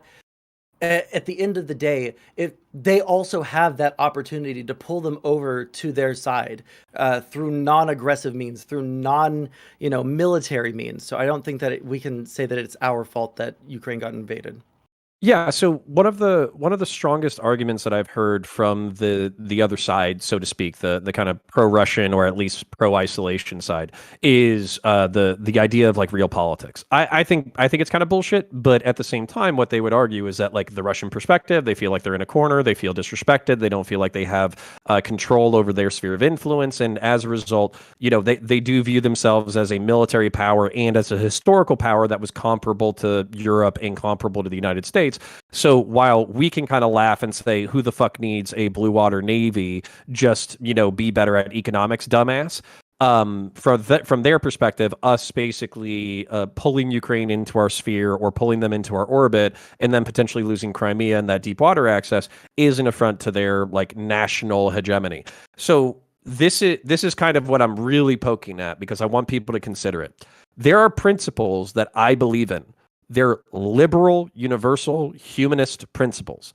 the right to freedom of speech, the right to freedom of conscience, and the right to self-defense and limited government. I believe in these things, and I think they're universal human goods. But when you get into the real politics side of things, this means that if you're trying to spread that to a country that is bordering another power that doesn't like that shit, you're going to get people killed. So all I'm really looking for is just an acknowledgement that these principles are important and we're willing to spread them through socioeconomics. But when it comes down to battle, these things are worth fighting and dying for. Because I don't think I've seen that kind of spine in Western liberalism in 3 decades. But I mean, you're I think presupposing you're- that there's not going to be death anyway. You're presupposing that Mm-hmm. by us not helping Ukraine in any way, that Russia isn't going to bulldoze over them anyway. They got invaded in Russia would, but there would be less death. I mean, I They think wouldn't the be thing fighting. is that You don't know we that, could right? not I know that. involve at all in Ukraine, not open up diplomatic channels with them, and just like leave them to Russia, right? And that's like the totally non-aggressive, like zero aggression, totally passive route, right? And I think you're right about Russia's perspective on this, but I think the reality is that if it weren't Ukraine, it would be another neighbor, right? And so the expectation then is just that the United States never makes friends with anyone near Russia. And if Russia takes over a country, then it doesn't make friends with like other neighbors to the country that it was taken over. And that sort of like line of thinking is how you get like total passivity. So I think that like, yes, it's possible that like America could do things that were like not inflammatory at all. But I think the expectation doesn't, or I think that like that acknowledgement doesn't justify Russia's actions. Well, I'd Vaj, like- are you down there like, I'm sorry, you had your hands, are you casting a I'm spell so- or are you raising your hand? I can't tell. I'm raising my hand, and I was just, Okay. I was so polite. You know, I'm really trying to not get banned again. I just want to say one of the big issues that I have with the realist political model, like geopolitics, is that there's no such thing as a regional hegemony anymore for a superpower. It feels like that political model was built in the days, or like it's meant for the days when people like fought wars with spears and shields, you know? But we now live in a global nuclear armed world. We have obviously regional interests, you know, but it's not limited to that. After all, like America has spent trillions fighting wars for political interest in the Middle East, which is damn near on the other side of the planet, you know? So the issue is like, if we lived in a world where countries can only really wage war with their neighbors, you know, before all this modern technology, then I would agree with the realist perspective, because one superpower conducting an invasion to conquer a less progressive superpower to spread those liberal values of democracy and freedom could end up turning into a multi-centuries long intractable conflict that leads to an unimaginable amount of death and brings about like no positive outcomes. But we don't live in that world anymore. Every country on earth is now interested in every country on earth. The Cold War proved that. And with that in mind, ceding regional hegemony to Russia, it doesn't stop with Ukraine, it's the world. Russia no more wants us in Ukraine than it wants us in the Middle East or in Latin America. China no more wants us right next to them than they do want us in Africa. Everyone wants everything, and we can all get it now too. So this model doesn't really work. The closest thing we can do now, I think, is to encourage all superpowers to adopt political worldviews where they're more likely to cooperate with each other than compete. And in that respect, conflicts which break the back of countries like Russia, which don't get along, which aren't willing to use, let's say, traditional trade relations to moderate its engagements with the West, those countries need to be brought into line, not as allies, but as countries that use economic power as a way of competing rather than military power, because that is far less destructive than whatever it is they've been on about. I think this is an effective way of pursuing that goal. Sorry, go ahead, In all buddy. fairness, didn't we try that with pipeline diplomacy, like with Germany, and it didn't seem to work out with Russia? I think it is a difficult, I don't think that's like a sure shot or anything. I just think it's like the desirable way of moving forward. It should be noted, though, that Russia and all their subsidiaries is one of the primary antagonists to green energy development for obvious reasons, oil, natural gas they control. So the less we play into our need for their resources, I think, the less of a relative pull they'll have on our governments, and the more they're going to have to find other, say, more egalitarian ways of engaging in trade relations. So this is the question, though. So or at least I'm talking about individual human rights, freedom of conscience, freedom of speech, right to self-defense, up to including your own government. I know that's an American thing, not a European thing, but that's still a Western thing, I guess. And then basically limited government, meaning it follows rules. These are Western conceptions. These are European conceptions that we're kind of putting onto other places that don't agree with that thing. Now, we can promote it and say that it's universal and that a lot of people want it, and we can promote it through, like you said, economics, culture, war, trade, all that kind of stuff. My question is, so this economic integration that you're talking about, does it come as a package deal with the morality of the Western world? And when somebody bucks the trend, where, so for instance, like Russia is like, fuck you, we're nationalist, we're Christian, we don't like gays, and we're going to influence our neighbors as we fucking feel like it. And if you want to stop us, then you need to come over here and actually say that to my fucking face. That's pretty much the Russian attitude right now. Is that worth blood?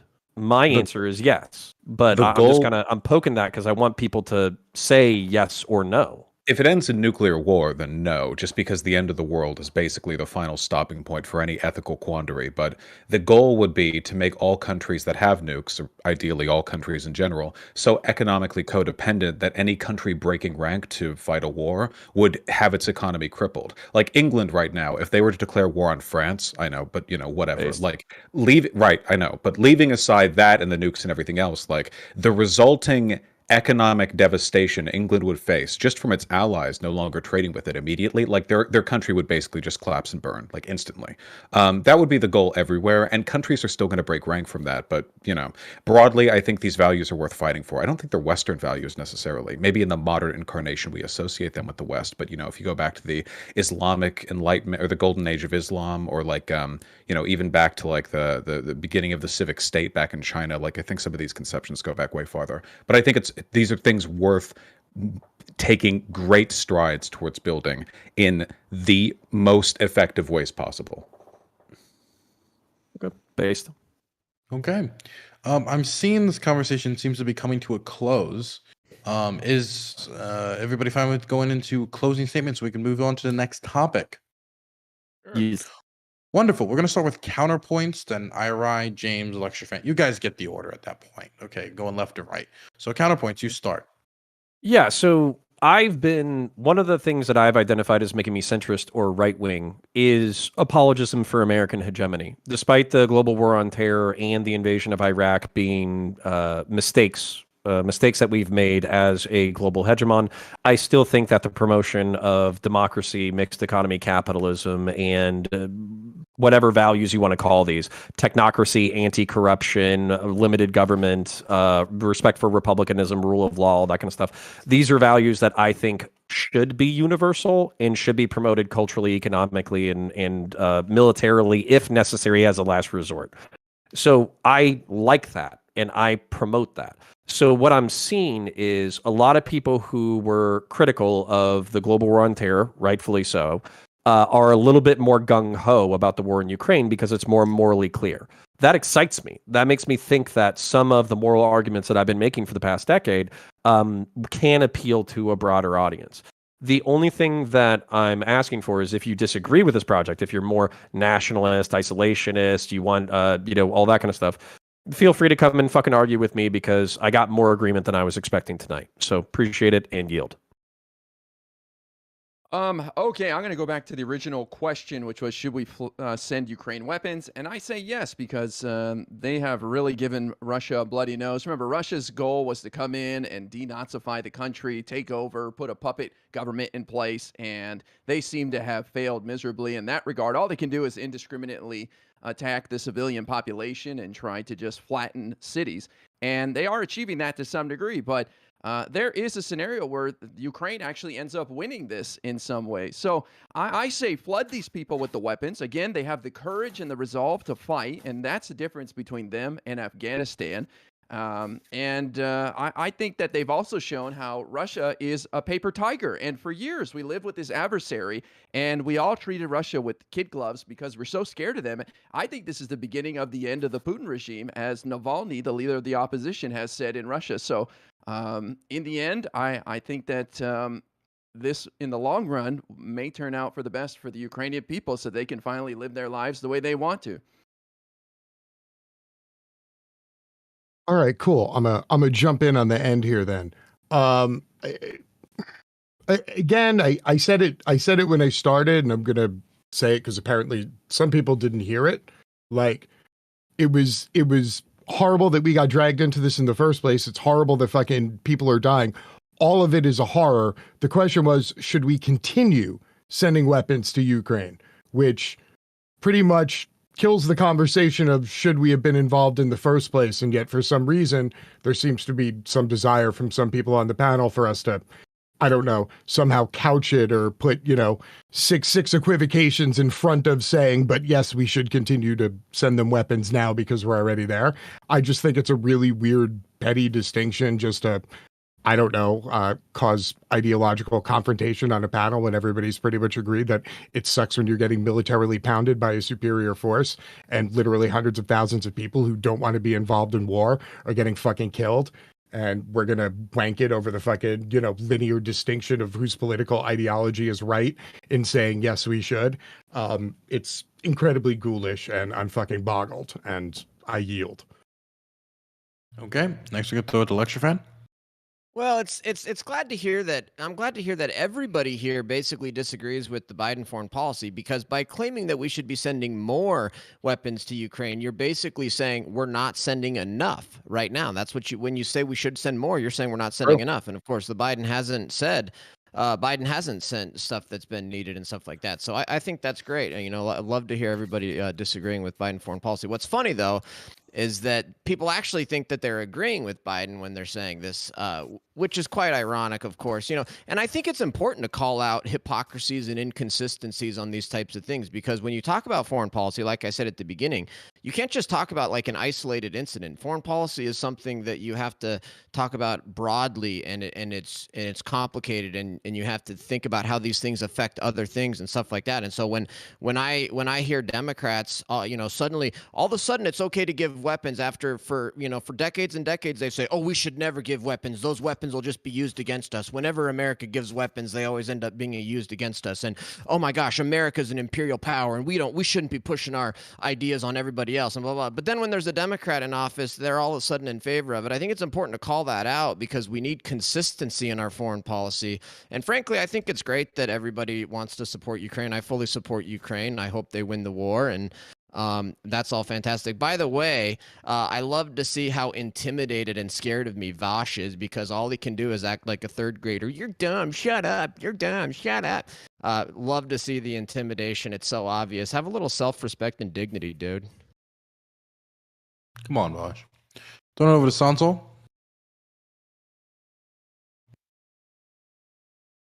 That's a great point, Sanso. Oh my God. I'm being blown away right now. Yeah, okay. I don't think that there's any contradiction between any of the positions any of the left-leaning individuals hold here. I think that's really stupid. I think it's really good to send more weapons to Ukraine. Ukraine should be the most armed state in Eastern Europe. It should be like a porcupine. For every single time Russia wants to go into Europe, they should have to go through Ukraine, and Ukraine should fuck them up every single time. So that's my stance. Okay, gonna throw it now over to Taft.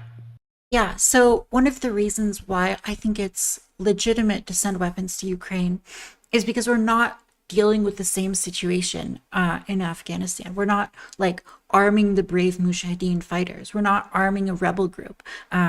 Ukraine is like a state with official communication channels, and we're not trying to occupy Ukraine either. So the risk of the weapons being used against us is not the same in Ukraine as it has been elsewhere. So again, I think that like the comparison is just a little bit one-dimensional over and over. Insofar as America wants to push back against foreign rivals and, enhance and defend its soft power, sending weapons to Ukraine is probably a good idea. And just to counterpoint his point, the sort of realist nationalist perspective of why this might be a good idea is America's concerned about its position and its reputation on the global stage. And by bolstering that, by showing its ability to help allies, it makes sure that it's able to continue to secure alliances in the future and keep the friends that it has. They feel secure knowing that we've got their backs. So that would be like the nationalist, very like real, grounded reason for helping Ukraine that isn't just, ethics, although there is the ethical argument as well. So that's my perspective. Okay, I'm going to throw it now over to Sprout. Yeah, we owe it to Ukraine. Like I said at the very beginning, we owe this to Ukraine. The 1994 Bangladesh, or I don't want to say Bangladesh. It's something else. It's but there was a memorandum in 1994. Budapest memorandum. The Budapest memorandum when Ukraine gave up its nuclear weapons, which was a major defense against Russia, is the fact that Ukraine was a nuclear power. And they did this because the United States, Britain, and Russia said that they weren't going to attack Ukraine, that they were going to respect its borders, as it was in 1984. These rules were not followed by Russia. Hell, they weren't even followed by us or Great Britain when Russia decided to go against the memorandum. And so, yes, we owe it to Ukraine to back them in this fight, because we told them that, yeah, if you give up your nukes, we will protect you. So, yeah, we owe it to protect Ukraine. Okay, Vosh? Yes, I echo the sentiments which have been presented here. Defending Ukraine is all well and good. I think it should be noted, of course, that there are going to be long-term negative consequences associated with us choosing to do so, and that we have to own, accept, and respond to those consequences as well. Whether that be right-wing militant groups in Ukraine using all the weapons they got to wreak havoc, or violence that spreads across the border into Hungary or Poland or what have you. I feel like, or Romania and Poland. These are possible outcomes we have to look out for. I just think that the outcome of us not having assisted them would have been far worse. I feel we're responsible for the consequences of our inaction as well. I do think, however, that concerns to that extent have been overstated. Ukraine is quite a bit more stable than like Afghanistan is, and I don't expect things to go the same way, even if they do win and completely beat back Russia. How do you respond to the accusations of cowardice made by Lecture Fan? Oh, That's incredible. I forgot to respond to those. I'm sorry. Okay, wait. Calling people dumb and telling them to shut up is an all ages repertoire of insults. Okay, that's not. Listen, it's for third graders, it's for eighth graders, it's for adults. It's for grandpas. It's for everyone. Everyone uses those. It's a timeless classic. It's a staple. It's an American classic. American as apple pie. I make no apologies for my behavior. Wonderful. Now we're going to go into the next topic. One moment. I gotta remember what the next topic was. Thank you, Danabo, for organizing this for me while I'm in Poland. The next topic is the midterm elections. Is it time to drop electoralism for direct action as the sub-question? And what do you think will be the deciding issue of the upcoming midterms? So there, you got your two questions there. I'm going to throw it first to James. Well, surprisingly, I'm not going to tell people to bag electoral politics because electoral politics is just one of the many bags in the weapons, and more often than not, a diversity of tactics will usually get you further than a single straight-lined approach. I believe in wise old leftists once coined that term. However, anybody who relies solely on electoralism to somehow make meaningful conditions to their material existence are absolute fucking fools and crackpots, and you should be engaged in as much direct action and mutual aid as possible at a community level as often as possible, because at every twist and turn, the people that you vote for you will completely disregard your needs and wants at any time that it is politically convenient for them. Also, I believe there was something else in there, but I don't know. I'll let that drop, and we'll wait until we get to the meat of this sandwich. Okay. Again, there's two questions. Number one, what do you think the deciding? What do you think is going to be the deciding issue for the midterms, and 2, dropping electoralism for direct action. Don't know Well, if the number- lecture fan. Oh, well, Okay, sorry. go. You can finish. It's You can okay. finish. No, I was just gonna bump in just real quick. So number 2 is it's going to be inflation because people vote with their wallets. The right wing has the added bonus of using the culture war, like they did in the special election in Virginia to sweep 5 seats, even though they were outspent 4-1. But at the end of the day, the majority of people are going to come out and vote with their wallets, and the Republicans are going to keep beating the drum on inflation. So there's your second answer. Okay, lecture fan. Well, first of all, direct action is some like progressive buzzword that only leftists use. So, not sure, if that question is directed to people on the right too, if that's just towards progressives. But the midterm elections are going to be decided on the radical social issues that the left is trying to shove down the throats of the American people, and how the left in this country are trying to force their religion on everybody. It's really horrible the way the left is trying to force their religion on America. And inflation's a big deal. The economy's a big deal. Biden, the fact that Biden can't even talk, he can't walk, he can't even be president. That's a big deal. And the fact that the Democrats continue to support Biden, although we are starting to see, I think, a lot of Democrats move to try to get Biden out of there. You start to see that with the media and the Democrats even confirming that Joe Biden is in fact corrupt. Yeah, Hunter Biden was doing international business deals with our foreign adversaries. Joe Biden did know about it. Joe Biden's been lying about it. Joe Biden took Hunter Biden on a trip to China in 2013, and 2 days later, Hunter Biden got millions and millions of dollars from communist Chinese. That's all been confirmed by Washington Post, New York Times, those types of outlets recently. The only reason you start to see that happening is because the Democrats, I think, are realizing that Biden is a massive liability, and they've got to get him out of there before 2024, and ideally maybe even before 2022. But the Democrats have destroyed the economy. Inflation is rampant. Deficits and debt are out of control.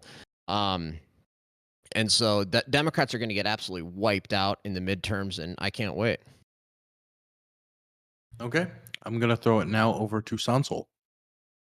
Yeah. So I'm glad to hear that James has come around to electoralism. Since the last time we talked, he was very, very against electoralism. I'm glad that I was able to convince you, buddy. I agree that inflation and culture war bullshit is probably going to be the deciding issues of the midterms. When we look at the kind of extreme homophobia, extreme transphobia, the allegations of grooming for anybody that's part of the LGBT and is also a teacher, all of these things are the prelude to what we're going to see as we get even closer and closer to the elections.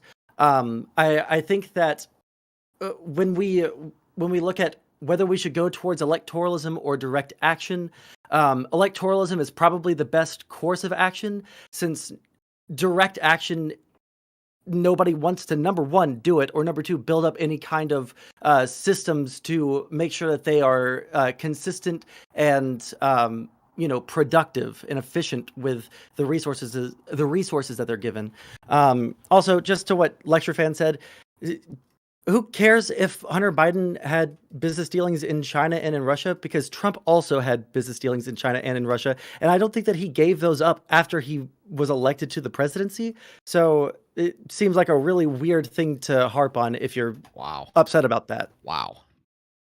Okay, I'm going to throw it over. Well, okay, guys, remember, intro statements. Wow, let's follow the rules. Let's throw it over to Taft.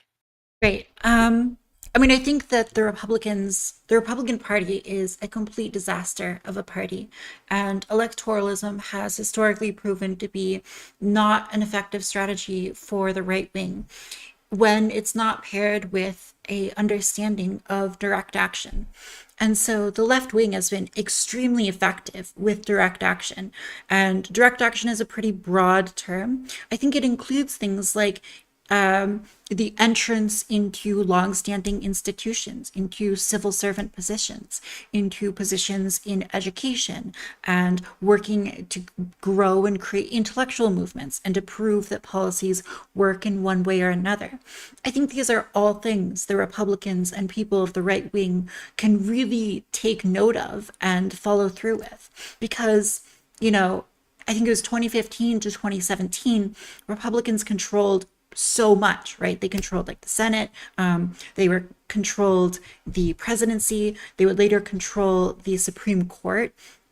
And, by the fifth grade, like civics understanding of checks and balances, they should have been able to radically change, the way things operated. But they didn't, of course. And it's because that fifth grade civil servant or fifth grade civics understanding of government is woefully inadequate for modern politics. And I think it begins with direct action, and right-wing people, if they want to have cultural staying power and strength, they need to focus a lot more on actual direct action, actually winning, hearts and minds of American people, and not so much winning the White House for 4 years and doing nothing with it.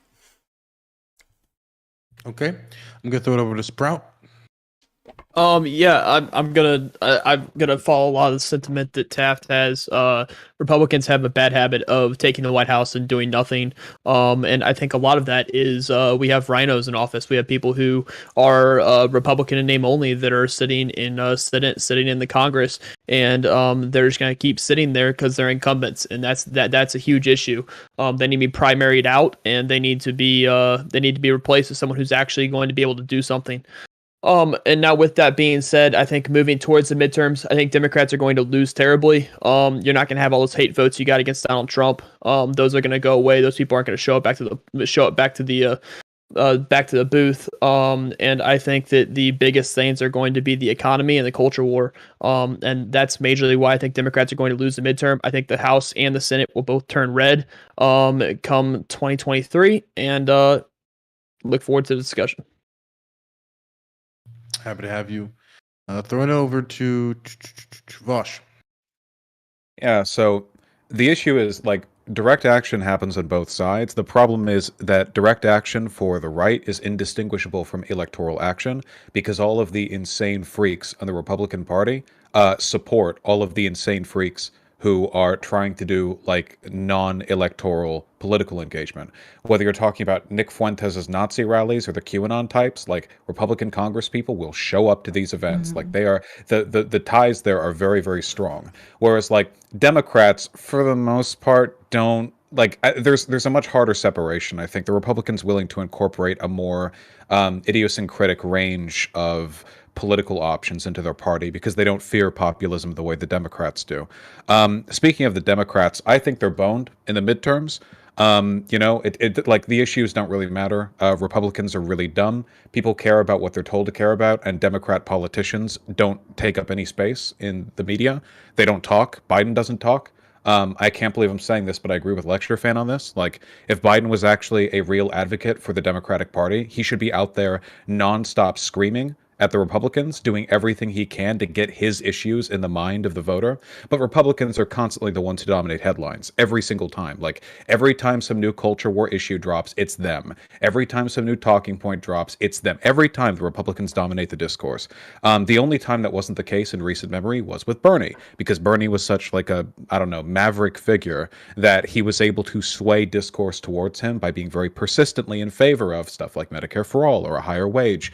But Biden ain't Bernie. So in the absence of that media coverage, I think a lot of people are going to be sort of indifferent, and that indifference favors Republicans because people tend to vote for them for much more hardline ideological reasons, like fear of trans people grooming their bathroom bills or whatever. I'm sure that's going to come up plenty during the upcoming midterms.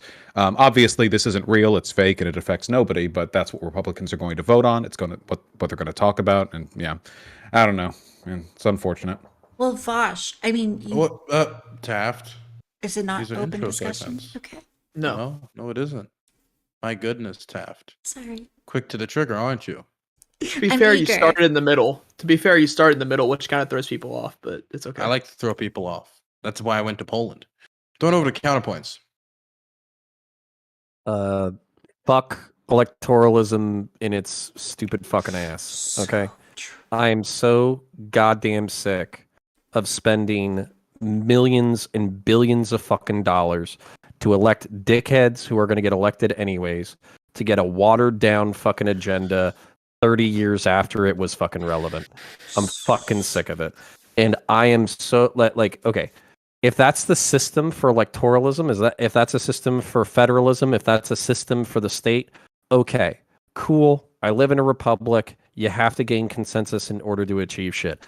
I think the Twitch political community would be so much better fucking off taking 5% of its fucking energy in doing shit within their own communities. Literally volunteering, taking the fucking money that you would have fucking spent on us. Please still spend money on us. I need money. But take 5% of the fucking money that you would have spent on us and spend it on fucking direct action shit. And when I say direct action shit, I don't mean Molotov cocktailing a fucking business. I mean, go to your fucking community. You think that schools are fucking dog shit in your area? Go fucking mentor kids on the goddamn weekends. I literally just filled out a volunteer fucking application for my local school system this probably about a month ago. If you have problems in your community, fight instead of doom scrolling on Twitter for 8 hours a day, doom scroll on Twitter for 6 hours a day, and then spend 2 hours on productive real shit. I love this space as much as everybody else. I love fighting. I love blood sports. I love drama. I love science fiction. I love entertainment. I love all of this shit. But if we actually give a fuck about what we're talking about, then I think we would be a lot better off instead of getting these dickhead fucking politicians elected to pass a fucking watered down agenda 30 years too late. We'd be a lot better fractioning off a portion of our energy and actually spending it in our communities and spending it on projects. This will be my last point. On digital infrastructure projects that people have not envisioned before. Discord is a new social media platform that engages people in a way that is unimaginable. We can customize these platforms to serve the dissatisfaction, the disassociation, the alienation, the economic needs of our communities, and the fact that we haven't is a fucking shame. So, again, fuck electoralism and its stupid ass. I'm fucking tired of it. We should actually do some real world shit. Okay. I'm going to now send it over to Ira to end opening statements.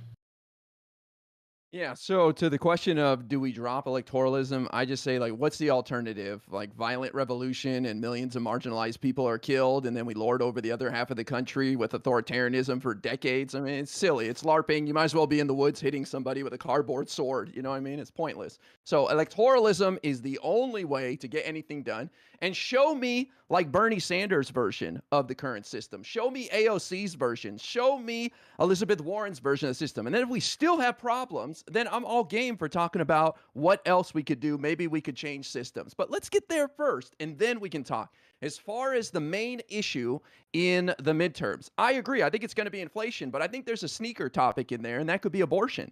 Because at the end of June, early July, the Supreme Court is going to issue a ruling on Mississippi's 15-week ban and possibly completely toss Roe v. Wade. And if there's anything that gets the pussy hat wearing, women's marching people excited and galvanized on the left, it's abortion. So don't be surprised if abortion becomes the number one issue as we get closer to the midterms. And finally, the GOP is just going to keep drumming up their stupid little culture war stuff because they have no policy except to tax the poor, as Rick Scott put forward in his 2022 plan, and to revisit wonderful programs like Social Security and Medicare every 5 years. Can you imagine? This is horrific. And finally, they want to try to legalize things like child marriage, which my friend Sprouticus called diversity of thought. So, that is not what I called it. Opening statement. How dare you? I'm done. Okay, I'll start us off. So that is not what I called it. I am 100% against child marriages. I'm just going to come out and say that right now. I've said it plenty of times before, and I don't know how many times I need to say it before people start to understand this. I'm 100% against child marriages. I don't know why everyone seems to lump in the Republicans 100% behind what Tennessee is doing. Tennessee is actually changing their laws as we speak to fix the loopholes that were there. But no, Republicans are majorly not against child marriages. I'm going to say majorly because I don't have the exact stats and I only push for them. So no, when I said so many Republican states? So when I said Republicans, so when I said Republicans have diversity of thought, I was saying that. Somebody clarify. Wait. Okay, I'm just doing this for the audience's sake. Can somebody clarify, because that wasn't said here, what this interaction was? It was said on Twitter. So I'm guessing that today on Twitter. Sprouticus said that there's a diverse viewpoint. Wait. I think Sprouticus can speak for himself. So I mean, I can read it off specifically. I said, Where is it? Yeah, I said I don't know why people inherently think that because Tennessee voted for child marriages, essentially, that the rest of the party is behind us 100%. There is diversity of thought, and what I meant by diversity of thought, and the common reading of that would be, is that not a lot of Republicans are behind this, and it's centrally located to Tennessee. And I haven't seen any Republican back this up and say, yeah, I'm for Tennessee's law. And so what you're going to see is you're just going to see Tennessee do that, and the idea that all Republicans are behind this is absolutely asinine. And then to say that I said child marriages is part of Republican base and it's just a diversity of thought and to get over it is a completely disingenuous way to read that tweet.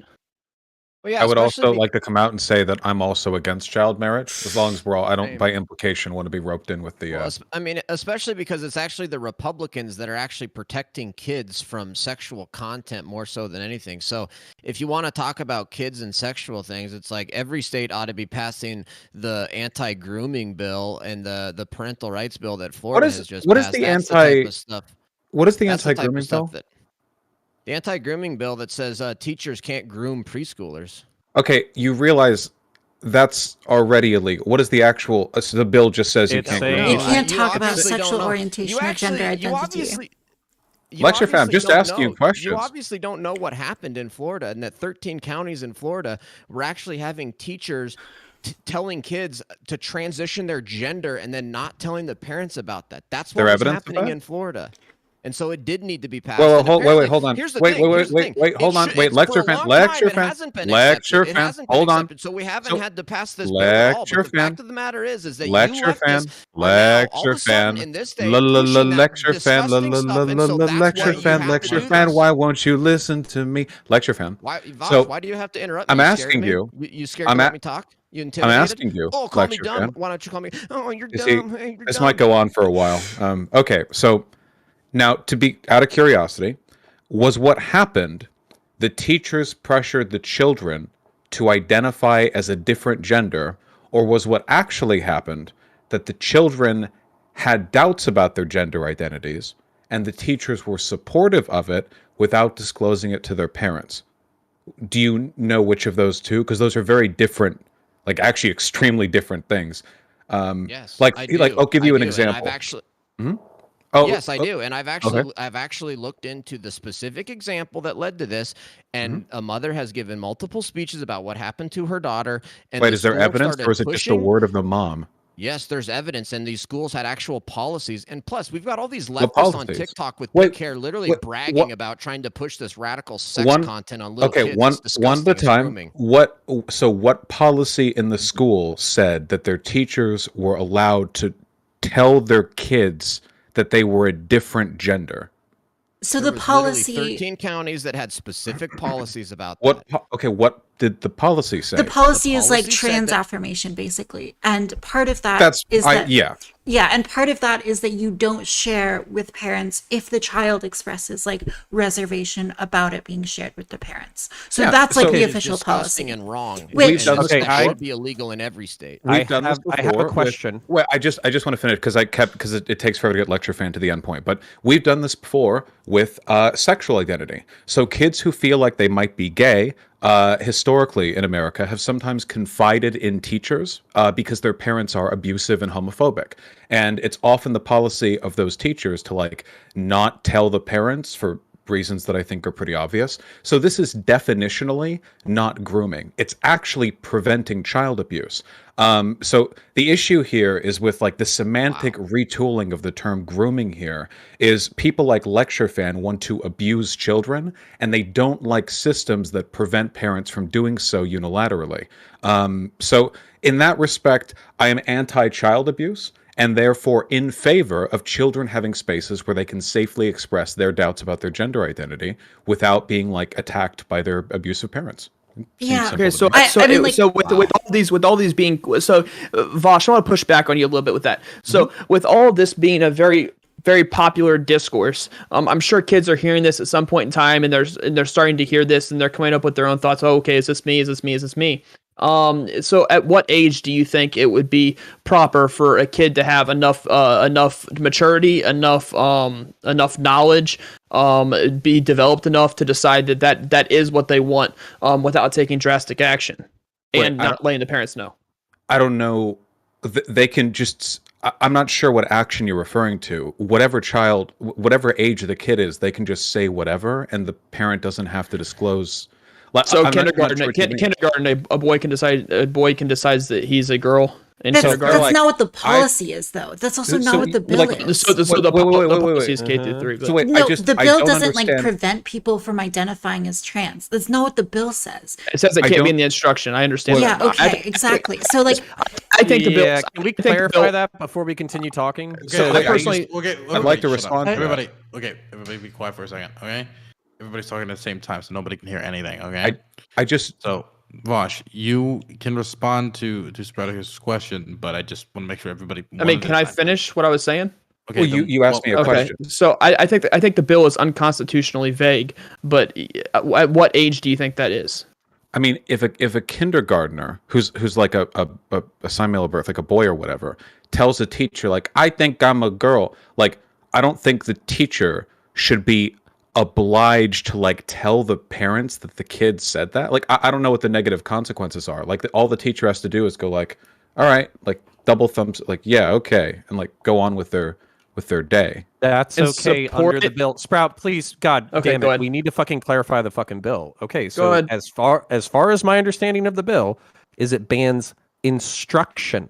Instruction, meaning, Taft, I would love for you to back me up because you seem to have done a little bit of research. But basically, as far as I know, the teachers cannot create curricula or courses related to like gender identity. I'm sure Taft can basically go over it, but it's K through 3. So if I remember correctly, that is when you're like 8 or 9, which is when you're going to start getting like sex ed if you're on the early side anyways. And then Taftaj, I would love for you to clarify. That way we know what the fuck we're talking about. so that's absolutely part of it. But there's the other half of the bill. And the other half of the bill is specifically written to address school policy that requires teachers to not disclose information to parents, right? And the risk is like, schools don't want parents to reveal information that is going to put children in potentially abusive situations. So what the bill says, in addition to the clause about instruction, is that teachers must give like medical information if they know it to the parents, as well as information on like instruction and other sort of things like that. So the bill doesn't like really say that you have to like out your child if they're just like, oh, I'm a girl or whatever. But the bill does say, to be fair, that like if the child is like, oh, I'm taking like hormones or something, then you would have to like, you couldn't withhold that information from the parent. Isn't there I'm an only exemption for the arguing against potential the for use- abuse though?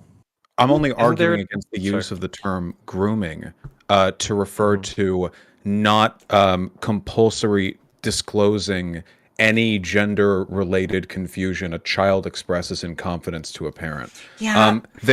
There's potential for abuse in any social configuration that deals with the relationship between children and like figures of authority.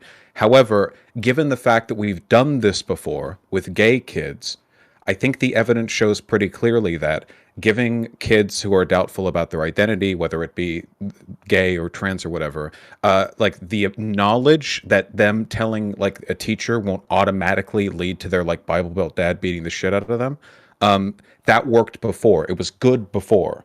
And I think it's good here. I don't think it's grooming. I wasn't even talking about the Don't Say Gay bill. I was just talking about the broader idea that I don't think there's anything harmful about a teacher just being able to go like, all right, well, I respect you. And then like continuing with like the schooling. One you know? of my one of my personal frustrations is with the right wing and like the inability to like just describe literally what the bill is and like defend it on those grounds. Like I don't know why we have to like jump to these like accusations about grooming necessarily, because I think it's a legitimate argument to say that like, listen, we shouldn't have like sexual instruction from K through 3, and beyond that we should be careful with the sexual instruction, and at the very least we should let parents, like if you're a liberal progressive parent and you think it's important for your child to like understand, you know, gay people or trans people or whatever. I think it's your prerogative to like teach your kids and engage with your kids and not expect like the state to come in and do all of those things for you, right? And to be a little bit conservative with like what you tell the state to do. I think that's the legitimate like right-wing position to have here. But I don't know why like right-wingers like need to jump to these grooming accusations when they The just problem get that we bogged have down. is that the bill is okay, left Santo's necessarily. next. Yeah, the problem with this bill is that it is necessarily incredibly vague as to have a chilling effect on all of the rest of the grade levels, not just K through third, I think it is, right? But anything after that, teachers don't know what they can and what they can't talk about. Like Oscar Wilde is a gay writer. It's something that it was something that influenced his writing and all of his literature.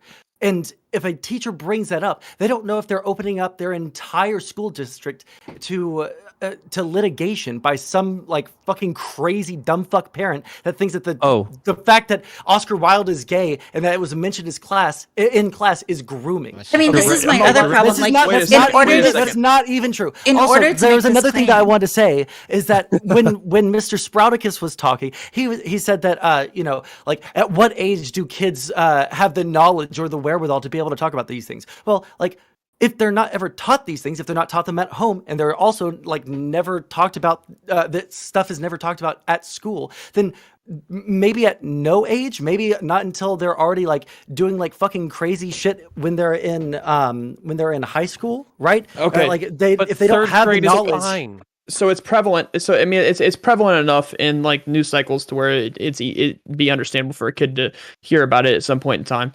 Now what I am going to ask just now. Wait. I'm literally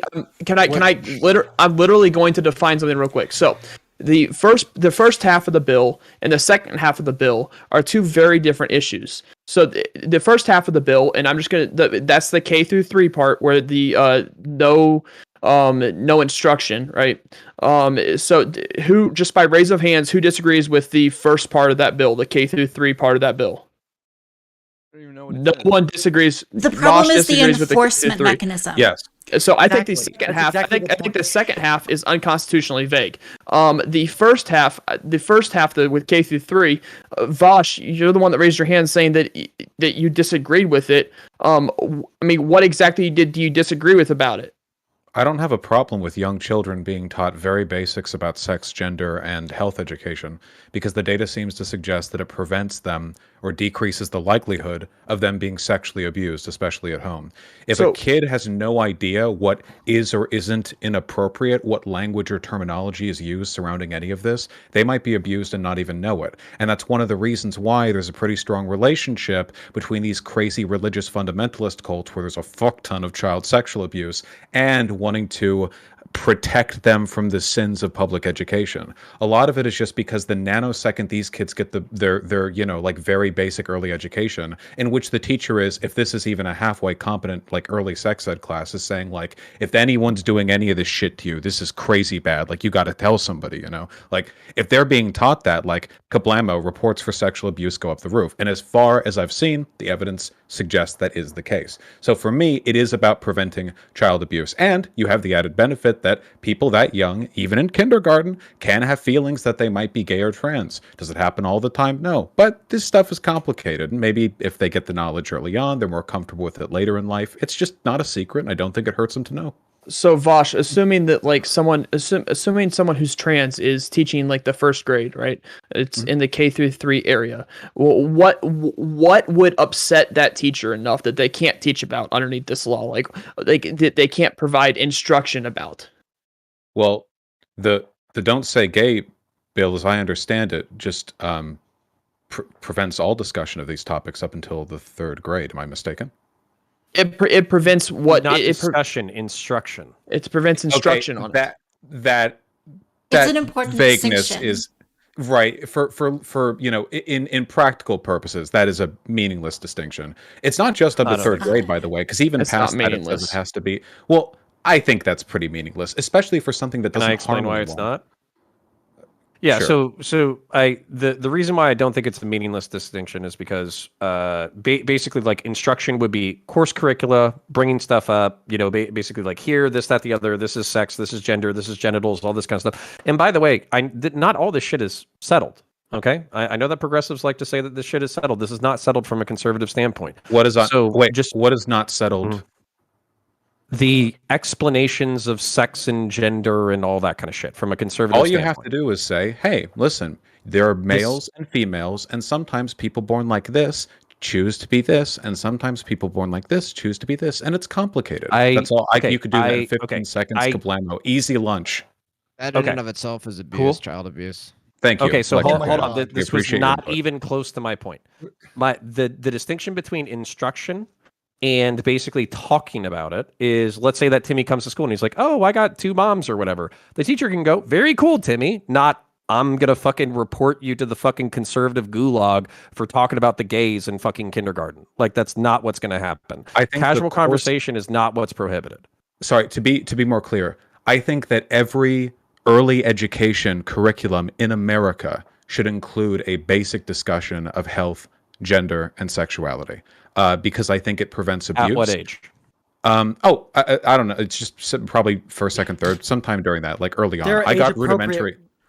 Yeah, ways but to you talk can about you this, can, yeah. you can talk about this with kids. Like you can just say, "Hey, this is how babies." Like you can talk about that with like a second grade. Like, they're not going to die. 50% of the country disagrees with you. I don't To be care clear- what they disagree with. They disagree with climate change. That's not. This is my interest. electoralism. This is why I fucking hate it.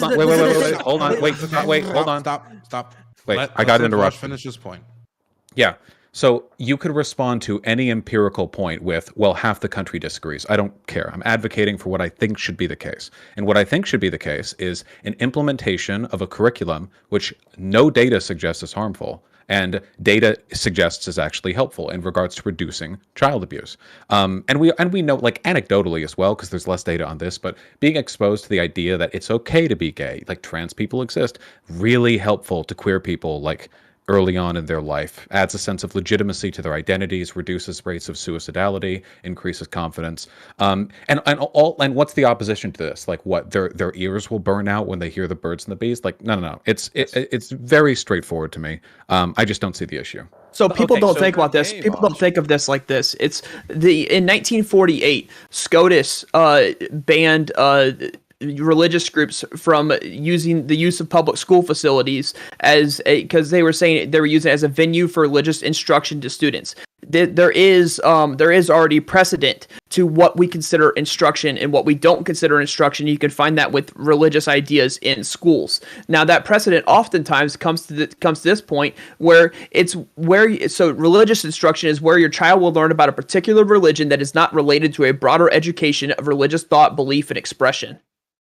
I don't understand what this has to do with a very basic to instruction, early curriculum. Instruction versus conversation. So The the no narrative one will be able to provide any evidence that this is harmful to kids because the evidence suggests the exact opposite. This is Okay, about but protecting children. Okay, James, you want to go, and I talk a lot, so you go. I wanted to point out that roughly 40 minutes ago, when I was like, yeah, the only 2 things that are going to sink the Democrats in the upcoming midterms, which was what the question was actually about, is people either focusing on inflation or right wingers throwing up ludicrous buzzwords about the culture wars, like CRT is when black people, or everyone's a groomer and it's all it's all about Republicans just wanting to do things to babies. This is exactly what I was talking about, because it's the easiest way to infect the brain of the people who spend the least amount of time actually reading, learning about, or understanding basic politics. Okay, and if I can back James up, this is I want to narrativize this for you. We're going to focus in on this subject. Conservatives are going to accuse anybody trying to talk to 8-year-olds about sex stuff as potential pedophiles. Then it's going to cause a furor that, along with inflation, is going to give the GOP enough information or enough fuel to sweep in the midterms. That's exactly what's going to fucking happen. Disagree. So we'll see. Well, within the electoral framework, fuck all this bullshit. I would hate to fucking spend like maybe we could have like an interesting conversation about like what's the appropriate age for education, appropriate sex education, and this, that, the other. Those are all cool conversations. But I'm telling you the way that it's going to be used electorally, and I think the energy that we could spend calling each other pedos, we could take 10% of that energy and actually channel it into something more productive and alternative to the existing political structures that demand our attention in culture war subjects. You think the Republicans would ever do that? They call These people are Justice always gonna Jackson talk culture critical war race stuff. theory. Yeah, they'll do it no matter what. They call Justice do it. Jackson a Dude, critical race theorist for no reason. They do not need. Yeah, so fuck electoralism. That's my point. Wait, stop, everybody. IRI has yet to speak on this topic, and so I want to give it to the C-SPAN loving teddy bear and to the right of me. All right, well, real quickly, I mean, this is what's going to happen. James nailed it. Like, this appeals to the people with the least amount of information, like Lecture Fan and Sprouticus. So, of course, they're going to hyper-focus on this. I wish my teachers would have talked to me about all this sexuality in grade school so that I could be gay or bi, because being straight is boring as hell, man. These guys are having all the fun. So I wish they would. And I wish it would have turned me gay, Lecture Fan. How about them apples? But the point is, people vote with their wallet. It's going to come down to the gas prices. It's going to come down to inflation. And the Federal Reserve has just started to take a shot at that, to bring it down. That's one of their main functions. So if inflation can come down and people are living pretty good lives, I don't think they give a flying shit about some teacher in some random school that doesn't exist teaching sexuality. And if it does exist, it's a localized case. Deal with it. We don't need to sit here as a nation and grapple with this ridiculous problem that's not affecting anybody. It's so dumb. Didn't Virginia prove wrong exactly what the fuck you just said? Didn't isn't this the entire point that culture issue bullshit, making mountains out of goddamn molehills for electoral wins? Also, I wasn't mean, that fucking proven? We just have to like. We lose Virginia. History says we lose Virginia the next year. It was not some sort of blowout, amazing feat. And you know what? We should have lost New Jersey too, but we didn't. I just want to People care point about out what they're. the Florida bill doesn't. I interrupted Vosh to go to IRI, so I think it's right to go to Vosh. I'm gonna write your name down.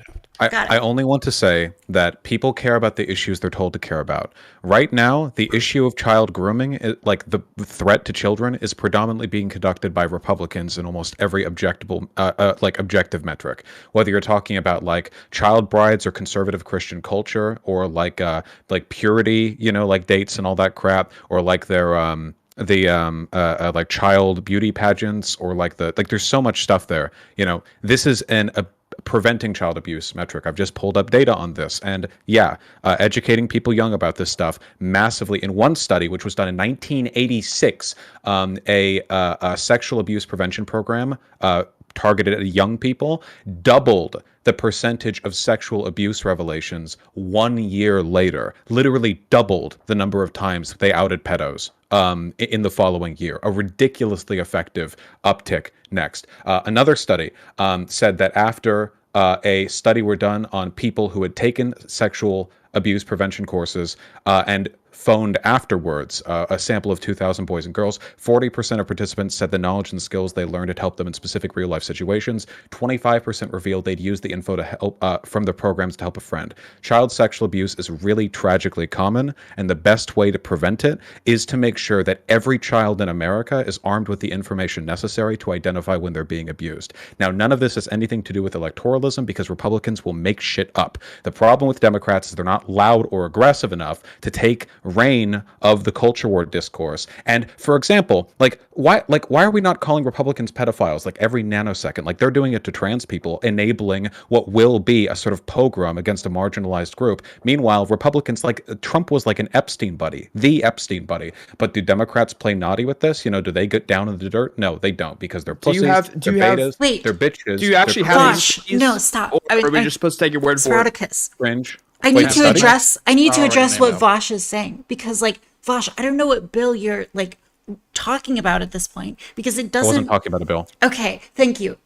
As long as we acknowledge that, because the Florida bill doesn't prevent you from talking to a child about sexual abuse, right? Or trying to educate them about what sexual abuse might look like, right? The bill's very specific in that it prevents sexual orientation discussions or gender identity. No, it opens up it schools to be doesn't. sued by parents if they feel that the I mean, schools like if you interpret the bill as meaning like more than what's in the text, right? And your assumption is that like incredibly vague. It's been called vague by legal experts. no, It's not like that that's not part my is not vague interpretation. about like sexual orientation or gender identity. Like Empowering the vague part, or what is like parents to sue vague, the school. is okay, really stop, the stop. enforcement Okay, mechanism. One at a shut time, up, please. Vosh. Okay, I mean, I feel like we have to like go back and forth a little bit on this because like I think that like what Vosh is getting at is that like some instruction to children about like what is appropriate or inappropriate sexual conduct is good, right? I mean, hopefully like we can all agree that like some Which is banned baseline. in this bill. No, it's not.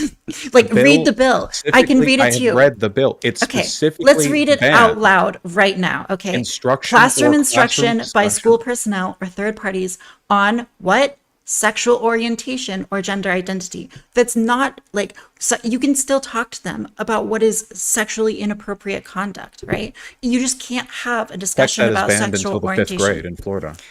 Okay. Right. It's about the second half of it that's like intentionally vague. Also, that part's I want- really bad. I And want I think that both. you already agreed with that, Taftaj, right? Well, no. That- To be specific, the problem that I have with the bill is the enforcement mechanism. So I think that like there's a legitimate argument to say that like the scope of what it bans will be greater, but I don't think it's going to be so great that like, you know, it's the point where like you can't say the word gay in a classroom. I think that's also like Right, an but that's the absurd thing. exaggeration. So But I that's think the we thing. have to be People don't know what the limits are, and that kind of chilling effect could lead to things being taken out of the This is a curriculum. massive at violation of our First Amendment rights. I mean, I yeah. think It's the like imagine problem- at the beginning of the Come year, on. an English class, they're getting together and they're like, okay, we can't talk about this author because it's just too much of a It liability. doesn't even because apply to high school. This is a bad example. Yeah, No, wait, hold on, really quick. age Wait, I'm sorry. counterpoints. It Wait, says there are a at lot of any people. age. Hold on, wait, please. Everyone's wrong about the bill, okay?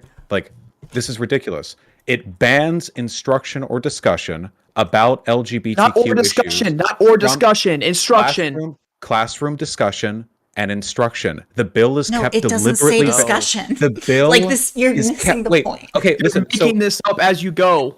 I'm not. Wait, hold on.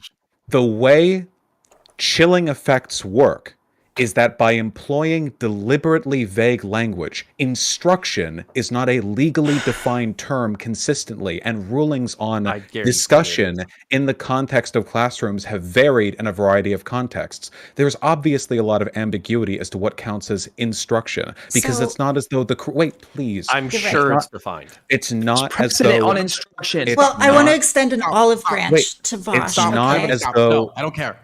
Vosh, finish. the curriculum as a concept is not like a divine script that can be judged and checked. The curriculum shifts, and oftentimes it comes from what is said in the classroom. What is the difference between curriculum, instruction, and discussion? When you're discussing in the classroom about a topic related to a subject of instruction, is that instruction? Anybody who claims there's a hard line defining what is or is not instruction is simply wrong, and you are free to look up the hundreds. Do you have of to go legal get Google opinions. right now? The hundreds. No, I can do it right now. I just did it before. SCOTUS in You're free- 19 so SCOTUS in 1948. Can you and hold on. religious Wait, to can you- religious hold on. parties. You can, wait, listen. If you want to, you can literally just go and look at the hundreds of legal opinions on this where they impugn the law for its vagueness in both its first and second part. It also doesn't just affect through third graders. It also says that instruction on these subjects must be age appropriate for up through high school students. Tell me if there's a legal definition for age appropriate, by the way. So and then I've the already- second part, which empowers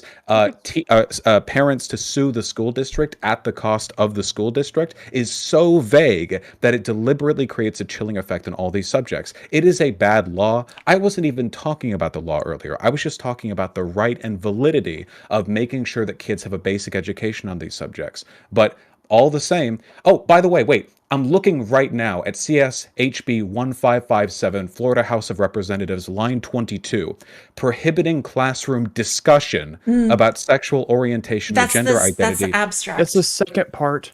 It's like You do So realize I've already that said no, Vosh. I've already said that the second part is unconstitutionally vague. I agree with you in the second No, part. that's the But first there is, part. but there no, is, there Vosh. is What there- you're so reading there is not the actual precedent. text of the bill. It's like a description of it.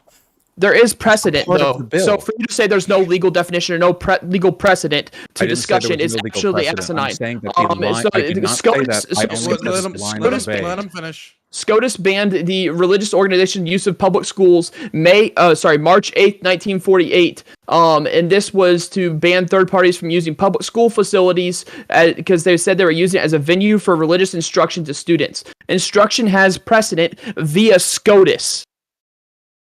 I never said that the term instruction had never been invoked in legal rulings, only that the definition for instruction is not one with a clear legal definition because it's impossible to define and distinguish from discussions on subjects related to the actual curriculum. And this is clear if you listen to, and I stress you, literally any legal take on this. I'm not making this up. I'm not a lawyer. It's very obviously a bad law, and it's very obviously yet another example of a deliberate attempt to cultivate vagueness as a way of chilling discussion on a subject. Every law that includes the word instruction should be banned, right? Because instruction is not a good enough term. So any law that includes the word instruction should be banned as unconstitutionally vague.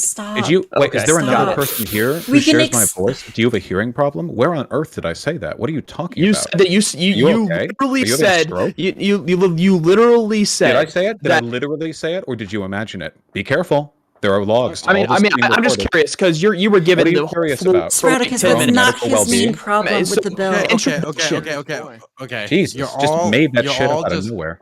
And you made up discussion out of nowhere. We can keep going down this road if you want to, Vosh. Sproticus, the problem that Vosh has with the bill is the fact that the bill includes a mechanism by which parents can sue schools on the school's dime, on the state's dime, right? And that threat, the worry is that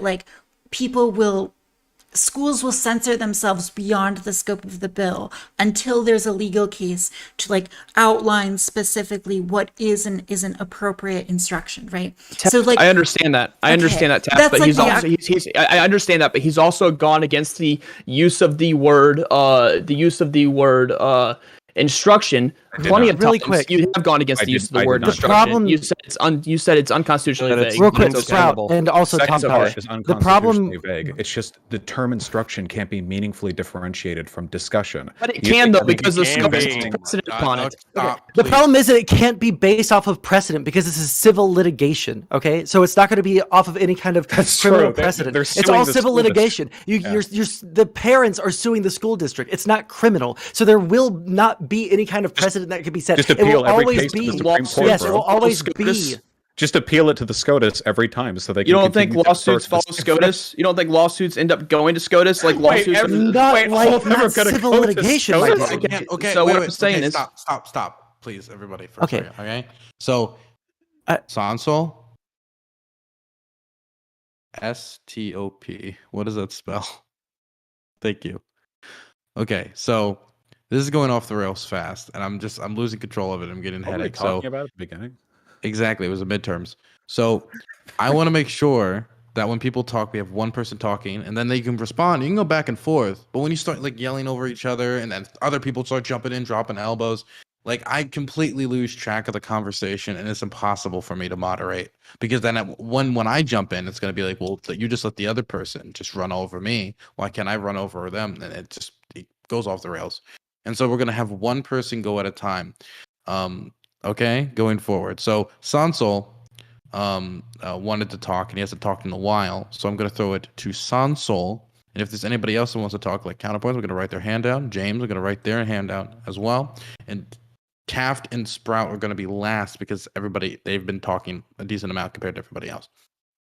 Okay. I just wanted to point out the fact that everyone's fighting so fucking hard over this is really kind of the whole point of us talking about what is going to be the deciding factor in the midterms. It's so fucking stupid. And it's also a really good argument if you're a left-leaning person for why you should go out and fucking vote and get registered to vote and vote for the Democrats so that we can push back against Republican talking points, because this sort of shit is being pushed by Republicans. I know Counterpoints doesn't like this sort of thing, and you're also against electoralism, which is really surprising to me. But even aside from that, it's really really important that we go out and vote. This sort of like crazy bill where everybody does it, like nobody seems to know what the fuck this bill is about. Nobody seems to agree with what this bill is about. The vagueness behind it. I know Top Touch is fucking dying over there, but nobody is agreeing on this panel, and everybody seems to like have looked at this bill in some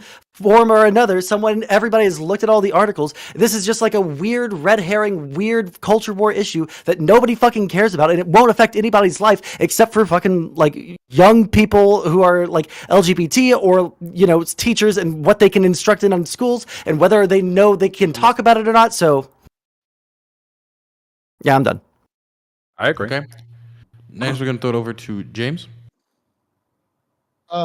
Yeah, no, I surprisingly, I'm going to agree with Sowell on one thing. I'm going to save my disagreement with him for the closing.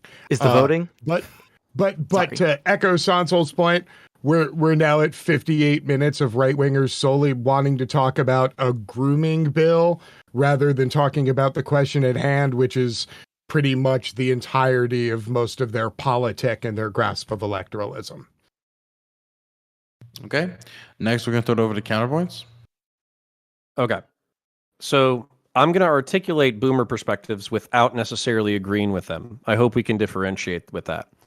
A bunch of fucking people insisting on their ability to talk to 8-year-olds to 4-year-olds about sex and gender identity comes off as fucking weird to normies.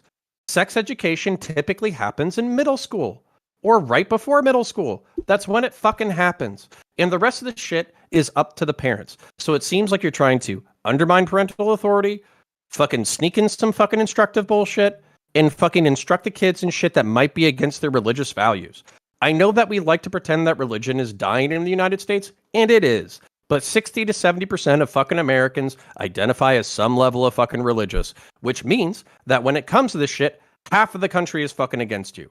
Without getting into the specifics of whether or not you're correct about your ideology, or there's a proper way to do it with age-appropriate education, you are fucking yourselves in the electoral system, because we have a whole bunch of fucking giga brain motherfuckers in this room, and we can't agree on shit.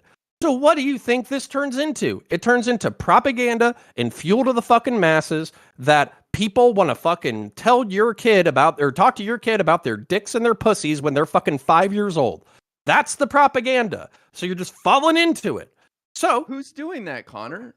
Who's doing that? Everybody fucking here. No, there are no everybody teachers fucking here. talking We've been to kids talking about this shit for the past hour. There's The conservatives are there's the no ones- teachers. This isn't a problem in America. That's the thing. You guys Wait, the created this conservatives made nonsense this- outrage. No, it's not. Lecture. Wait, you so have if it's kids- not The a problem, conservatives okay, hold made on. this a culture war So issue. if it's Give not me a a problem, if It's it's not a not. problem, okay, if it's not a problem, which I agree with you, it's not a problem.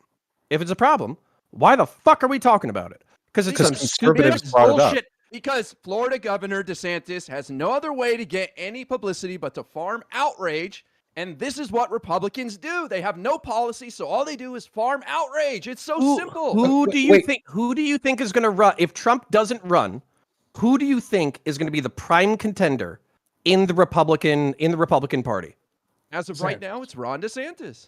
Oh, fucking amazing! It's like my goddamn point that electoralism is a bunch of fucking bullshit. Wait, no. Hold on. Wait. Okay, I can't hear anything. Okay, Jesus. Counter. This is beneath you. Like, yeah, obviously. There's like, nothing beneath me, friend. Republicans are the ones who are making this an issue. Trans people have always existed. Gay people have always existed. Nothing changed. They just decided to make it a culture war issue. You can't back off of it. You can't concede to them because they'll make up these issues whether or not they actually happen. And what's culture war bullshit to them is real, like, life shit to, like, trans people. Like bills that force medically detransition for trans people in that one state that just passed it literally yesterday. Like, culture war, meaningless win election talking points for Republicans are sometimes life or death for is it Alabama, left-leaning people or marginalized groups or whatever. Like, obviously this shit is stupid and dumb, but like, you can't just roll over and concede and go like, oh, 250 anti-trans bills over the course of 6 months. Like, well, you know, they're gonna do what they're gonna do, right? Like, hold on. You talk about what they're doing. You don't talk about the substance. You talk about what the hell they're trying to do here, and talk about how they're just farming outrage like idiots. You know? Okay, yeah, no. But this is an important part. This is super important. Okay, you made a really good point, which was that to Republicans and conservatives, this doesn't affect them, but to LGBT youth, this absolutely affects them, and you're worried about the chilling effect. Okay, so the question is, can you turn this on its head? Because when you say it's the bullshit talking point, it's all propaganda, it's farming outrage, this, that, the other, basically all people are hearing is, I want to educate your kids on sex at the age below 8, right? That's what they're hearing. So what you need to say instead is kind of like you were saying earlier. Sex abuse education can be a great way to prevent abuse. That's a great thing to say. Also, asking the question, when should the nuances of transgenderism, which we don't even agree on as adults, be taught to children? That's the question. For you, these ideas are settled, and you feel like you have all the information on your side. There are at least 2 fucking people who I know you don't like, but who viscerally don't agree with you. Hold on, wait. And First they're of all, you don't 50% of the fucking electorate. We don't determine school curriculum by whether or not people agree or disagree. We determine it, or at least ideally. Do we? No, hold on, stop. You can't simultaneously reject electoralism and then defer all moral questions to whether or not they're popular, okay? When we talk about what is or isn't true, like, I don't know, should we just like cut all like climate change like education in schools because that's disgusting? No, don't be ridiculous. And by the way, No, we're but not. you should find counter propaganda that's effective, not one that plays into your enemy's hands. You're mixing points. If it's counter propaganda that's effective, you know, you go with that if you want. We're not talking about nuances of gender ideology. The statement, there are males and females, and sometimes X identifies as Y and Y as X, that is an objective statement, factually ordained by God. Christ himself would come down, find no flaw. The term identify as is useful in that respect. We don't need to get into the nuances here, but I don't care whether or not people like agree with these things, because Christian conservatives have been trying to wage a war against secular education since the 1950s anyway, earlier than that too. Like, anyone who thinks that this isn't just the next step in a long line of religious fundamentalists trying desperately to desecularize public education, and now that gay and trans people publicly exist, crush them, to silence discussion of them. We've seen bills like this before. None of this is new. The talking points are recycled point for point, word for word, back from the 1980s with gay people, about them being groomers, about sexual education involving gay people. Where is the cultural momentum?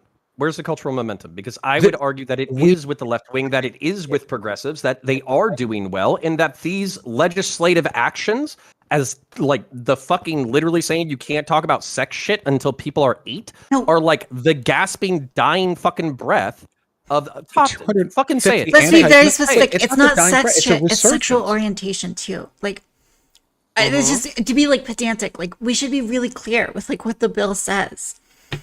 Okay, teachers. Okay, so if We've the been bill clear on the says contents you of the bill. cannot have instruction about sexual orientation and sexual identity until a child is 8, I'm And- assuming no, 60 until to third 70% grade. of fucking people agree with that shit. Till 3rd grade, and also all future discussions on it up to high school must be age appropriate. Again, good luck with that legal definition. And it empowers parents to sue the school district if they find content objectionable. Yes. Like, we're focusing on the most specifically, which I still disagree with the most specific bit of the bill, by the way, but we're focusing on that when the broader bill is a legally and philosophically indefensible piece of garbage, which was obviously put in place to form a chilling effect to silence any LGBT discussion. Based off of the language of the bill, how many parents do you think are against it? Based off of the language of the bill. I'm not saying about intent or subconscious intent. I don't know how many parents. Do you want me to like bit by bit? I have no idea. Sure.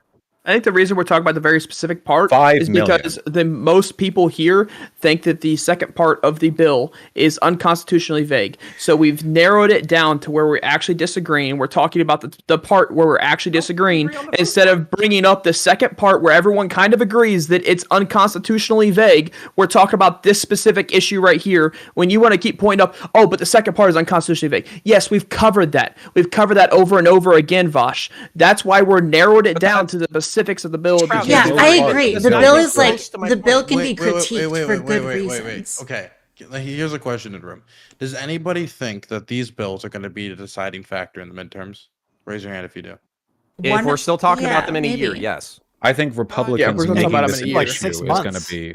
Yeah, I think Republicans making an issue out of it is the problem here. It doesn't matter what the bill actually does or doesn't do. And other LGBT bills, like in general LGBT legislation. Anti-LGBT legislation, but yes, there's the broader hatred they have of it's the trans culture war. They're all groomers, pedos, blah, blah, blah, whatever they're gonna say. Talking points that you would have heard in the 80s have suddenly become mainstream. That you see all the time on fucking 80s. It was so fucking crazy, right? Just like fucking out of nowhere. I've not heard this shit out of anybody. Nothing changed, and then instantly, yeah. Like just all of a sudden, like now it's the biggest issue in America. It's like critical race theory. It's this theory from the 1990s that like exists exclusively in Harvard Law, and like one guy wrote a book, and then instantly it's the greatest problem that it's gonna fucking destroy America, and then 2 months later it's done. Like this is so obviously made up, but it's going to get people killed. Like at this point, Republican politicians and like big signal boosters are like tweeting shit like all these people are groomers, they're all pedos. Well, what do people do when they think large groups of people are groomers and pedos? There are going to be mass shootings. There's going to be widespread systemic discrimination. All of this real people, real blood, real sweat, real tears over a cynical attempt at winning a midterm election because Republicans offer nothing to the American people for real. And ultimately, you know what? They're going to win. It's going to work because Democrats are that bad at focusing on the actual things they could do to win the midterms or, in fact, any election. They are utterly incapable of leading. It is an embarrassment. It is a disgrace. But, I mean, still, at least through abstemiousness, they are better than Republicans, better than to be incompetent at doing good, than effective at doing evil. Okay, can I counterpoints? You keep on like agreeing with the points about electoralism, but you also say you're against electoralism. What does electoralism mean to you? Like going and voting? Are you against going and voting, or are you just against like the concept of democracy broadly? Now I don't know what, because you keep on agreeing with the kinds of things that we're saying. But yeah, I like republicanism, and I'm okay with the slow churn of the electoral system. That being said, it's slow, intentionally so. And it was borderline designed to address problems in a very slow way because they didn't want drastic changes to the country all the time. Okay? So I am okay with you as an individual showing up to your local election, voting in your local election for things that definitely affect you, and also voting whatever way you think is most morally just at the federal level. But I think that because of the intentionally slow nature of our electoral politics, we shouldn't be waiting on these people like saviors, and a significant amount of energy that we are spending on Bernie's the best ever, I'm going to fucking blow him behind the fucking, the Wendy's or some shit, could be spent on fucking, like, I don't know, going out into your community and actually doing some shit, taking a little bit of your fucking money, a little bit of energy, a little bit of your talent, a little bit of your fucking skills, and using that instead of supporting some fucking candidate to actually support your local community. And I'll give you an example. Most people I talk to who have worked in electoral systems, they're bitterly fucking disappointed with the electoral system. They fall in love with a fucking cult of personality. They love John Ossoff or Biden or Harris or fucking somebody, Bernie, in a fucking thing. They go into the campaign, they're all idealistic. They realize that it's all a giant fucking circle jerk and they're not going to get half the shit they fucking want. They become disillusioned and they basically bow out of politics. That's most people who participate in electoralism. So I think instead of setting people up for failure, hey, yeah, go participate in the giant monetary circle jerk that is electoral politics. Keep some of your fucking money. Go vote in the shitty election every fucking 2 to 4 years, and then fucking spend your money and your energy on your own community. That's what I would tell young people at this point. I mean, earlier in this discussion, Vosh brought up QAnon. And I think it's a great example of like the failure of Republicans to focus on direct action and an insistence on like electoralism and, talking points that win elections but don't do anything. I read a study recently that something like 16% of Americans believe in QAnon. And not just like, do you believe in QAnon, but do you believe in like, the government is controlled by pedophile Democrats? That's absurd, right? And it's like a massive failure on the part of Republicans to like control messaging and to control the ideology. They've allowed this conspiracy theory. Do I have to defend QAnoners now? Do I have to defend them now? Do you want to debate guess about what? QAnon? Our government is run by fucking pedophiles or ephebophiles if you're a libertarian, okay? Basically, shitloads of fucking people were caught fucking hanging out with Jeffrey Epstein, but you know what the big secret is? It's Republicans too. That's the fucking secret. Is that fucking dozens, hundreds of very powerful people were hanging out with a fucking billionaire who had underage prostitutes, and a decent chunk of them were probably fucking honeypotted, and this was fucking leverage against the United States of fucking America. Yeah, Top, you're covering your fucking mouth. Well, I don't know okay. why you don't think that's real. It's No, I do fucking believe real. that's real, but like the actual survey that I was looking at, it has like more than that, right? So it's not just like, do you believe fucking that lizard people and Yeah, Hillary Clinton? so it's like and things Like, like don't you this. see, Or like the way it's that like- you're talking right now is like the direct action that Republicans will do is like mass shootings and shit because they think that everybody is a fucking pedophile on the other side. What? And the fact that they all No. talk about how like LGBT people are fucking groomers and shit is going to lead to violence against them. Like, does it not like register with you that that could be like an outcome of this? Yeah, so my problem is that like Republicans are allowing this like ideology that like JFK Jr. is going to come back and save people to like spread within their ranks because want like that, though. it just like incites things and incites people to like vote or whatever. But like it's a complete losing issue to allow people to believe in like insane shit. And you have to like control your movement and actually like make sure that you're advocating for things that are true and not just things that are going to win you temporary points. And I think that's what Republicans do over and over is they like advocate for things that are winning temporary points but are fucking insane. And I think that's like the really big problem here. If it works for them, I mean, you know, What's what- that? Does it hate the play? Don't hate the player, hate the game. I mean, clearly, Hold on. Go ahead. Go ahead. I'm just saying, like, that's been their modus operandi for ages. Like, Republicans do nothing good for the country. They haven't, at least since I mean, just consistently. Like, it's just worse. Like, everything they do is fucking dumb. So they distract people by focusing on do you- adjacent cultural issues. Okay, I think James, if you want to talk, but I think I have decent counter just got propaganda one that quick would point actually to work make. in I got one conservative circles. Yeah, no, I'm just trying to bring some clarity to Taft's fact there. Roughly 16% of Americans believed in QAnon. Roughly 16% of Americans are evangelical Christian. Your mystery has been solved. My All right, mom's okay. Jewish. So she you know what? believes This.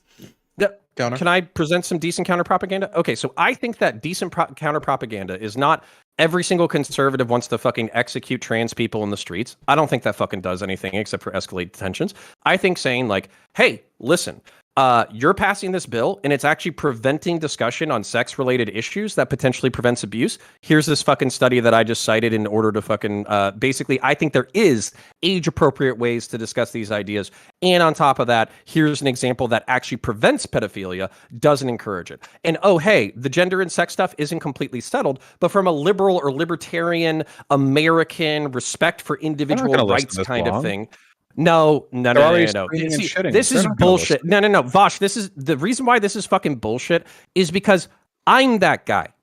Okay? I'm that guy. Plenty of fucking Connor. people were that guy. With respect, Sure. there's all evidence of political engagement of this country would seem to point to the idea that, for the most part, Republicans are fucking immune to logic. I swear to God, you cannot convince me in a country where Republicans don't believe in climate change that well-reasoned arguments are going to change their mind, okay? I'm sorry, this comes down to political power and not much else. I want Biden screaming like a monkey up there about how every single Republican is a pedophile because they support bills that would allow it easier for children to be abused. I want him to do this for 6 hours every day because at the end of the day, his shit-flinging is going to save people's lives and Republican shit-flinging is going to end people's lives. If that's how the game has to operate these days, then like the idea that we can sit down and have a conversation with the QAnon party that's still divided on whether or not Trump was right to do fucking the insurrection, like past the point. Like you have to sit down past the point and go like, all right, you can't logic a person out of a position they didn't. Listen, this is one Yeah, of the the most QAnon important people fucking need things to be excised from the right. No. Yes. No. This The is whole ideology. No. It's Fuck this. horrible. This is the most important shit that we've been talking about all You need to fucking be night. strong. Okay? No. Well, yes. Okay. So the fucking way that you talk to these fucking people is you can see the material reality that is obvious. So for instance, when you say QAnon fucking people are a bunch of like subhuman dumb fucks, which is true by the way, and that they don't fucking know what the fuck they're talking about, which is true by the way, then you fucking follow up with like, hey bro, That is the shit that, you're fucking right about something, but overall you're fucking wrong. And then you explain to the fact, because you actually researched and read shit, that there probably was a honeypot operation with Jeffrey Epstein that does implicate Republicans and Democrats, that there are fucking people in power who are having sex with underage prostitutes. So the truth, the fucking foundational part is true, but now you're talking about fucking lizard people? Bro, you've lost your fucking shit. This is No, Vosh, for hold on. The thing about this is, you're talking about like you have to win them all. You don't have to win them all. You have to break off enough of them that the fucking people who are insane are irrelevant. And so, by the way, like if I took a fucking polling on Twitter right now for fucking authoritarian leftists or fucking leftists who supported fucking Russia or are isolationists, what percentages do you think I'm going to get? What kind of fucking political support do you think I'm going to get? Do you think it's going to be between 5 and 15%? Do you think that between 5 and 15% of your side is a bunch of fucking pieces of shit? Because I fucking guarantee you There's they a are. difference As a matter of between fact, you Twitter fight with them left all the and fucking the time. entire Republican Party, though. Like the Twitter left is the Twitter left. We're talking about the actual Republican Party in the United States, one of the most powerful political institutions. So do you want it to boil Go down to touch power some politics? grass. No. It's both. No. Both Which sides the end have of the day, power. you have to- Wait, stop. Okay. Counterpoints, finishes this line of logic. We'll have Vosh respond. Okay. Then we'll throw it over to Sonsol. I'll write your name down, Sonsol.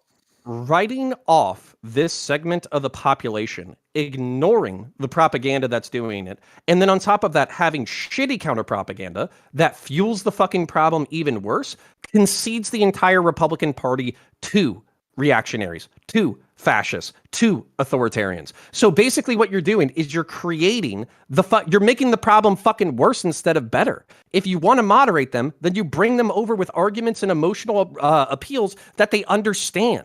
Okay, this is very much with respect a touch grass argument that I'm telling you.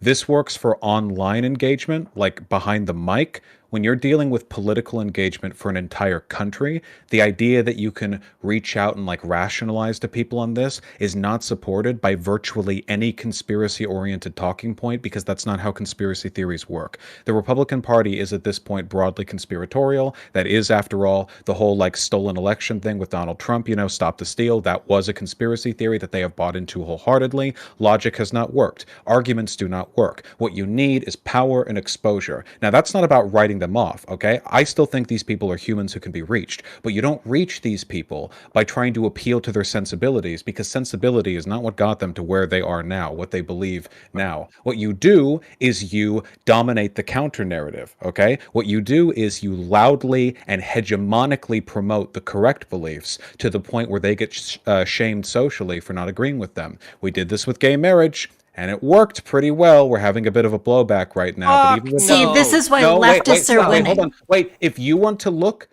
at literally any form of social acceptance pertaining to progressivism, you will find a strong positive correlation between laws or strong political bodies advocating for those groups and a support rising. Dr. Martin Luther King Jr. was unpopular when he died.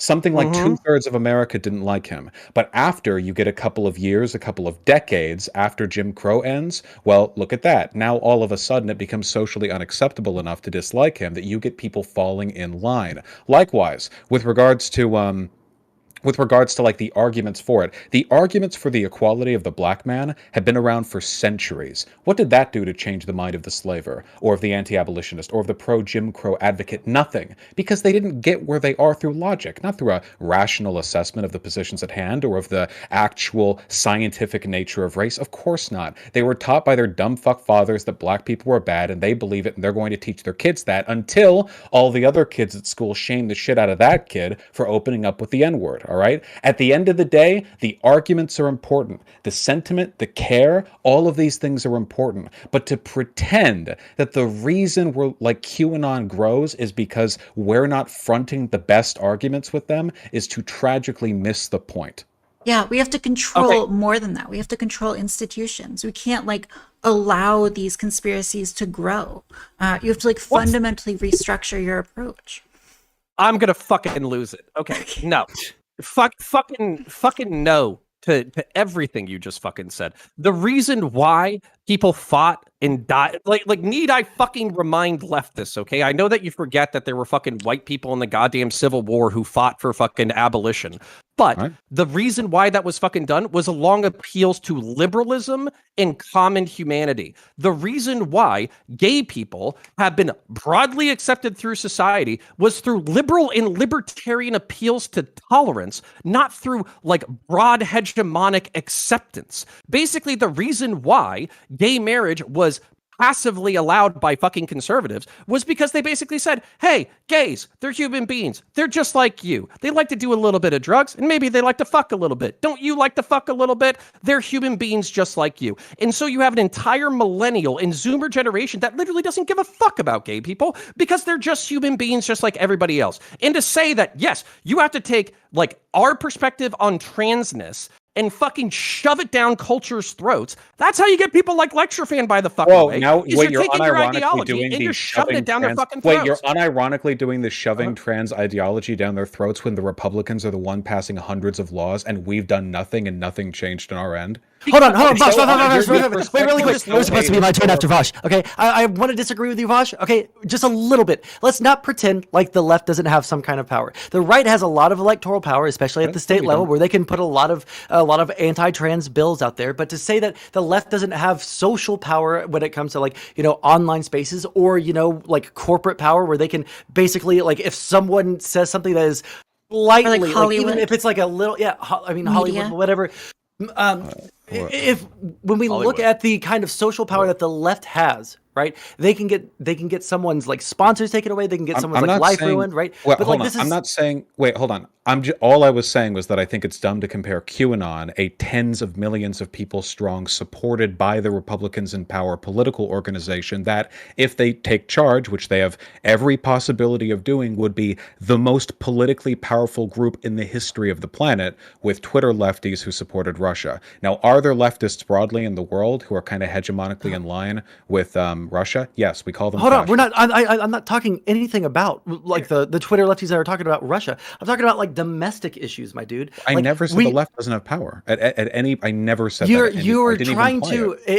The implication was that the conservatives have all of the electoral power and that they're pushing forward all of these anti-trans bills and all these anti-gay bills, which they're I only agree. doing it in their states.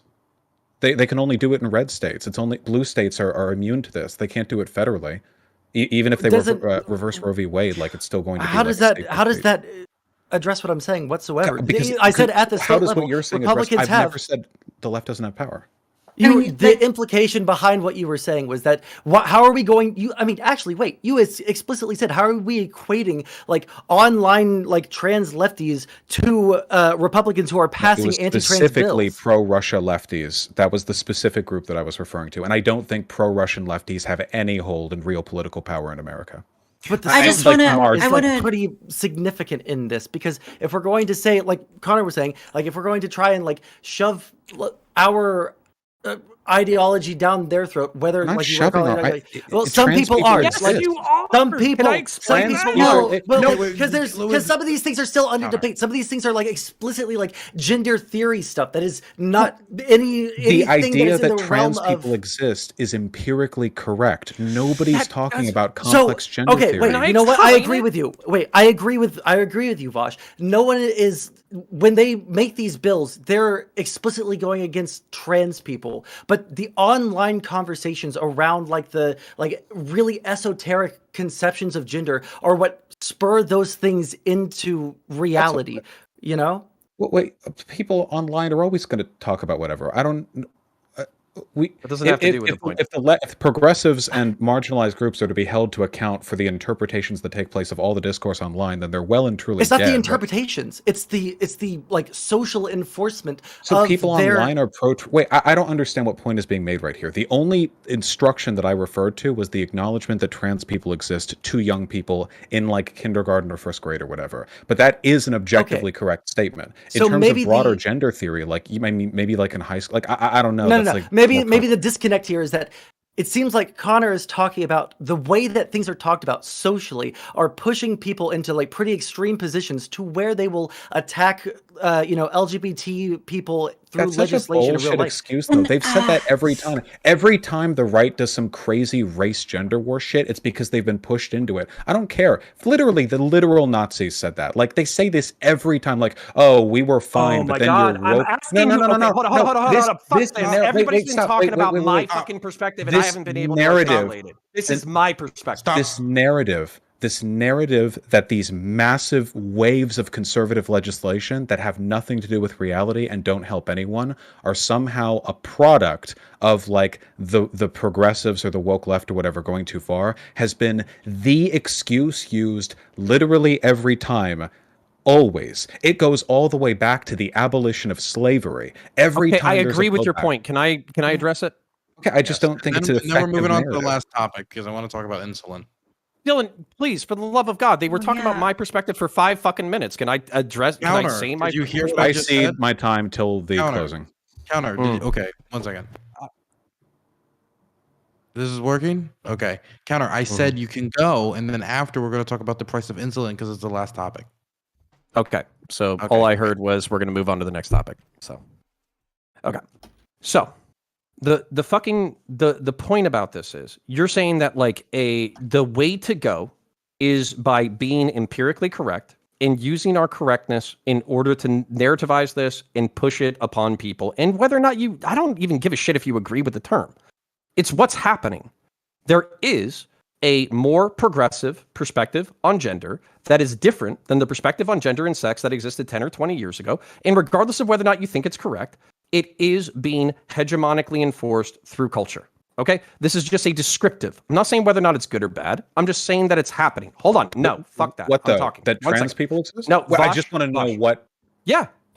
Okay. What I would say is that in order to be effective with your counter propaganda, rather than saying, fuck you, you're wrong, we're right, flying spaghetti monster, evangelical Christianity is fucking cringe, go eat a bag of dicks, you chud stupid fucks, I would say that exact attitude is responsible for fueling of reactionary tendencies on the right. And if you wanted to temper them and have them actually consider the humanity of their opponents, then you should appeal along liberal lines. And when you're talking about the Great Revolution, fuck no, I'm still fucking talking. Yeah, sure, okay. Then you should see yourself as a cohesive whole. Okay? You're the fucking progressive lunatic who's going to come on with a fucking hard goddamn perspective, and you're going to tell motherfuckers how it is, and here's all the empirical evidence, and anybody who doesn't like me is a fucking chud piece of shit. And then fucking conservatives are going to say, fuck you, you're wrong, God said a different fucking thing, you're a piece of shit, and I hope you burn in hell and die. And then there's liberals or fucking centrists who have to try to get the two sides to fucking talk in a way in which we can live in the same society without fucking killing each other. What I don't like about your narrative fucking structure is I think that while it might be socially fucking necessary, if you were left to your own devices, you would literally create a society so fucking divided that literally it's going to start a shooting war. That's the fucking way I feel about leftists, and that's the way I feel about fucking chud fucking conservative dumb fucks. Okay, can I respond to this? First of all, Sure, it's disgusting. We gotta wrap it up. I know because we've been it's going on this disgusting way of too you. long. It's disgusting of you to equate like the radicalism of people fighting for the right to exist and the radicalism of people fighting to deny others the right to exist. Like the Do you fucks think that most Stop, conservatives are stop. trying to deny people's right to exist? Hold on. You just said shooting war. Okay, so this is a war in your hypothetical between people defending the right to exist themselves and people trying to deny others their right to exist. This has I happened think before. it's more going to be the communism that starts it. Connor, Yeah. there's no communism in the US, okay? In the room with us, no. Connor, we've done this before in the 1980s where the Reagan admin allowed hundreds of thousands of gay people to die deliberately by telling the CDC to not do proper research. We've done this during the Civil Rights Movement where MLK died a martyr and reviled by the majority of Americans. We did this during the slave days. The idea that appealing to the humanity, like, oh, the South, hey, maybe you should consider that black people are humans. What happened? Oh, the Civil War. Hey, what happened during the Civil Rights Act? Like, oh, we should consider black people are humans. That is good and it worked. But if you take a look at like percentages of people who like felt positively and progressively about black people, that shit skyrocketed after the Civil Rights Bill, not during the protests because the arguments are less important than the social normalization. People with these positions, like anti-trans, don't arrive at them logically. It's through fear and disgust, and you can't rationalize people out of those reliably. Sometimes you can. It's not impossible, and I try to on my platform, but you can't do it consistently. And what you need to do politically is understand that these phony deferences to liberal civility are nothing more than a weapon that the right uses to silence and weaken progressive groups. They have been wrong every time. Every So time. will it has you been just through admit that you're pushing your agenda then? No, don't Yes, even. but in Don't wait, even. There you But fucking go. I don't That was care. the entire goddamn Like, point. I Connor, don't care. Connor. Whatever either Every- you're going to say at this point, I just don't care, and I don't think every anyone else group does. pushes. And I don't care anymore. Wait, I me don't or care. him? Everyone. We're moving on to the next topic. This is Are we going doing on for way too long. conclusions? We're gonna do Taft. Your tears are like sweet nectar to me. Unbelievably sweet nectar. Okay. We have less. It's okay. It I'd is- love to talk be about clear, insulin. It is 4:30 a.m. and we still have a whole topic to go where I am. We are moving on to the next topic. Okay. So we're going to do 30-second outros. You got to be as quick as possible with anything left you have to say. Okay. We're gonna start with counter, and we're gonna go around the room so everybody at least gets an ending statement. I don't know if Lecture Fan dipped or he broke. His internet broke. I don't know. I'm reaching out to him. I wanted to hear his perspective on capping insulin prices. That was exciting content for me. Counter. Electoralism, vote like go ahead and vote, but electoralism is fucking cringe. We should be doing our shit fucking separate. And if you're going to push a certain agenda, even if you think your agenda is correct, if I say you're pushing a certain agenda, don't go, no, I'm not pushing an agenda. Just fucking admit it. You're right. But I You did have a admit it. correct agenda and you're pushing it. But I Okay. said There's yes, different though. social this is my outro. There are different social forces who have different roles in a stable society. I am trying to serve my social role of taking your arguments and giving them back to people who fucking hate you so they don't kill you. That's my fucking job. So I want to thank President Zelensky for gifting me my 100 gifted tier 1 subs as an anonymous gifter. I know he told me he didn't want me to give him credit, but it was actually President Zelensky. There's the ghost of Kiev. I am the shill of Kiev, and I appreciate the 100 tier 1 subs. I'd be a lot more excited if it was not as tired as I am. So now I'm going to throw it over to Vosh since Vosh wants to respond and the cat is harassing him. I have never been shy about the fact that I push my agenda. The term shove your views down people's throat implies some kind of harm or impunation done to them. Everyone pushes their agenda. I would never be shy about that. Look, this argument that people are shoving their beliefs down your throat could be applied and has been applied to literally every civil rights struggle in history. It's boring and it's uninteresting. Liberation theory has moved past this. The idea that appealing to the civility of the people who fucking despise you and think you're subhuman is going to bring about effective positive change is just not true. You have to wield political power effectively. That's the most effective way you can do things. You don't have to abandon good arguments or start dehumanizing your opponents to do that. It's not mutually exclusive to any effective other things that you want to do. Wonderful. Now I'm going to throw it over to Taft. Right. I think Vosh is mostly right. And a good example of this is representation in media. So gay people got more representation in media, and we saw that had a huge positive effect in the way that gay people were perceived. And we saw that get translated into political momentum. That's because left-wing people were able to convince, they were able to take control of like some part of media apparatus. And if you want to change ideas, you got to be involved in institutions, and you've got to work in that direct action. And I think Vosh is mostly right. You don't do these things through logic; you do things through taking over institutions. Okay, Sunzel.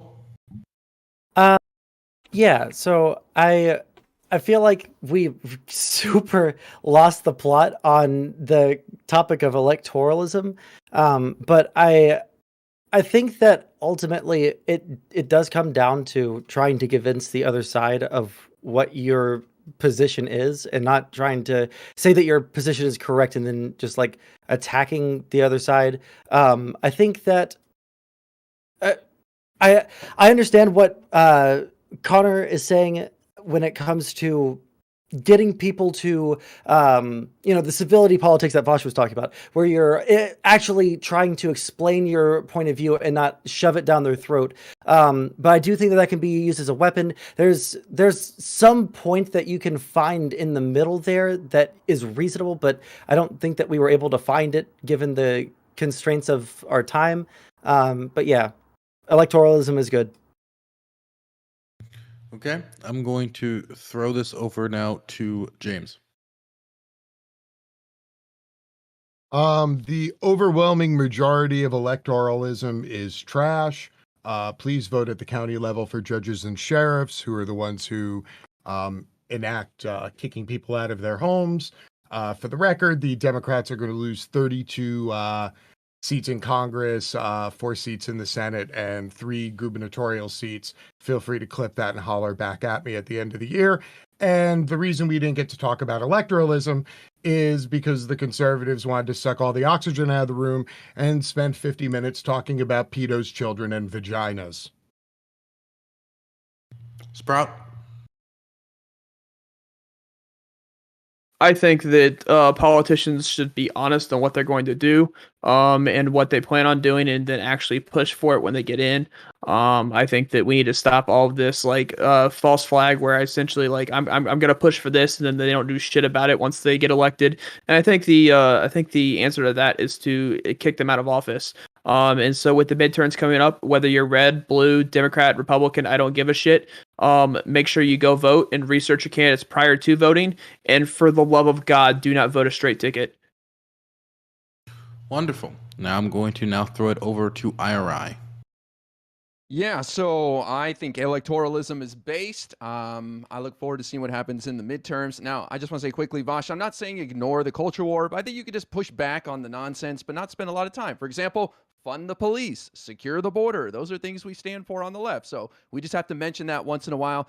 But it doesn't get our base out to tell the left that Republicans are pedos and look at all this crazy crap they're doing. It just doesn't get our base fired up. The reason why we didn't do as well as we wanted to do in 2021 and even in 2020 down ticket is because Biden's approval ratings are low. You know what I mean? And that's because the pandemic's still here, but that's in the rearview mirror. Inflation is here. Gas prices are high. These are things that are not going to be like that forever. So I think you can push back on the culture war stuff a little bit, but we have a solid platform and we just got to go out there and talk about it. Things like capping insulin, which we'll talk about in a moment, 2 more years of pre-K, on and on. And I still stick to my last point that the Supreme Court overturning Roe v. Wade is going to get all the radical liberals like me out there to skip brunch and our avocado toast and go knock on doors and vote. So I'm not even worried about any of this stuff.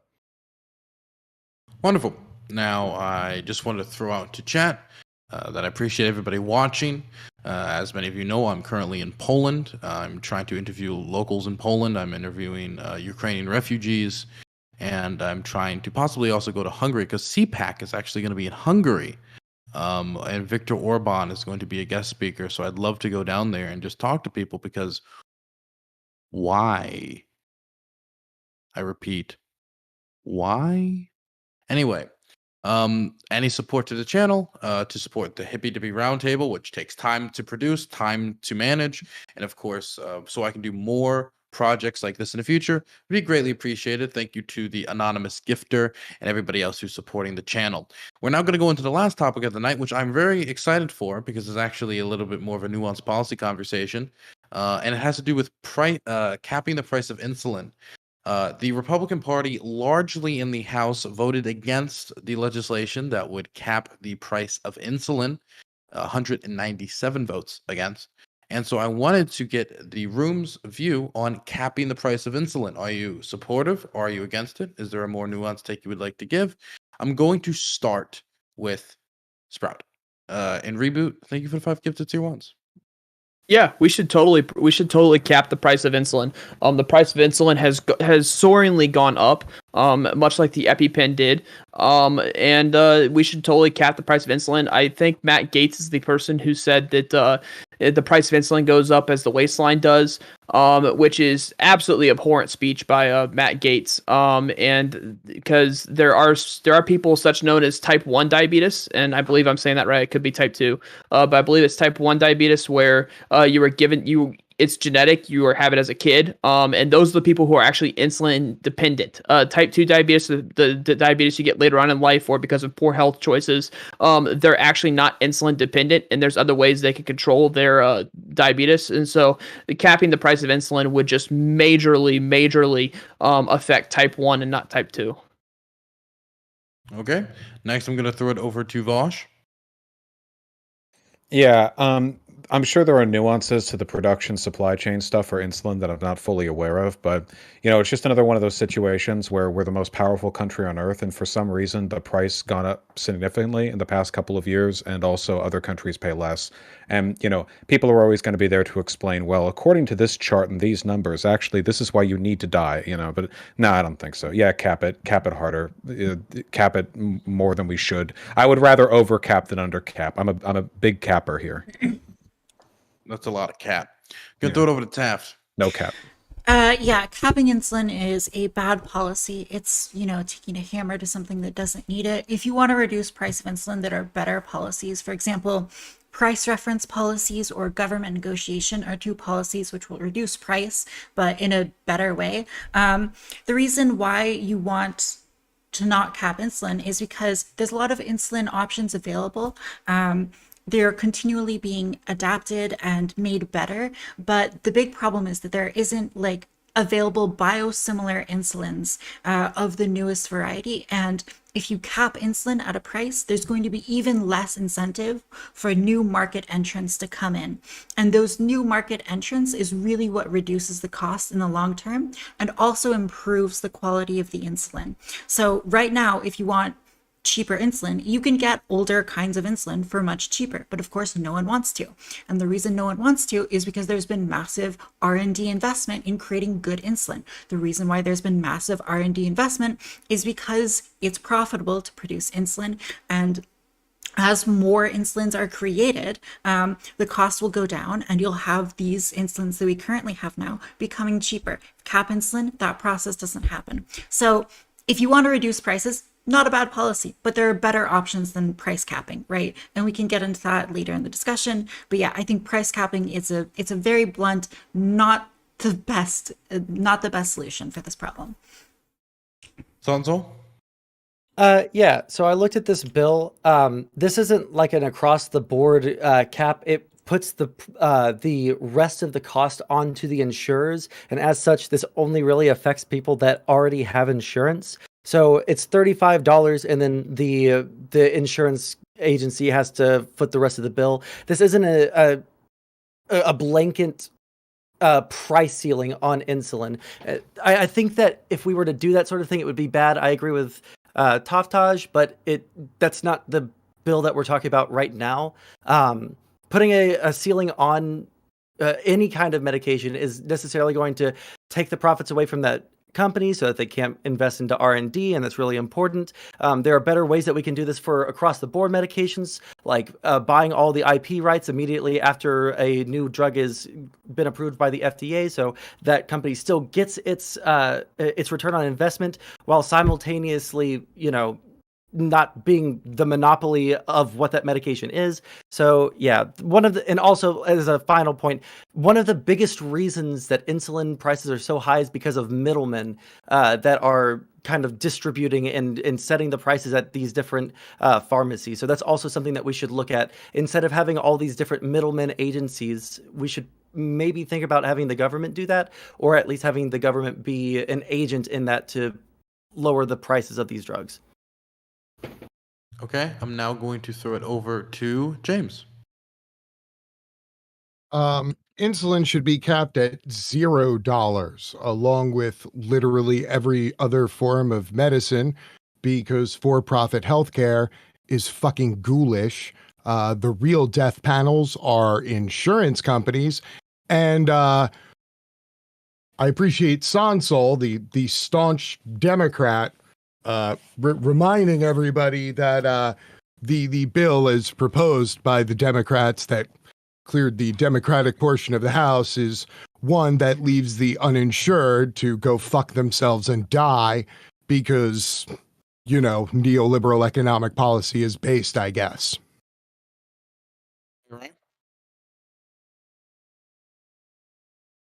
Is that everyone? Yeah. Anyway, insulin No, in wait. America. I said IRI. Oh, I didn't hear that. Oh, My I couldn't hear you. I'm sorry. I actually agree with Sprout. Surprisingly, 193 Republicans voted no, including Matt Gaetz, who's justified that by saying that people should lose weight first, which is pretty ridiculous. So I think this is a winning issue. I think it's tangible. It's something the American people want. 1 in 10 Americans suffer from diabetes. More than 1 in 3 have pre-diabetes. This is an actual issue people care about. And so this is what we should be talking about, not kids' sexuality in kindergarten. I mean, this is crazy. So I'm all for it. I think we should cap insulin at 35. I think we should cap the number of Republicans in the House, too. Based. Okay. Now, counterpoints.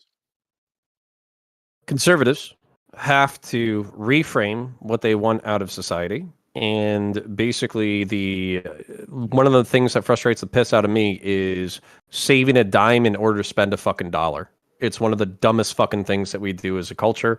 And I'm sick of slashing the social safety net and acting like we're doing people favors. Because the truth is, we always make arguments about the communitarian safeguards that will miraculously fucking appear once we slash the fucking government. And then we don't enable people to do that. So that's what pisses me off. And if I was to reframe this, I think kind of an interesting question is perverse incentives versus directed incentives.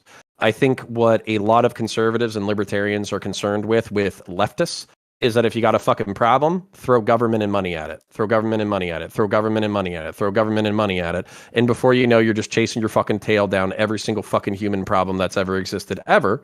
Whereas what a conservative or libertarian or fiscal conservative position should be is how do we incentivize good behavior, disincentivize bad behavior, make our citizens healthy, happy, productive human beings from a psychological perspective, and allow our people to live dignified lives in which they can take care of their families and still be economically productive. If we have to ask these questions, then we might actually have a functioning society instead of dickheads fucking incentivizing bad habits and then other dickheads slashing at the things that are keeping people alive. But that would be if we lived in a rational society. So I'll yield there.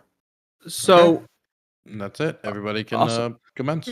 So I'm gonna go a little bit against Sonsel here. I don't know what bill you were talking about, but the bill that I read said that it was $35. The rest of it would be covered by insurance, and if the person was not insured, it was capped at $35.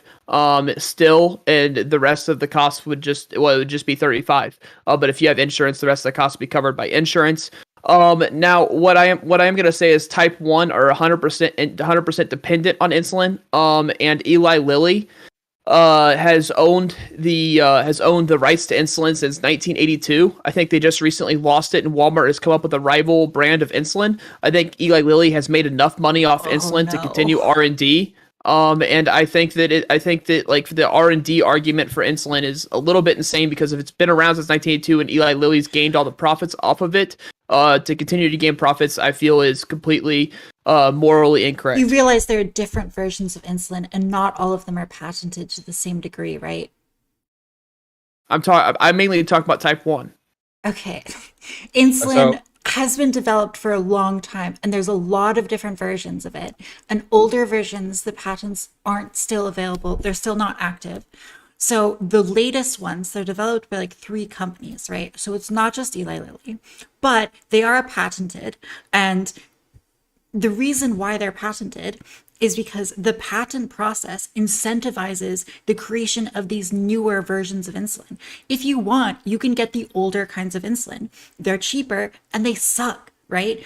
So no one wants these. They want the newest ones. And the reason why we have the newest ones is because of the patent process and because it's not capped. So if you cap insulin, you're not going to get better insulin in the future. So you're making the lives of insulin dependent people worse by disincentivizing market entrants, which would create biosimilar copies, which would actually reduce cost the most in the long term. And you reduce incentive to create new, better versions of the drug. So I think that if you want to reduce prices, there are legitimate ways to do that, but capping prices is not the way.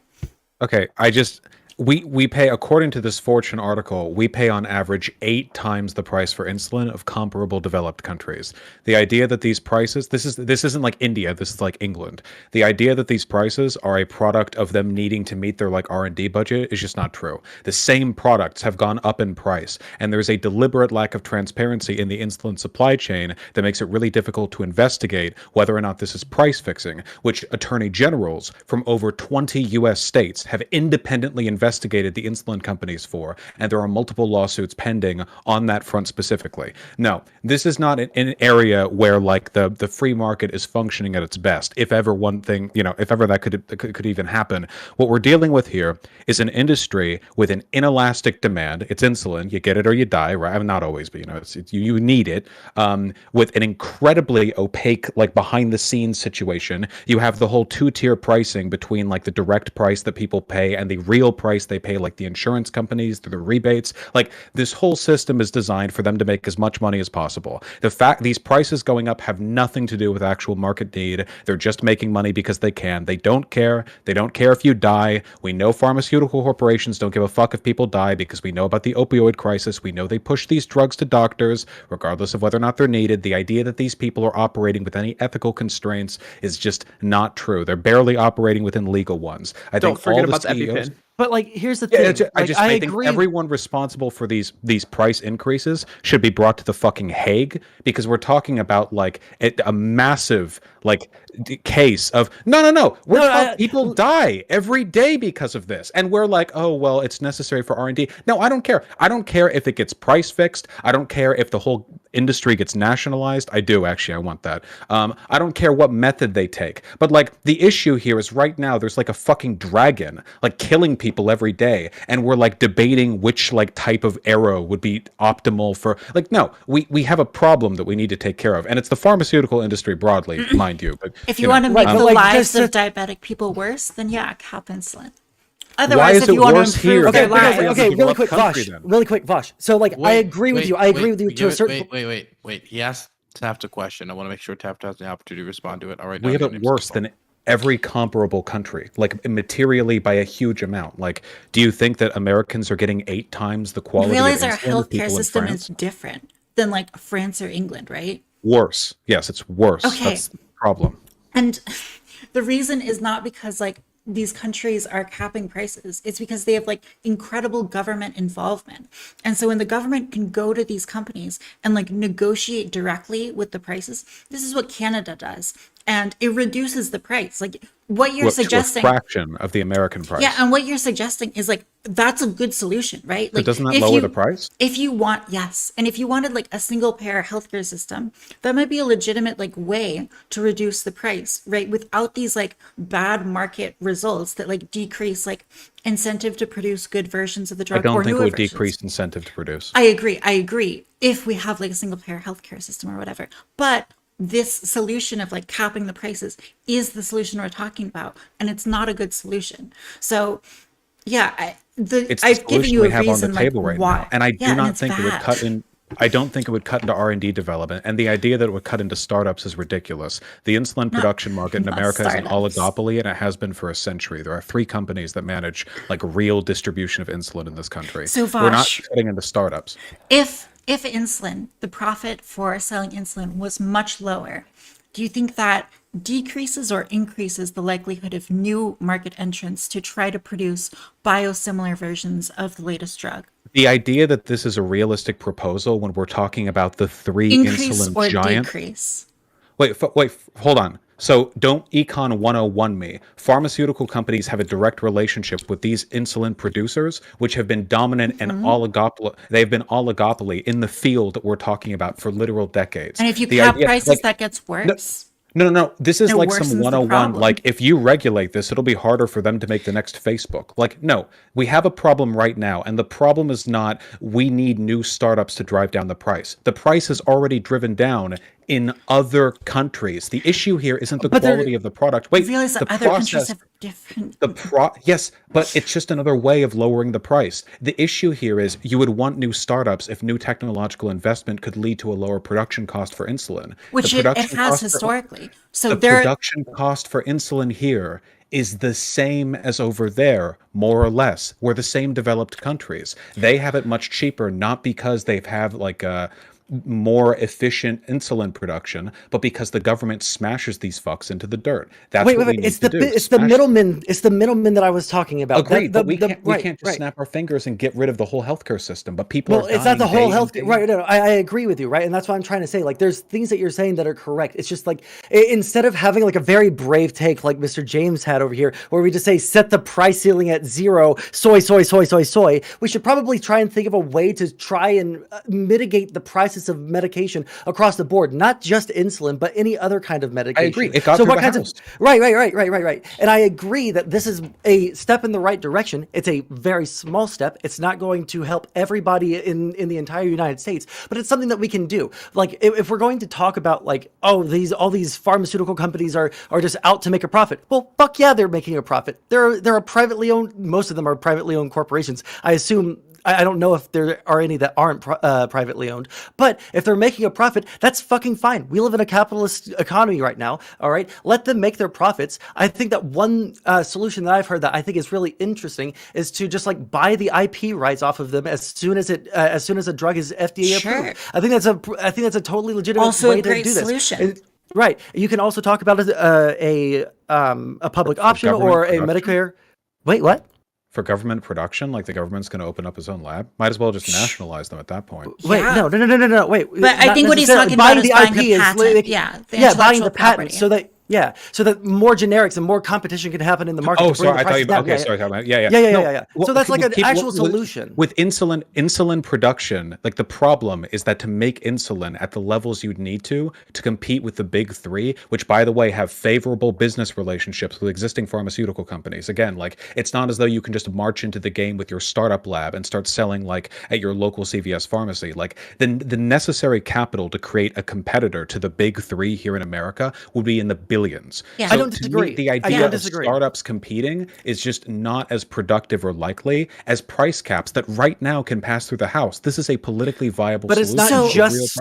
problem. It's not just startups. There are other pharmaceutical companies that could have the capability to do this, but they don't want to put Why the wouldn't- money why into wouldn't the they R&D just- because they don't have Here's they the don't thing. want to put the money into the R&D to create the Why wouldn't they insulin just price fix because it? they Okay, wait, slow down, please. Slow down. Now you're going too fast for me to follow. Okay. Okay, really quick. One of the reasons that the big three insulin producers in the United States are able to hold that position is because they are patenting not necessarily new insulin technologies, although there have been minor improvements over the past like 20 years. It's the delivery mechanisms that it's like a process called evergreening, where you're constantly creating new ways to deliver the insulin into the bloodstream, and therefore it's more effective, right? Wouldn't the new companies just price fix too? Wait, but we don't know that there's price fixing. But I mean, what all the we're- prices all are we can do- rising to like massive levels But- above what they were right, before but for the we same can product. also but the correlation, you could say it's either price fixing or you could correlate it to the same kind of thing that I just talked about, the different delivery methods, right? So if we want to talk about like how to solve this with same ways that we can product. prove, right? Not with the same ways that we can product. prove. No, right? the same products have gone up in price. There have been Oh, new things that have okay, also yeah. gone up in price, but the same things. The idea, like this Sure. is the idea that the insulin manufacturers are price fixing is a very uncontroversial, as of yet unsettled legal take. I think if Right, we had but a new all we can startup, they do would is just make- also price fix. But my problem is we can only give solutions for things that we can absolutely prove. If they want to take them to court, then they should take them to court, and then Yeah. we can prove that, and that's totally fine. But we're if trying. we're It's going to really look for difficult to solutions do that we that. can actually talk about right now, we're going to be talking Price about cap. the things on. Well, a price cap could work, but then we're talking about It's a taking away solution. money from. Well, it is a solution, but it's one that is less optimal than the Yeah. other Sure, ones we're for not all gonna the get reasons an that we've. optimal. We'll I do just the think it's a optimal when we bad can do the solution, optimal. right? Like, I think that it would reduce prices, but I think that there I would are hope so. negative like externalities that you're not considering that There other solutions would be, wouldn't have. But also right? it would lower the prices. Yeah, I think listen, I'll agree with you. It'll lower the prices, right? Here's the thing. You can get insulin for cheaper if you buy like older versions of the drug, right? Yeah, that's part I of don't the know if thing. this has to do with the older versions that aren't produced anymore, and the older versions No, that they're still aren't produced. available The in the thing United is that States they're market. just they're not Only prescribed. only three companies provide insulin in the United States market. That's Novo Nordisk, Sanofi, and No, Eli they're- Lilly. Eli Lilly being one of the most prominent. There's And they three produce- major ones that have 95% of the market share. There are other ones that are up and coming that have biosimilar or like what we would call generic, Those but it's are a also different gonna be classification. it's not generic. But No. biosimilar. No. I looked at the prices earlier today, and they are significantly cheaper. Holy fucking shit! like but what? What?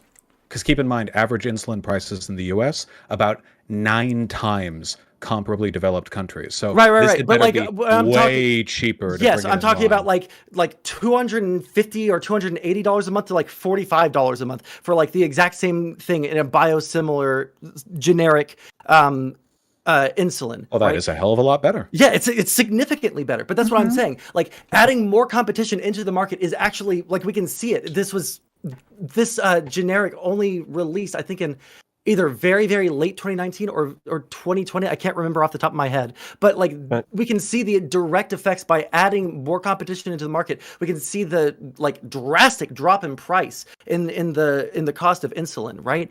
So like that's the sort of No, thing that it's we're going talking up. about. We'll I'm need sorry, to see like how the this affects generic the market. ones. Oh my God. Right. We'll need to see Please, how for this the love of affects the God. market broadly before we like are able to make any determinations here. At the end of the day, price caps are generally not the most effective way of handling like price gouging. You generally want other within market solutions because you want to deal with the issues in market rather than just try to have the government like flat shear off the cap. The issue for me is just political viability. Whenever I support, as a leftist, whenever I support a law Biden puts through, none of this shit is optimal for me. Build Back Better wasn't optimal for me. None of this shit is good. I hate all of this, but I try to go for what seems politically viable. And if I'm going to do the head math on like, well, how much harm will this do relative to how many lives this will save now? Like right now, is this an imperfect solution? Sure. But the fact that it got through the House at all in a country like this, I think that's pretty good. And I support it for that reason. If there are devastating market externality negative effects, you know, we're the goddamn US of A. We Sure. will fix it. So yeah, and Sansel, I have agree. a question. Sansel, I have a question. I have a very specific question for you. So, Sure. So you keep talking about these other companies coming through and all this stuff. We can take a look at the EpiPen. We can take a look at insulin for this. For what I'm getting ready to say is that the prices have drastically increased. And you can say that the prices could increase because of inflation, because they're not getting the same amount of money they used to. But for the same product, why would the price drastically increase that much? For example, Humalog increased 585% from 2001 to 2015. So why would the same product be Delivery worth methods. 585% more than it was in 2001? Delivery methods. Delivery. That's what- It's yes. the same. It's the Can't same they do that product. to just get Humalog. around. It's No, I'm gonna leave it up. It's the It's like exact that. same. 10 fucking minutes, dude. I'm leaving it up. Sorry, I'll just respond. Like the drug is the same. That's what I'm trying to like get across. Like the drug is like mostly the same. There's slight tweaks in the formulation because of the delivery method that is more efficient. Are you talking But about because of that- shots versus pumps? Because those are sold separately. No. I'm talking about like especially with like the pens and the shots. I think the little EpiPens or not EpiPens. You know what I mean. The two biggest ones are actual shots where you actually buy a shot, pull it out of a vial, and then the other biggest one are pumps.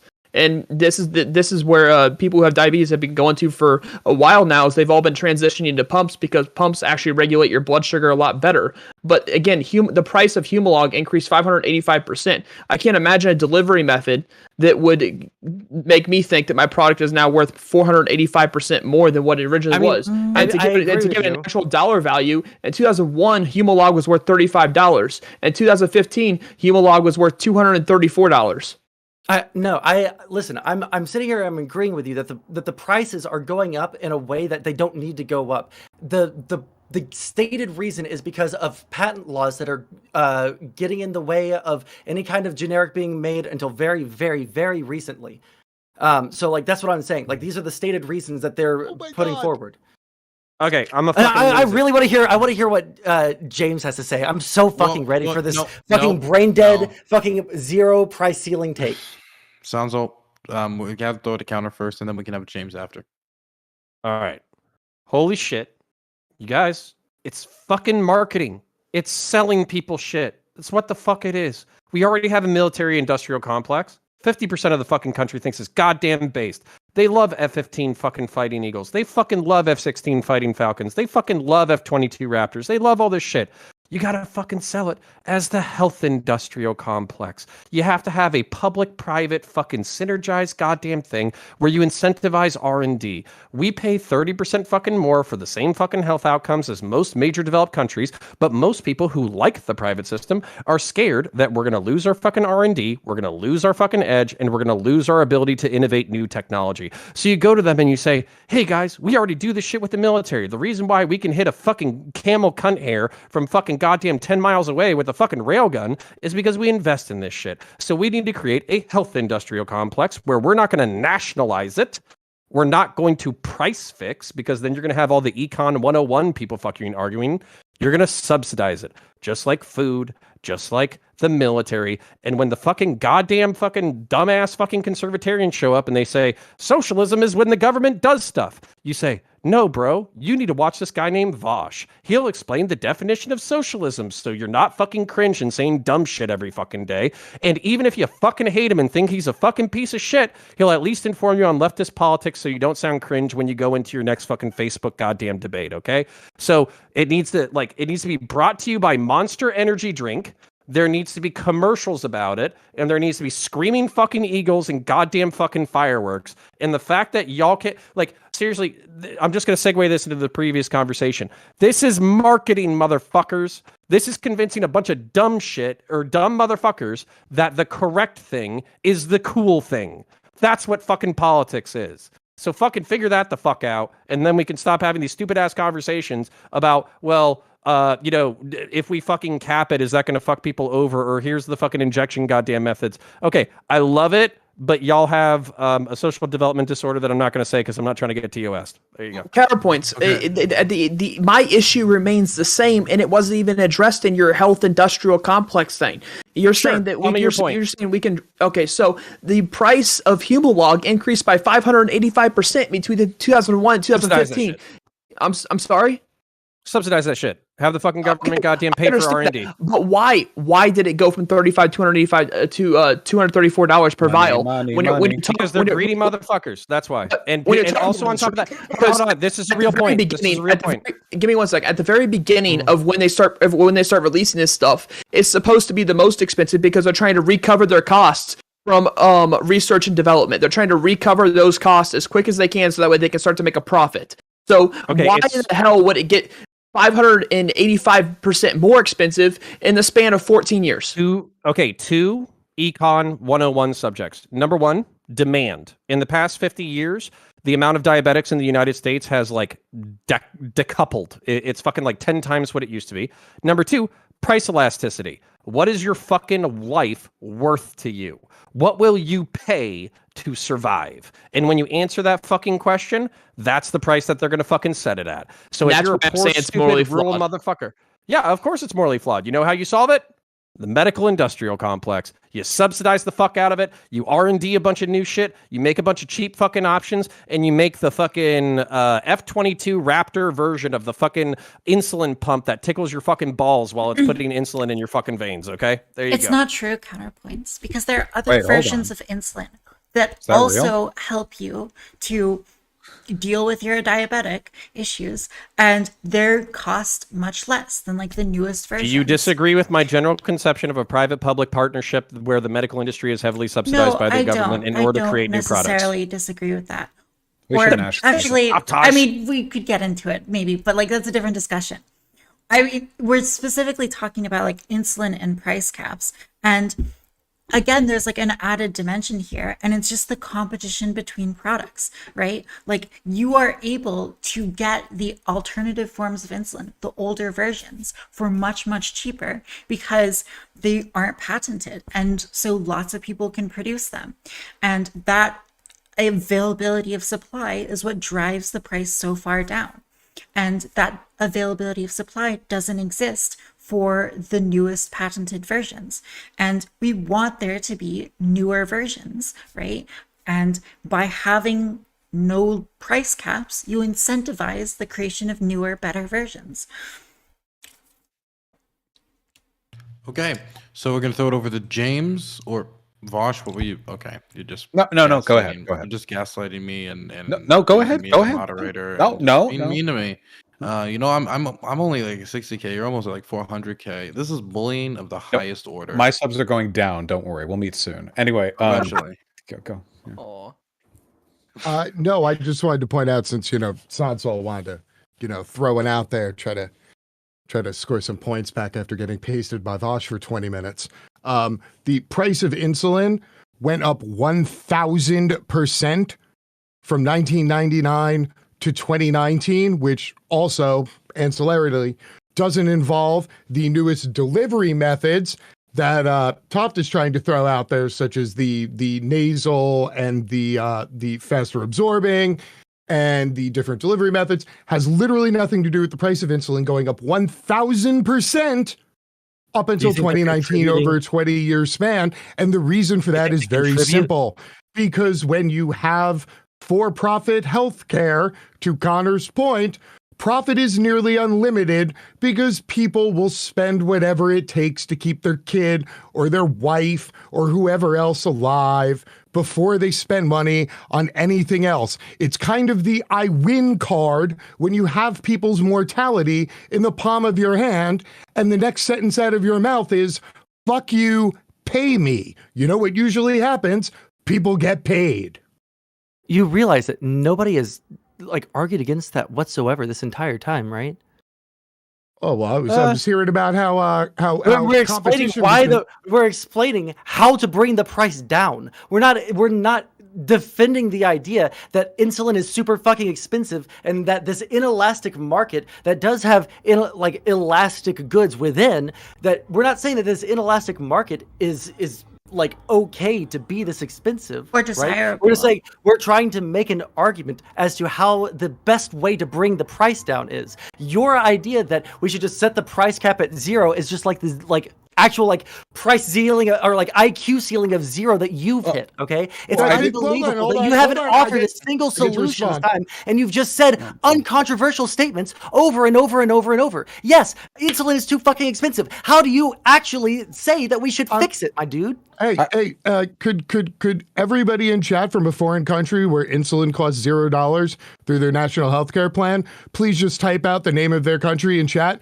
Do you so think Sowell price can caps see that and there are national actual healthcare are the same countries. thing? It's I'm not a sorry for price talking cap. while you were interrupting. The price cap isn't what makes it free at the point of purchase for them. Yeah, exactly. I'm so sorry. Do you think that they just create the insulin out of thin air and then they just give it to people? No, the government purchases it. They set the prices for that. That is one solution. Hey. But you're not making the argument for that. You're just saying it should be free, but you're not explaining why it should be or how it should be free. You're not making an argument. You're virtue signaling Health right now. industrial complex. If I could supplement a little bit. Make his argument for him because he's clearly incapable of doing it himself. I can't talk over you when you're spitting into a mic, son. I just want to say you've been trying to spin to a mic. You've just been unable to fucking talk over anybody this entire time. Go ahead, Josh. I just think you can make strong arguments for the nationalization of the pharmaceutical industry because it's one of those industries because there's an inelastic demand on many of the products they produce, and a ton of the R&D that feeds into it is already done in universities or otherwise through federal grants. It seems like one of those things that could, I think, pretty reasonably be moved over. There's also not much of a cosmetic element to R&D for pharmaceuticals. Like if the government was in charge of making breakfast cereals, we'd have 5. I want 5 million, But in terms of pharmaceutical goods, if it does the job, it does the job. Delivery methods, maybe you could get subsidization there. I think there are strong arguments for it. And I especially even for capitalists, and I know not everyone here is a socialist, but I think you can make at least understand that many of the benefits of a market economy really break apart through this very opaque and very inelastic market that seems like a lot of its research comes about, through federal work. Well, I agree with a lot of what you're saying right now, right? That's the thing though. Finding a solution is the goal of making policy, right? You want to actually fix a problem, right? To look at another country and say, well, look, they don't have to pay for their insulin. Well, yes, motherfucker, they do. They just have to do it through, like, the government sets the price, or the government makes it free at the point of purchase. And the government or has they... a lot of negotiation power, which is a huge advantage. Okay, Right, can but, I like, my can I problem make a point about the health industrial complex, please? Very last So- point that I want to say is just like to say that the price should be zero at the point of purchase is not a policy. Like, it's not a policy. You have to say, like, how you arrive at that policy, whether it's nationalization, which you can make an argument for, but you haven't yet, whether it's for a Medicare for all system, whether it's just like the government is able to negotiate drug prices. These are arguments, but saying it just needs to be free isn't an argument. Okay, so the reason why you don't want to do nationalization, if you're using the military-industrial complex as an example, is that the main thing that happens, or the main concern from a conservative or libertarian perspective, is stagnation in governmental organizations, where everything becomes regimented, everything becomes orthodox, and there's no room for innovation. So the cool thing about the military-industrial complex is that it has a bunch of veterans who are public employees who learn the tools and trade of warfare, and then they get out of the system and they say, hey, listen, I made this little dinky invention that I thought would have been really cool, but because I was in a highly standardized, highly regimented environment, I was not able to innovate, and basically I was told that I was a fucking lunatic. Here's my fucking doohickey that allows me to, reload my AR-15 fucking, 0.5 seconds faster. Here's my fucking variable zoom scope that I fucking specifically designed because I thought that it was a cool innovation. Here's how I think we can implement drone technology with current available communications gear, and here's the kind of like miniature technology that I think we can develop. There should be a public-private partnership similar to that within the health industry. That way you have private people who say, hey, injecting myself with fucking insulin every goddamn day sucks. And on top of that, I feel like I get a single boost of insulin. And then the rest of my day is kind of like I have high energy dips and low energy dips. Wouldn't it be cool if I had a slow release function? And then that private incentivization to make money creates these new technologies that we're talking about. This is what I was talking about at the beginning of the conversation, where the reason why the right wing dislikes the fucking left wing is perverse incentives, in which you basically say, oh, there's a problem, throw government and money at it. There's a problem, throw government and money at it. There's a problem, throw government and money at it. Is because you don't think about the perverse incentives that keep these things on balance. So that's why I am advocating for the Screaming Eagle, brought to you by Monster Energy Health Industrial Complex. And I hope you join me on that adventure. As We long as already it's have completely that. publicly owned. I think it's better no than private price we caps. already have that. To Vasha's point earlier, we already have that. The government literally writes out hundreds of millions of dollars of grants a year to universities so they can study all this shit, and then they come up with one humdinger of an idea. And of course, the university owns the IP, not the people who did the research, because of the licensing paperwork involved. And then they sell it to a corporation, and now the corporation owns the IP. Okay, and then hold on, Tots, before Please, you do Taft, it. correct me. Please. No, I mean, Okay, like, you guys there's start. lots of generic research which is done by universities. But when it comes to actually developing a drug and bringing it to market, there's an enormous amount of risk that private companies take on in order to do this. And so when you look at, for example, like biosimilar insulin variants, those are not developed by universities. They'd just be like prohibitively expensive. And the government isn't interested in like, just like blanket betting on these things. It lets private companies bet on which, research path is actually going to develop them. The government can absorb monetary risks better than literally any. The American government can absorb monetary risks better than any institution It just, that has ever in this existed. case, it's passing them off to the private companies. Like, yeah, in Maybe theory, it like shouldn't. the United States government is huge and could absorb these, but I mean, I'd like just say one effortlessly. quick Like, thing? all the pharmaceutical R&D done in a year is like a marginal fraction. I mean, compared to the stuff we spend money on, right? It just seems like a lot of this R&D is done by like university students and Hold on, professors really quick. anyway. It's my understanding that the R&D that happens at the university level is for like the baseline technology. So Yeah. like, for instance, the mRNA technologies are what the universities made, but the actual companies that put the R&D into like creating that mRNA technology into the Pfizer vaccine for COVID is the IP that they own. The government should do that. I mean, okay, they well, can. I'm only saying that we have the research capacity. Like we've demonstrated I don't think there's Right, but anything that's about what the my private argument was sector earlier. They that just is don't do uniquely it capable. right now. Right, Well, but that's what there's my no argument reason was for them to. earlier, Vosh. I was saying that like the private companies can like put the money into the R&D initially, and then the government could just like come through, purchase the IP off of them, and it like offloads some work from the government But onto these private companies. we pay for the R&D by buying their products, whereas if the government handled it through our tax dollars, they could then provide it to us at no cost at the point of service. The only point I'm making is that the private companies are not unique in their ability to absorb risk or do research. The only reason that the universities aren't making drugs themselves is because they're not pharmaceutical companies. That there aren't public pharmaceutical companies in America, but there could be. I don't think there's any reason why they couldn't. You tell a bunch of these university students, like, all right, let's go. We're doing it federally, baby. You've got a bigger budget now, much bigger, funded through Congress. I Good just want to stuff. say, like, if you look at like these companies spend billions After I arrive, more. we're gonna wrap up because I'm about to pass out. Okay, that's fair. These Yeah. companies spend billions or more on marketing than R&D. So I mean, this idea that they need to charge all this money to make up for their R&D is bullshit. You can look it up yourselves and see that they're spending way more on their marketing.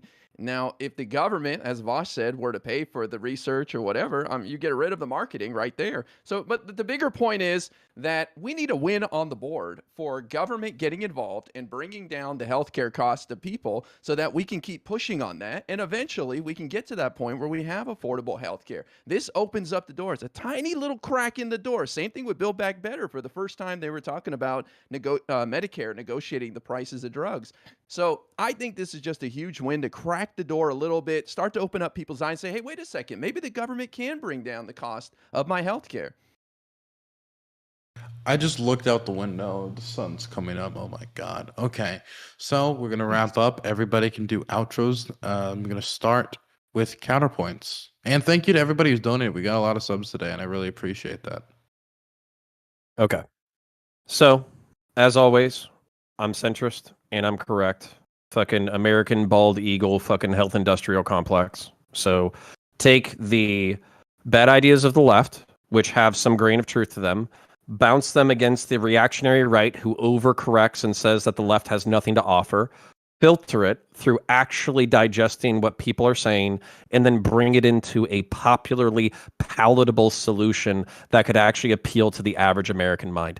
That's my job as a centrist, and I love my fucking job. If you love that, or Warhammer 40,000, or you fucking hate that, but you still want to subscribe to my channel anyways, type in Counterpoints, common spelling into YouTube. You can find me. We just gained like 3,500 subs in the past week, 500,000 views off of Warhammer 40K content alone. And while that might not sound impressive to the people who are in this room, that is pretty cool. And I'm getting close to fucking 20K, and I'm hoping to fucking steamroll up to 100K. That way I can get out of the fucking wage cage and be a degenerate fucking streaming sack of shit, just like the professionals in this room. Love you. Thank you. Have a great night. I'm going to hang out, though. Awesome. I'm going to throw it over to IRI.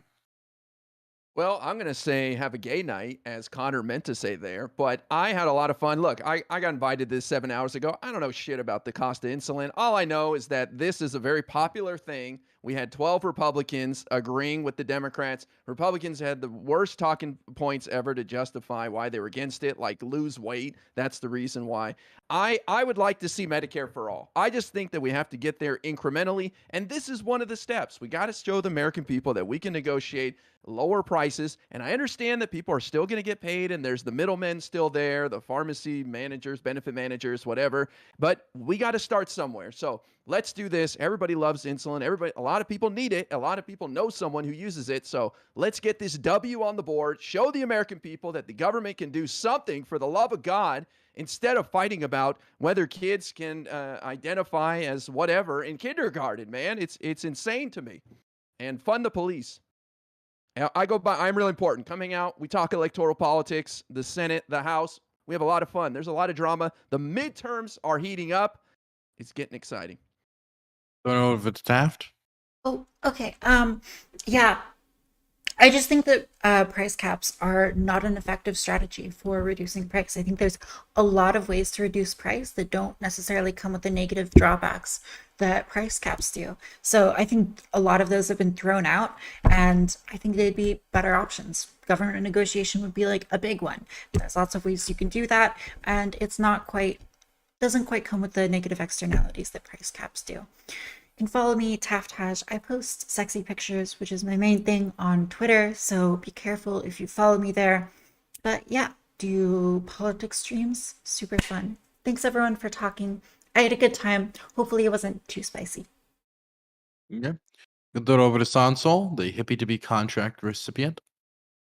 Yeah, I think I'm confused where, except for with James, I don't know exactly where we disagree. Like, we all agree that the prices are going too high. Really, at the end of the day, I'm for whatever works. I want people to be able to afford the medication that they want. I want to do it in the best way possible so that we can continue to create more medicine so that people can have illnesses that they're living with be either cured or managed more effectively. I genuinely don't know where me and Vosh even disagree here. It feels like we would say that we agree and then we would end up disagreeing. But yeah, insulin is too expensive. We need to bring the price down. We need to do it in the most effective way possible so that we don't harm some other aspect of our either healthcare system or economy. And are we doing our shills at the end here too? Yes. Yeah, I'm Sansol. I am very, very bad at video games, but that's my selling point. If you want to see me do stuff, I'm Sansol on Twitch and on YouTube. I'm almost to 1,000 subs, and go subscribe to the YouTube so that I can give all that money to my editor. Thanks. Wonderful. I'm now going to throw it over to James. Yeah, I think I'm going to stick with my medicine that prevents people from dying should be 0, and then we work backwards from there because, again, for-profit healthcare is ghoulish, and talking about how we can reduce the price is just another way of saying, well, what number of dead people is palatable, to keep the profits up, and frankly, that's fucking sickening. Also, I used to take sexy pictures on Twitter, but I got banned. So the only place you can find me now is here on Twitch at James from the Internet. And last but not least, hey, IRI, midterms are coming, me, and you still got a little chat to have, but it'll be all good, brother, I promise. Dylan Burns, as always, I appreciate you. And final reminder, Sunday, Hippy Dippy Tag Team Battle Royal. That is true. James from the Internet, Poly People, Tracksuit Mafia hits the ring. That is true. For many of you who don't know, we also have a recruitment show. And this Sunday, as we try to build up the tag team division with the debut of the tag team championship belts, we're going to be having a rumble with multiple debuting tag teams this Sunday. It'll be hosted on multiple channels. I believe Danabos will be hosting it. Probably CTV will be involved, possibly Mr. Geek. So do be looking out for that. It's going to be super exciting. So watch the future of Hippy Dippy get built before you. Now that we have lost some of our biggest stars from the platform, we got to forge our own path forward. Now I'm going to throw it over to Sprout. All right. Yes, I am for price capping insulin. Price capping insulin is going to be an emergency measure. People are dying. One out of every 4 people who have diabetes is rationing their insulin, which is extremely dangerous for someone with diabetes to do. Like I said, my dad has type 1, my sister has type 1, my father-in-law has type 1. So I'm very versed in type 1, not very versed in type 2, but this is something that needs to happen immediately.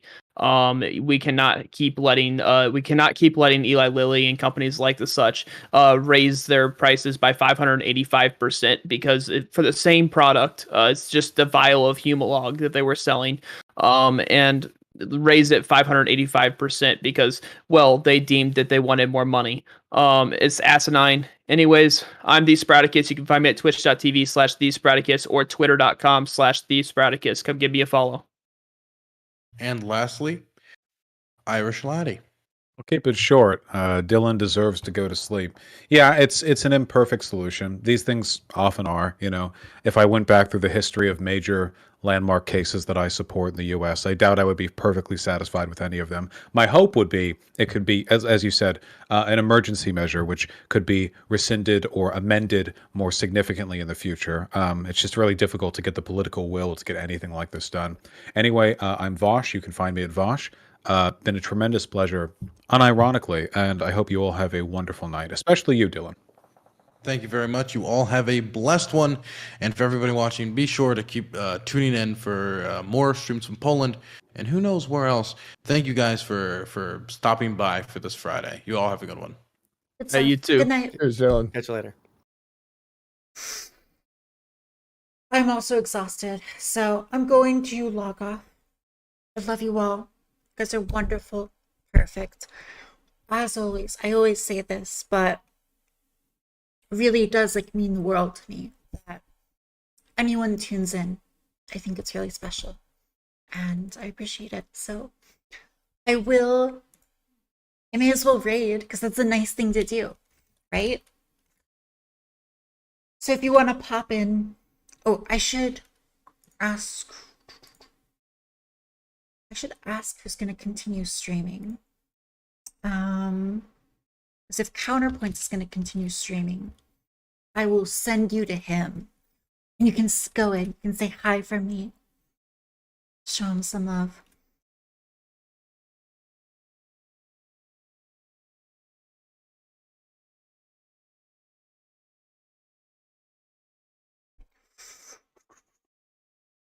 But yeah, good stuff. Okay. Yep, we're gonna raid Counterpoints.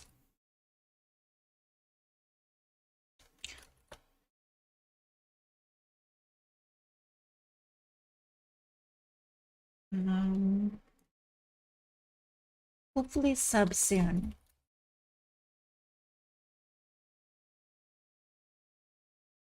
So yeah, make sure to spread the love. You guys are great. Yeah, check them out. And I'll catch you next time.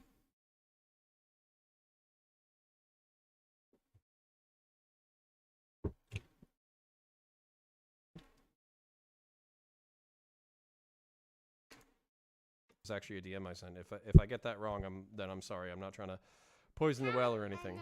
But Some Kind of Nature says, at Counterpoints, good showing tonight. Also, I like the blue logo I have now. Beautiful. Yes, if you want to become a member on YouTube, become a member on YouTube. If you want to become a subscriber on Twitch, become a subscriber on Twitch. We do not discriminate against the money that we get. Also, Super Chats are a thing, so if you want to do Super Chats, I mean, I'm going to answer all your questions regardless of whether or not you give us any money. And if you want to go to patreon.com/counterpoints, patreon.com/counterpoints, then that would be great. Also, please check out my Warhammer content if you're into science fiction, because